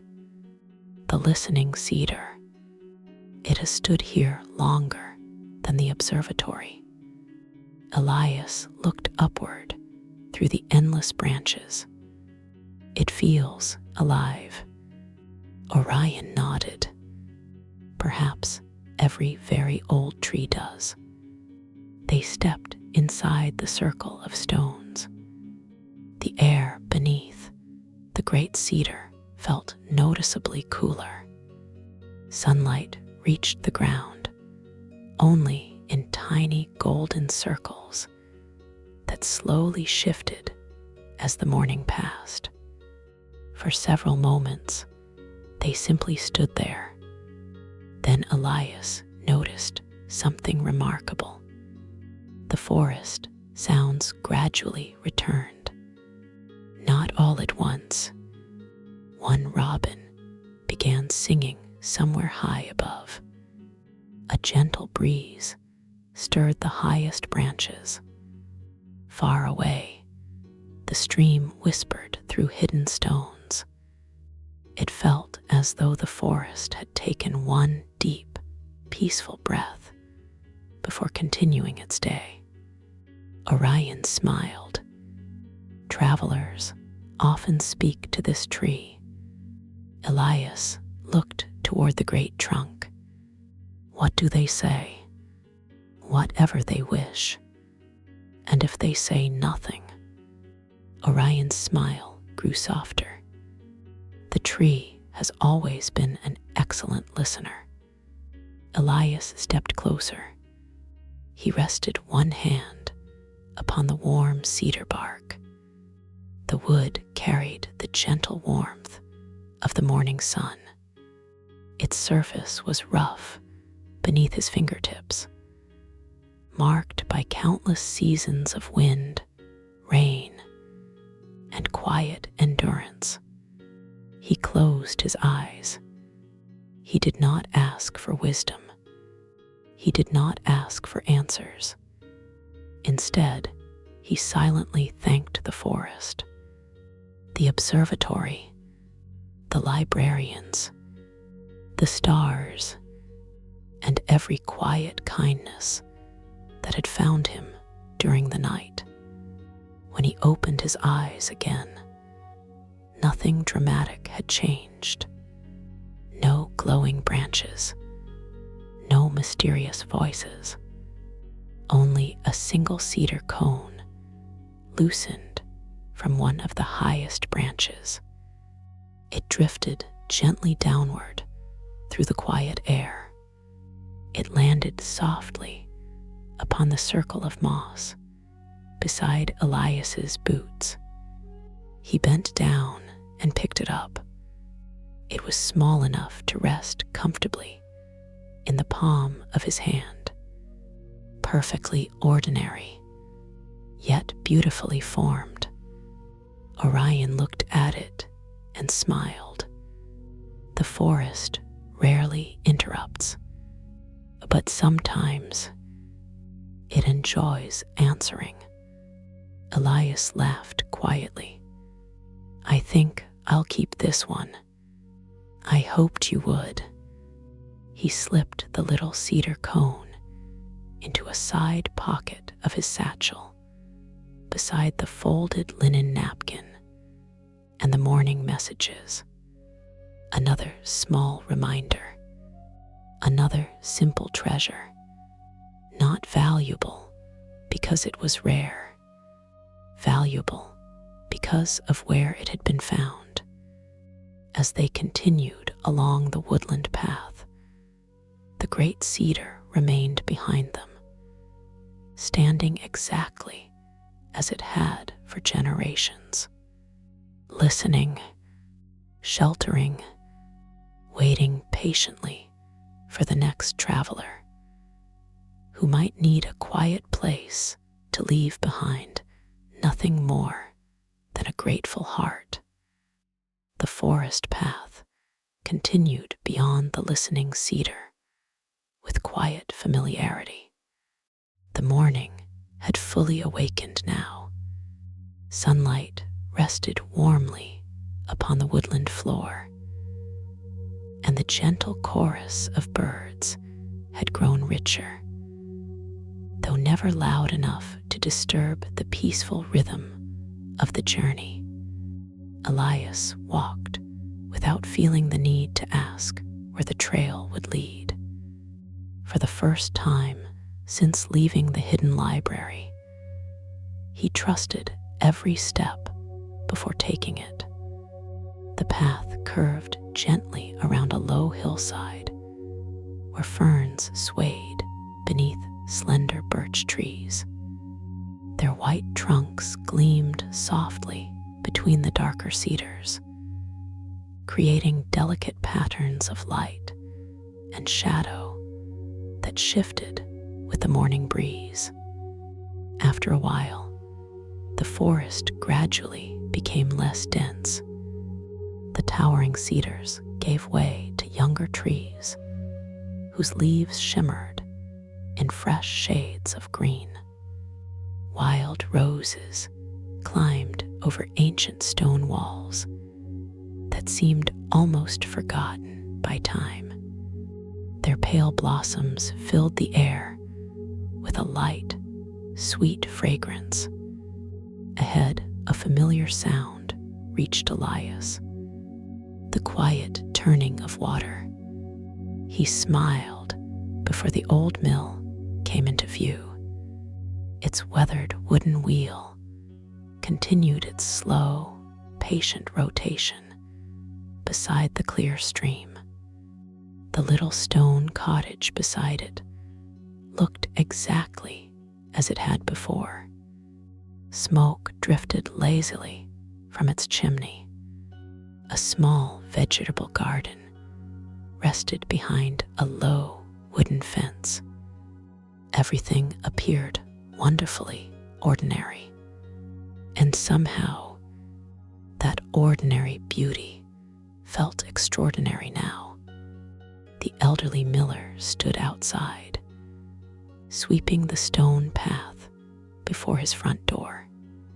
He noticed the two travelers and rested both hands upon the handle of his broom. A warm smile spread across his face. "You found your way." Elias returned the smile. "I think the way found me." The miller chuckled quietly. "That often happens." He stepped closer, his kind eyes briefly settling upon the little lantern Elias carried. "I see you didn't return empty-handed." Elias looked at the lantern. "No, though I brought back far more than I can carry." The miller nodded with quiet understanding. The best journeys usually end that way. Without another word, he disappeared into the cottage for a moment before returning with two small cloth bundles. Inside, each rested a freshly baked roll, still warm from the oven. He handed one to Orion and the other to Elias. For the road, the bread carried the comforting aroma of oats, rosemary, and warm butter. Elias accepted it with both hands. "Thank you." The miller simply smiled. Kindness travels farther when it's passed along. No farewell was needed. The three stood together for a few peaceful moments, enjoying the warmth of the fresh bread, while the water wheel continued its gentle turning beside them. Eventually, Orion looked toward the winding trail beyond the mill. "The hidden library is close now." Elias followed his gaze.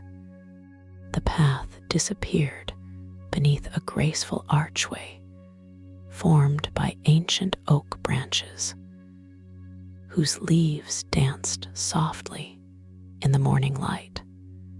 His heart stirred with quiet anticipation.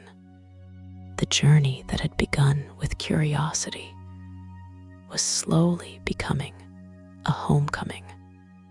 As they resumed walking, the mill faded gently behind them. The steady rhythm of the water wheel grew quieter until it blended naturally with the songs of the forest birds. Before long, the first familiar stone lantern appeared beside the woodland path. Its warm golden light still glowed faintly, despite the brightness of the day. Another stood farther ahead, then another, each one exactly where Elias remembered seeing it before entering the hidden library. He slowed his pace. The lanterns no longer felt mysterious. They felt welcoming, like old friends patiently waiting at the edge of home. Beyond the final bend, between two magnificent oak trees, he caught the first glimpse of something wonderfully familiar. Far ahead, partially hidden beneath flowering vines, a gentle golden light shimmered through tall windows. Not the observatory, not another place waiting to be discovered. The hidden library, waiting exactly where it had always been, waiting quietly for one traveler to return with a heart a little fuller than when he had left. The golden light shining through the windows of the hidden library grew warmer with every step.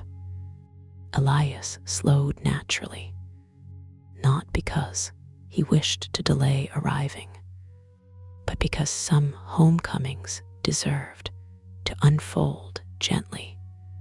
The familiar oak trees bowed softly above the winding path. Their leaves shimmered in the late morning sunlight, creating dancing patches of gold across the moss below. The stone lanterns that lined the final stretch of the trail still glowed with their quiet amber light.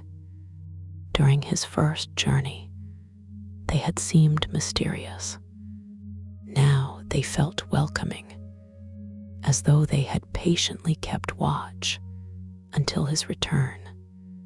Soon the great wooden doors of the hidden library stood before him once more.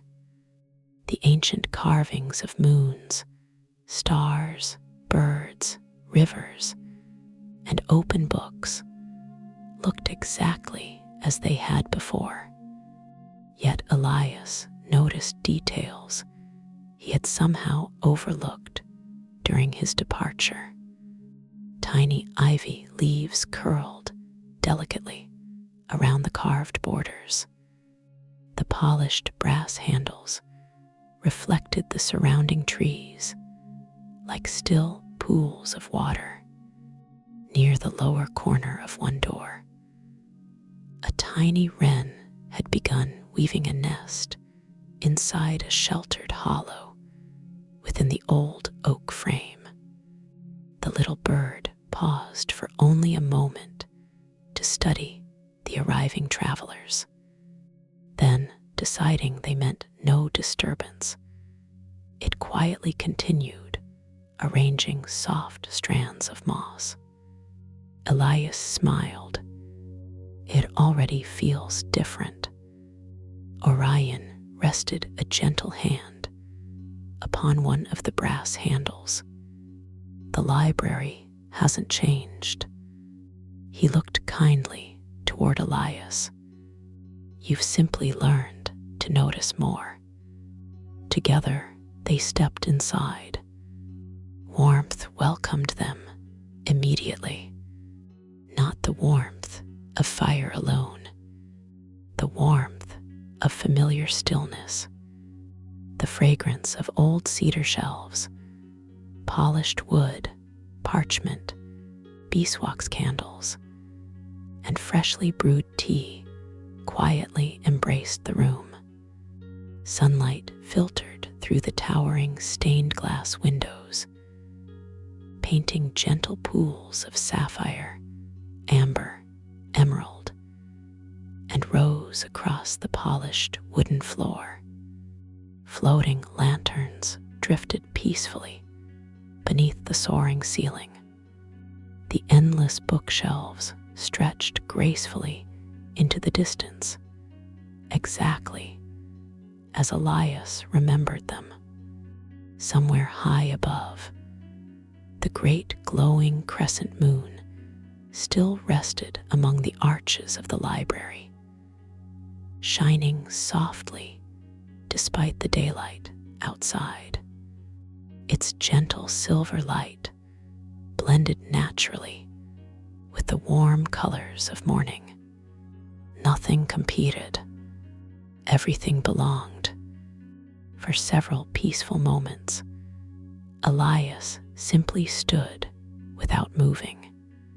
He listened, the faint turning of distant pages, the quiet creak of old timber settling comfortably with the day, a soft kettle singing somewhere beyond the shelves. The hidden library carried its own heartbeat, slow, steady, comforting. Then he noticed familiar faces emerging from between the shelves. An elderly librarian carrying a stack of beautifully bound books smiled warmly before returning to her work. A young apprentice carefully balanced a ladder against a towering shelf, pausing only long enough to wave. A gray cat stretched lazily upon a sunlit windowsill before deciding that greeting visitors required too much effort. Instead, it blinked slowly in Elias's direction and settled comfortably back into its afternoon nap. Elias laughed under his breath. "I think even the cat remembers me." Orion smiled. "The library has an excellent memory." They walked deeper into the great hall. Everything appeared wonderfully unchanged. Yet everywhere Elias looked, he discovered small details that had escaped his notice before.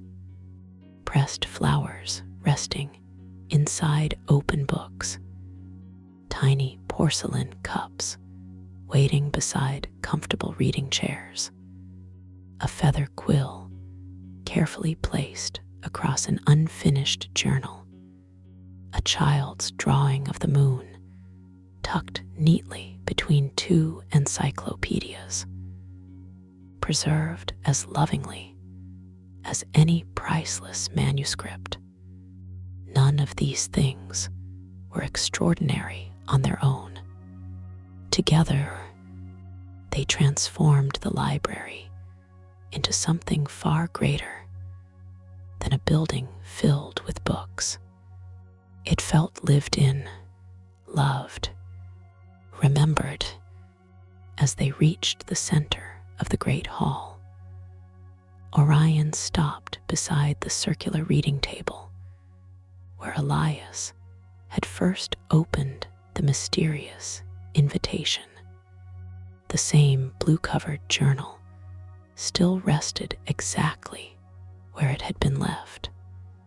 Beside it waited a freshly poured cup of tea. Thin curls of steam still rose gently into the quiet air. Elias looked at Orion with surprise. "It hasn't moved." Orion smiled knowingly. "It has." He gently rested a hand upon the back of the wooden chair. "It simply arrived before you did." Elias looked once more at the waiting journal, the warm tea, and the familiar chair. For the first time since beginning his journey, he understood something that made him smile. Some places never asked whether you had changed. They simply welcomed you home.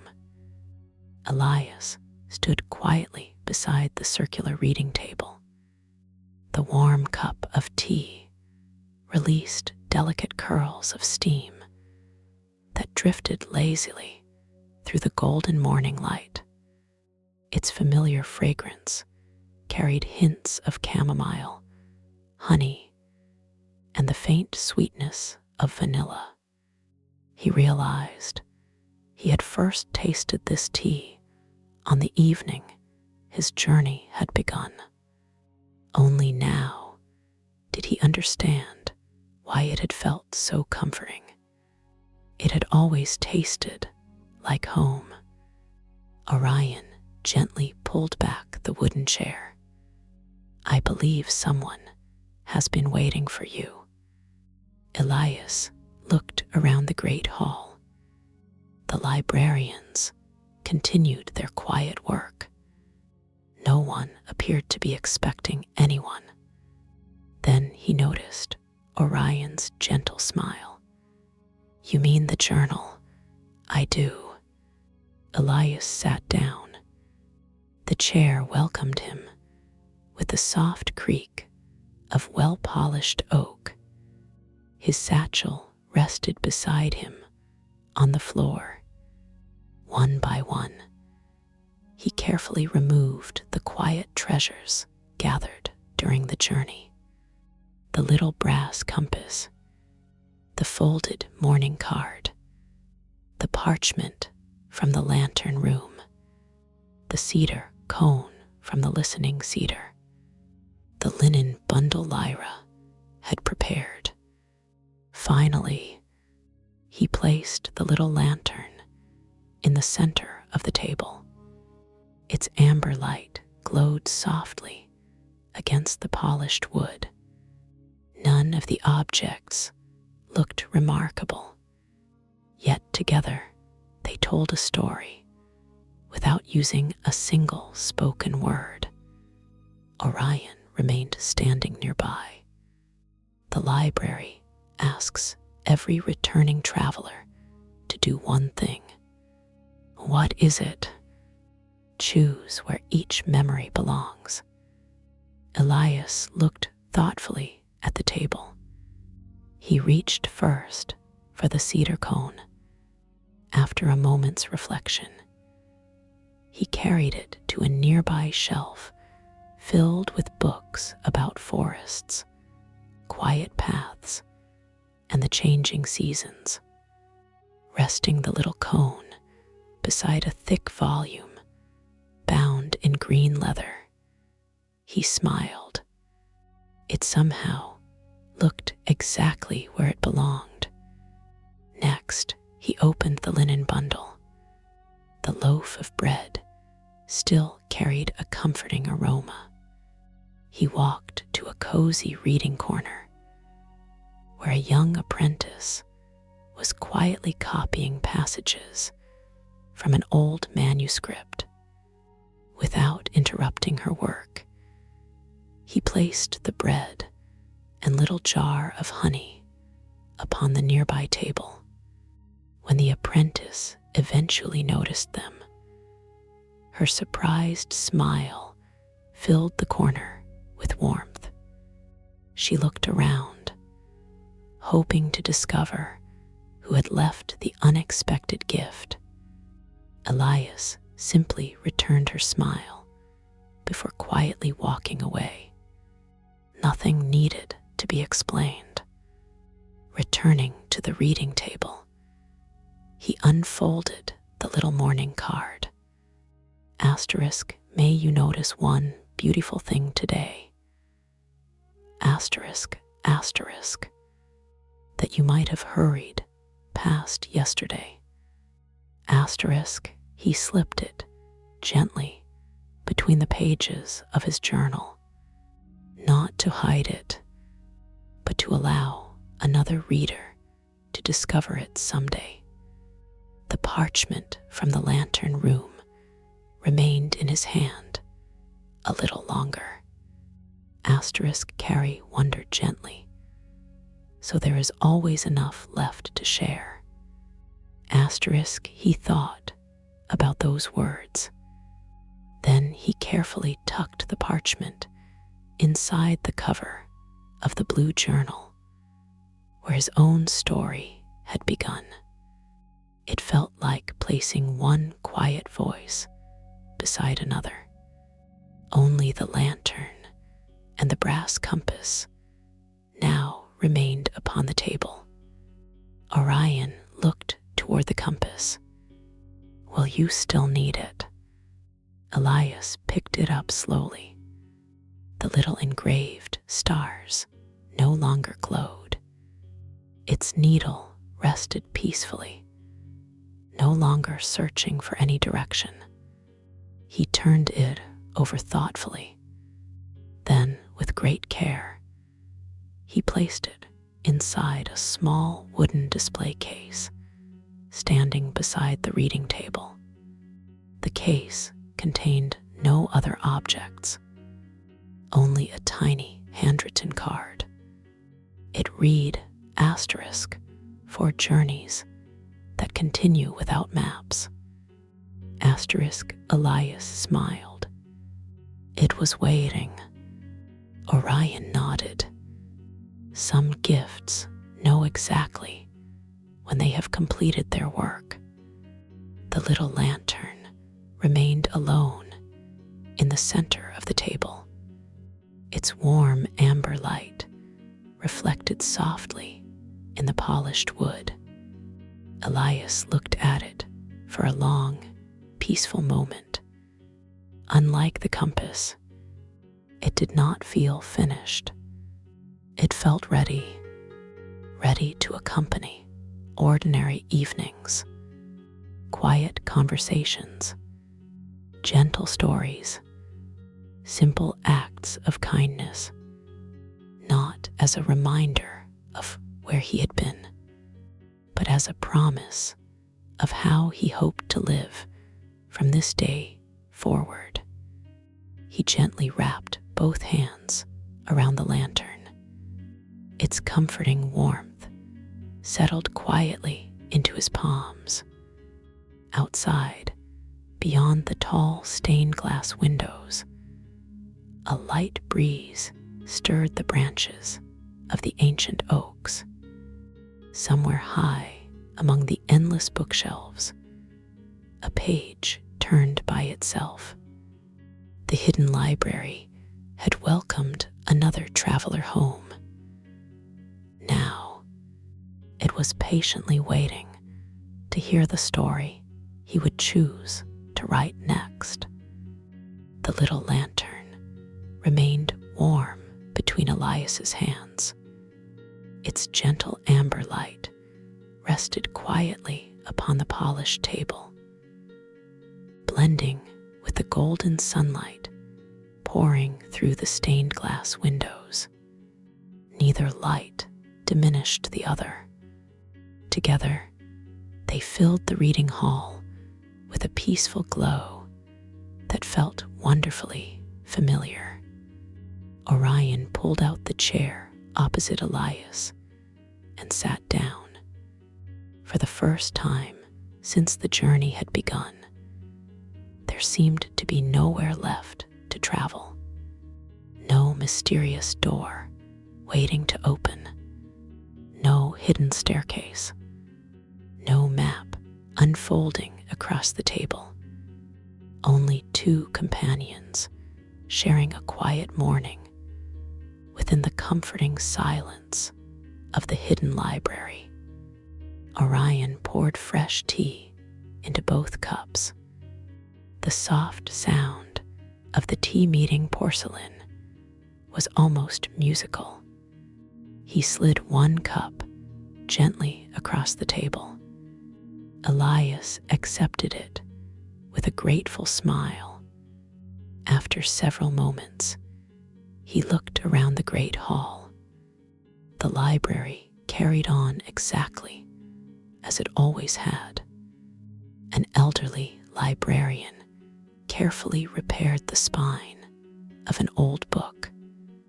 A young apprentice smiled as she discovered the bread and honey left upon the nearby table.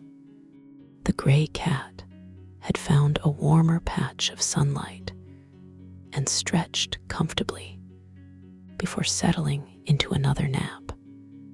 A feather drifted lazily from one of the upper galleries. It landed between two open books without anyone noticing. Everything continued. Nothing paused simply because one traveler had returned. I used to think remarkable places existed apart from ordinary life, Elias said quietly. Orion stirred his tea once. So did I. What changed? Orion looked toward the towering shelves, stretching into the distance. I discovered that remarkable places spend most of their time teaching us how to love ordinary days. The answer settled gently between them. Elias lifted his cup. The tea tasted exactly as he remembered. Warm, comforting, familiar, yet somehow richer than before. Perhaps, he thought, familiar things became deeper when experienced with patient attention. His gaze wandered toward the nearest bookshelf. Among hundreds of carefully arranged volumes, one empty space caught his eye. A single book was missing. Orion noticed him looking. The shelf has been waiting. For what? For a story that has not yet been written. Elias smiled softly. I don't know where to begin. Orion chuckled. That has never stopped a good storyteller. He reached into the pocket of his robe and removed a fountain pen. Its polished walnut barrel matched the warm color of the lantern room. Tiny silver stars circled the cap, though they were far fewer than those decorating the observatory. The pen looked well used, not precious because it was perfect, but because it had faithfully served many years. Orion placed it beside the blue journal. I received this when I returned from my first journey. You want me to keep it? I would like you to continue it. Elias carefully picked up the pen. It balanced comfortably in his hand, as though it had already grown familiar with his way of writing. He opened the journal to the first empty page. The paper carried the faint fragrance of cotton and cedar. He lowered the pen, then paused. What if I forget parts of the journey? Orion smiled with quiet certainty. You will. Elias looked up. I will. Every traveler does. The answer surprised him. I thought the library remembered everything. It remembers. Orion nodded. But memory is not the same as possession. He looked toward the lantern resting between them. The details that fade make room for the wisdom that remains. Elias looked again at the blank page. The fear of forgetting quietly dissolved. He realized he did not need to preserve every conversation, every stone, every step. The journey had already become part of him. He only needed to tell the truth of how it had changed the way he looked at the world. He smiled. Then, with slow and careful handwriting, he wrote the first sentence. *1 quiet evening.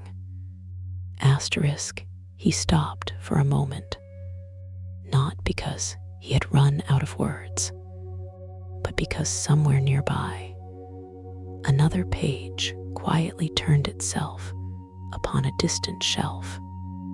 The hidden library, it seemed, was already listening. The words rested quietly upon the first page. *1 Quiet evening. Elias, read them once, allowing the simple sentence to settle naturally. It did not feel like the beginning of a book. It felt like the opening of a doorway. He smiled gently and continued writing. Not every detail, not every conversation, only the moments that had quietly changed the way he saw the world. He wrote about following a lantern instead of a map, about listening before speaking, about sunrise arriving without applause, about a small spider's web that had patiently waited to be noticed, about a feather light enough to remind him that kindness rarely needed to be heavy. Each memory found its place without being hurried. Now and then, Elias paused. He would lift his teacup, watch the floating lanterns drifting beneath the great ceiling, or simply listen to the comforting sounds of the hidden library carrying on around him. There was no deadline waiting, no expectation that every page must be filled before sunset. Stories, he realized, enjoyed patient writers. As the morning slowly became afternoon, more readers quietly entered the library. Some settled beside tall windows with well-loved novels. Others searched patiently among the endless shelves before discovering exactly the book they had hoped to find.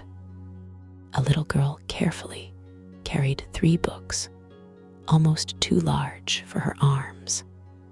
Seeing her struggle, Elias rose from his chair and offered to help. She looked up with a grateful smile. "Thank you." Together, they carried the books to a cozy reading corner, where a comfortable chair waited beside a round window overlooking the forest.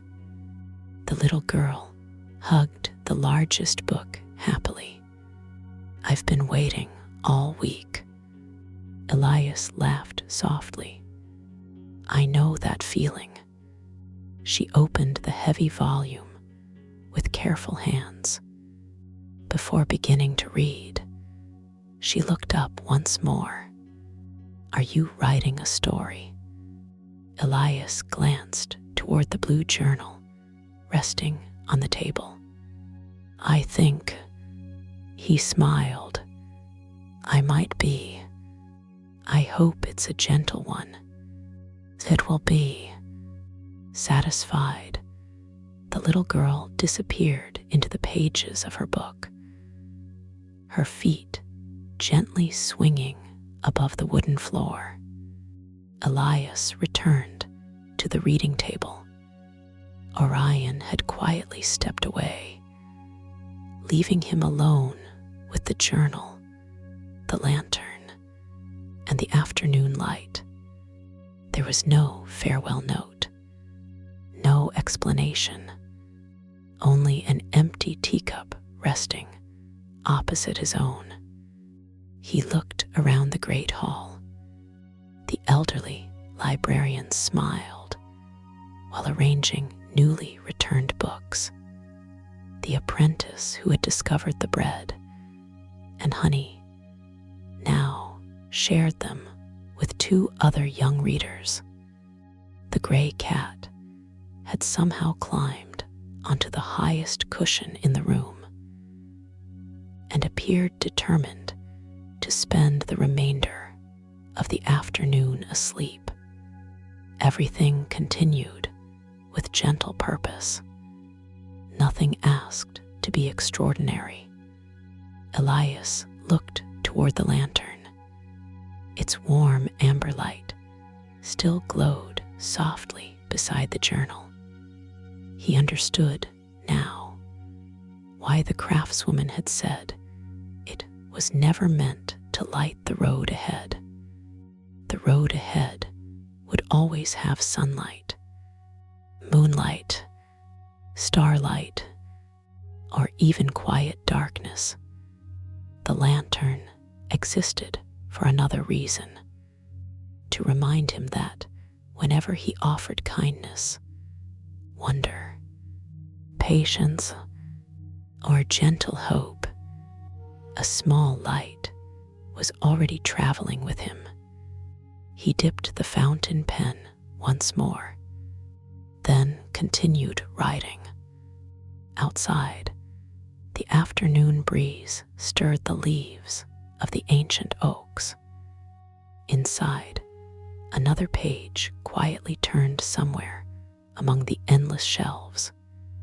The hidden library welcomed every story, not because each one was perfect, but because every gentle story had the power to become a peaceful place where someone someday might find exactly the comfort they had been quietly searching for.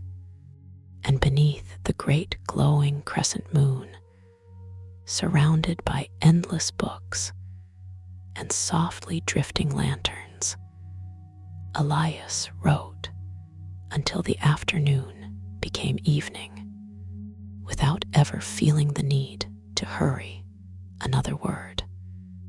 Evening arrived so gently that Elias hardly noticed the moment it began. The warm afternoon light slowly softened into shades of amber and honey. Long golden beams stretched peacefully across the polished wooden floor before gradually giving way to the quiet blue glow of approaching twilight. Within the hidden library, nothing hurried to greet the coming night.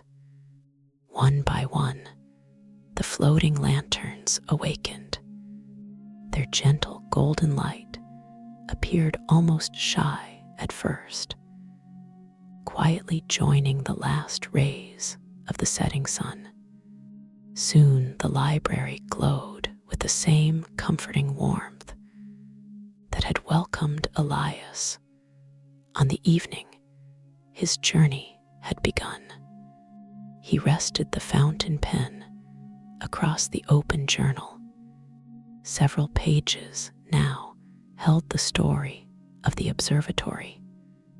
Not every conversation, not every path, only the moments that had quietly changed his heart. He smiled. The unwritten pages waiting ahead no longer felt empty. They felt full of peaceful possibilities. A familiar sound drifted softly through the library, the quiet chime of porcelain meeting wood. Elias looked up.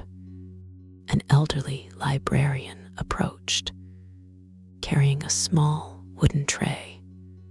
Upon it rested a fresh teapot, 2 delicate cups, and a tiny plate of buttery biscuits shaped like little crescent moons. She smiled warmly. "I noticed your cup had grown empty." Elias returned the smile. "Thank you." She gently poured the tea before quietly continuing on her way, never interrupting the peaceful rhythm of the room. The tea carried a slightly different fragrance this evening. Lavender, a touch of vanilla and the faint sweetness of warm milk. He lifted the cup and closed his eyes for a moment. It tasted comforting in a way that seemed impossible to describe. Not new, not old, simply familiar enough to make the entire library feel even more like home. The little lantern continued glowing beside the journal. Its amber light reflected softly in the polished wood. Without thinking, Elias reached out and adjusted it just slightly so its gentle glow fell across the blank pages still waiting to be written. He laughed quietly to himself. Old habits, he realized, could become beautiful ones. Somewhere among the endless shelves, the gray cat stretched gracefully before making its evening rounds. It paused beside Elias's chair, brushed gently against his leg, and accepted a slow scratch behind its ears. Completely satisfied with this arrangement, the cat curled itself into a neat circle beside the warm lantern. Within moments, it was peacefully asleep. Elias looked around the library. Readers had settled comfortably into deep armchairs.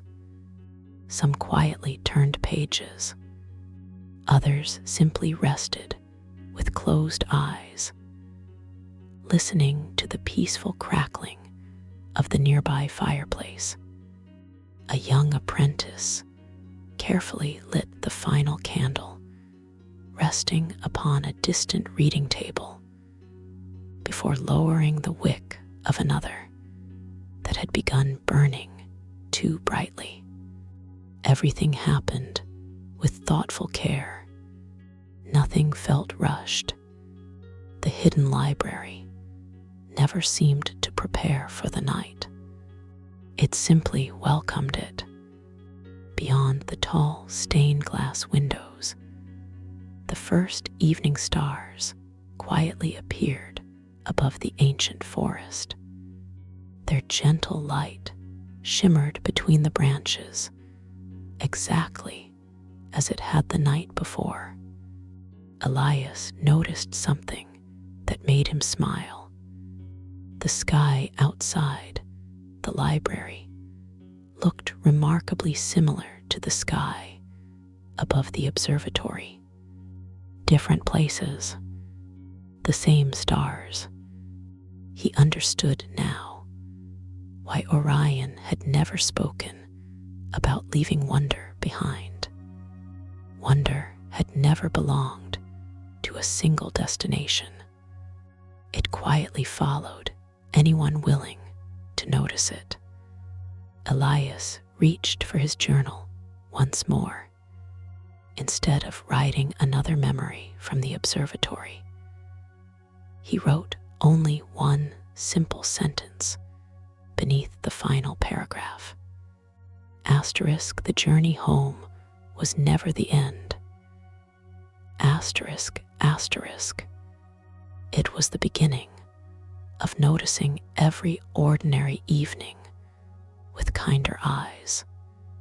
Asterisk, he set the pen down again. Outside, another star quietly appeared above the trees. Inside, another lantern drifted peacefully across the high ceiling.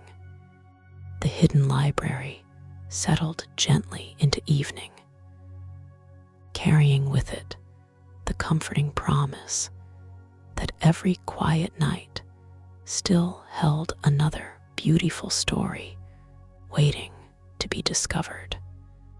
The evening deepened almost without notice. Outside the tall stained glass windows, the last traces of sunset slowly dissolved into a peaceful midnight blue. One by one, more stars appeared above the ancient forest. Their quiet reflections shimmered upon the library's crystal windows, making it seem as though the heavens had gently leaned closer to the shelves below. Elias remained comfortably seated at the circular reading table. The gray cat slept peacefully beside the little lantern, its slow breathing perfectly matching the calm rhythm of the room. The warm tea had grown cooler now, though its comforting fragrance still lingered gently in the air. He looked around the great hall. Several readers had quietly finished their books. Before leaving, each paused for a moment to return the volume carefully to its proper place. No one hurried toward the door. Even goodbyes inside the hidden library seemed to happen softly. An elderly librarian slowly closed the last window facing the western sky. Not completely. She left it open just enough for the cool evening breeze to continue wandering through the room. The floating lanterns responded almost playfully, drifting ever so slightly with the gentle current of air. Their warm light danced softly across rows of polished books.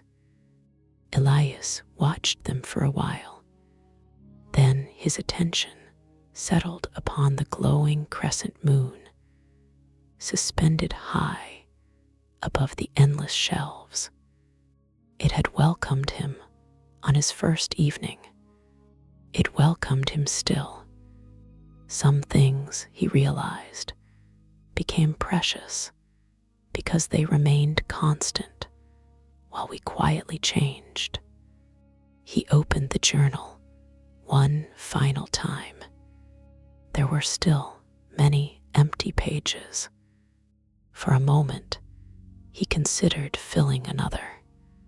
Instead, he carefully closed the cover. The story did not need another chapter tonight. Some stories rested more peacefully when allowed to breathe between their pages. As he tied the blue ribbon gently around the journal, he heard quiet footsteps approaching. Orion stood beside the table once more.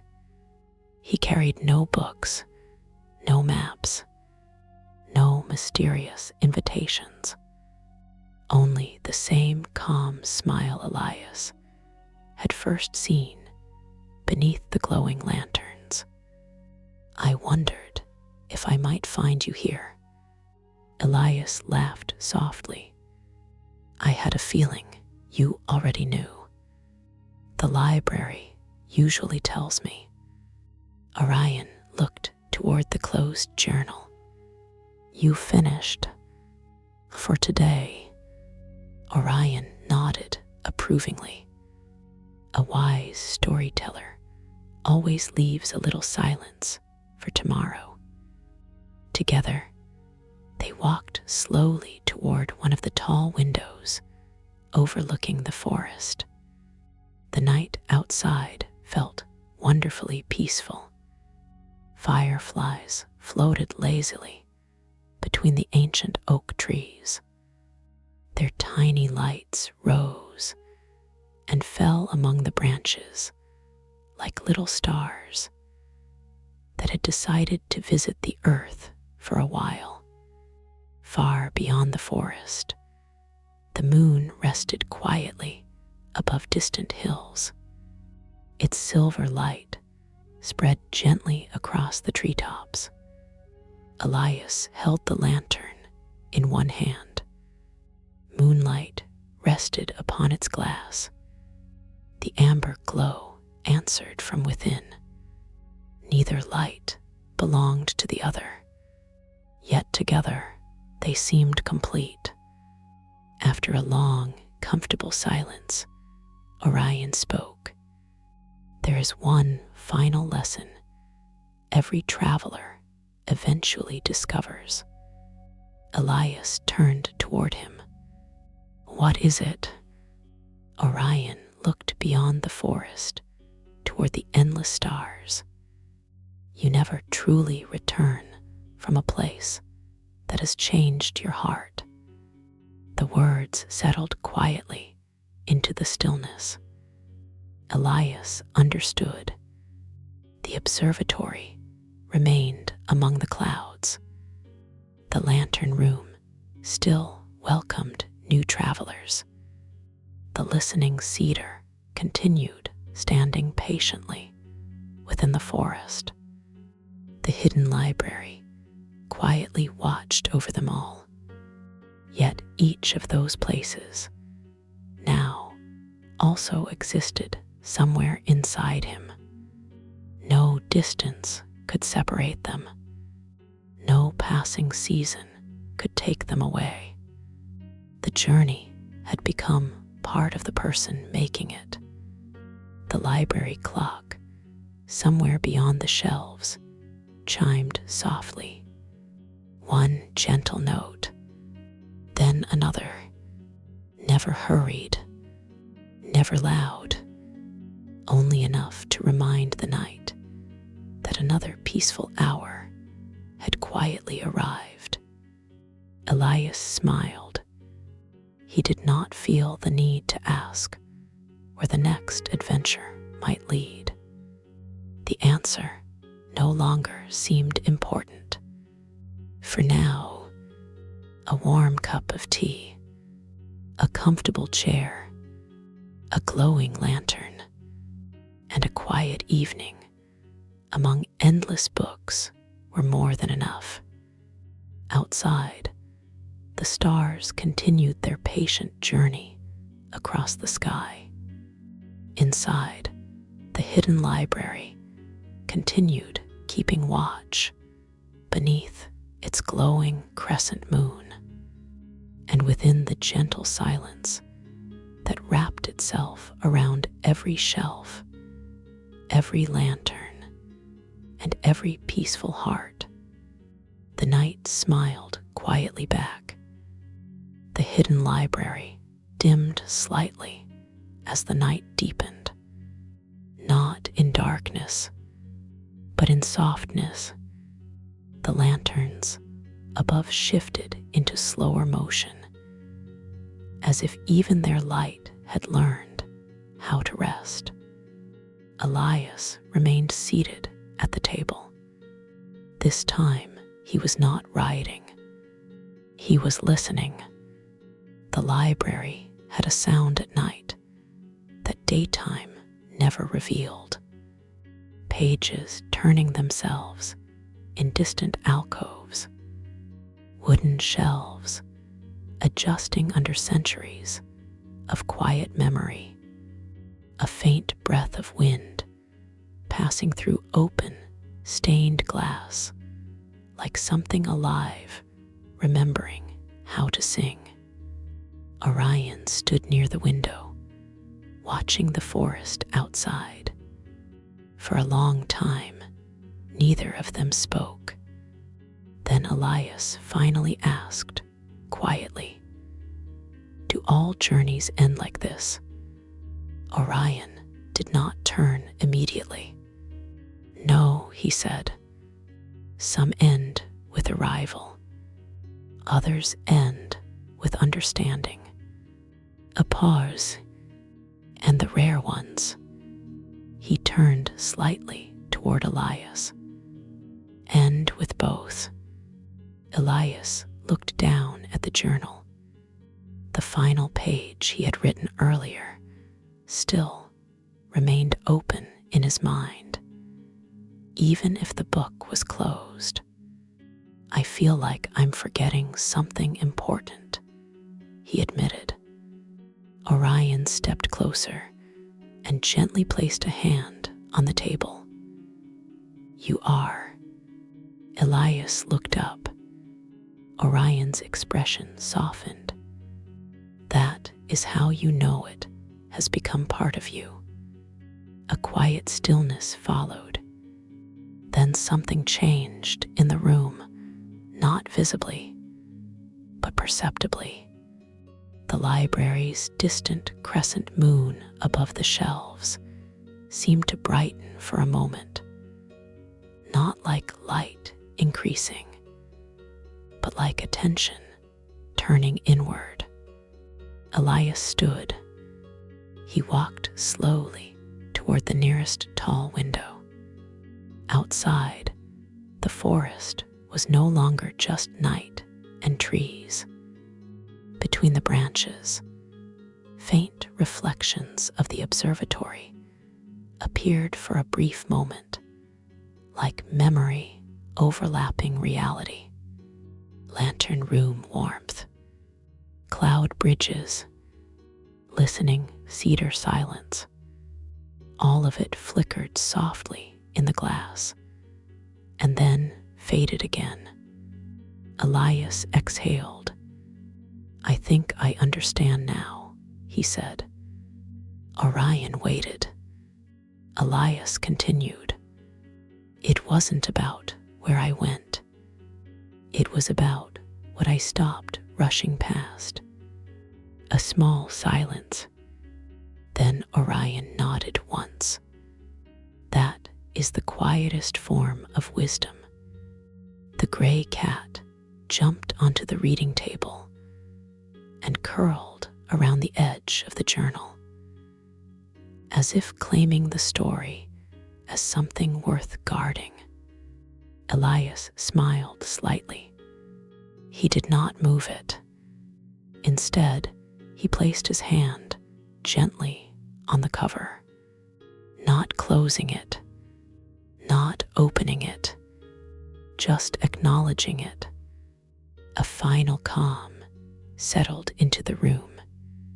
Not ending, completeness.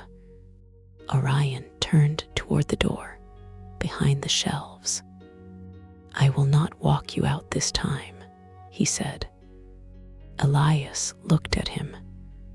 Orion's voice remained steady. "Because you already know the way." Elias did not respond immediately. Then he nodded once, slowly, not as farewell, but as recognition. He picked up the lantern. Its warm amber light felt lighter now, not in weight, but in meaning. As he walked toward the long aisle of shelves, the library did something subtle. It did not open a new path. It simply stopped hiding the one that was already there. And for the first time, Elias walked forward without wondering what he might be leaving behind, only what he would continue noticing. The corridor beyond the shelves was quieter than Elias remembered. Not empty, just settled, as if the hidden library itself had gently lowered its voice to allow a final thought to pass through without interruption. Elias walked slowly. His footsteps made almost no sound on the polished wooden floor. The lantern in his hand cast a soft amber circle ahead of him, moving like a calm breath through the dim aisle. Books lined both sides of the passage, some familiar, some he did not remember seeing before. Yet none called for attention anymore. They simply existed, complete in their silence. Halfway down the corridor, Elias paused. A single book lay slightly protruding from a shelf. Not fallen, not misplaced, simply waiting. He reached out and gently slid it back into alignment. The shelf responded with a faint, almost imperceptible settling sound, as if it had been holding its breath until that moment. Elias smiled. Then he understood something without needing it explained. The library was not behind him. It was continuing through him. He turned once more. The long aisle stretched softly into the distance. At the far end, Orion stood near the archway, no longer following, no longer guiding, just present, observing without holding. Elias gave a small nod. Orion returned it. No words passed between them. None were needed. Elias continued forward.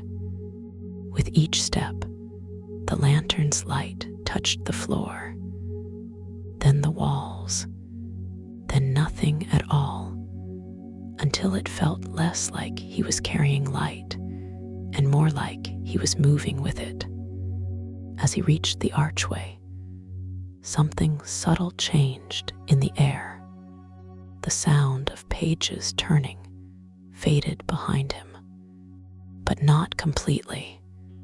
It continued, as if now occurring somewhere just beyond hearing, rather than behind him. Elias stopped beneath the arch. For a brief moment, he did not move. Outside, beyond the threshold, the world was no longer the library. It was the familiar night forest again, soft, open, endless in a quiet way. Fireflies drifted between the trees, like patient thoughts returning to their place. Elias stepped forward, one foot, then the next, and as he crossed the threshold, he felt something simple and complete. Not a departure, a continuation. The lantern's glow remained steady, not brighter, not dimmer, just present. Behind him, the hidden library did not close. It simply stopped announcing itself, and for a long moment, Elias stood beneath the open night sky, listening. There was no urgency in the world, no pull backward, no push forward, only the soft awareness that everything meaningful had already been received. He looked down at the lantern one last time, then raised his gaze toward the stars. They were the same stars as before, but now they felt less distant, almost familiar, as if they too had once been part of a quiet room filled with books, light, and patience. Elias exhaled slowly, not a sigh, a release, and then he walked onward into the forest, not away from the hidden library, but carrying it forward in the only way it ever truly asked. Silently, gently, completely. The night does not change. It only deepens. Elias walks slowly now through the forest beyond the hidden library, though even beyond no longer feels like distance. The ground beneath his steps is soft with pine needles and cool earth that still remembers the warmth of the day. Each step is unhurried, Each breath is steady. The lantern in his hand no longer feels like something guiding the way forward. It feels like something simply resting with him, a quiet companion to the silence. Above him, the stars remain scattered across the sky like patient thoughts that have always been waiting to be noticed. No single star calls for attention, yet together they feel like familiarity, as if the night itself has learned his name without speaking it. A gentle wind passes through the trees. It moves through the branches with a sound like distant pages turning in a book that has no urgency to be finished. Elias stops for a moment, not because something is wrong, but because nothing is. He looks down at the lantern. Its amber glow is steady, not brighter, not dimmer, just present. And for the first time, he realizes he is not holding it tightly anymore. It is simply there, like breath, like memory, like warmth that does not need to be explained. The forest around him does not feel empty. It feels complete. Even the silence has texture now, soft, layered, comforting. Somewhere far behind him, the hidden library no longer feels like a place he left. It feels like a rhythm that continues without needing him to remain inside it, as if every shelf, every lantern, every page is still turning gently in a world that does not require witnessing to exist. Elias takes one final step forward, and then he stops again. There is no destination ahead that demands urgency, no path that insists on being followed, only continuation, only stillness that is alive in its own quiet way. He lowers himself slowly to sit at the base of a large tree. The bark is cool against his back. The ground supports him without resistance. Above him, branches sway gently, framing pieces of the night sky between them. The lantern rests beside him now. Its light touches the earth in a small, soft circle, a circle that does not try to grow, only to exist. Elias exhales, long, slow, even. Not a thought, not a question, just release. And in that release, something subtle settles. Not sleep yet, but the edge of it. The place where awareness becomes softer than language, where thoughts stop forming sentences and become only impressions. Light, warmth, distance, stillness. The forest continues breathing around him, unhurried, unobserved, complete without needing to be understood.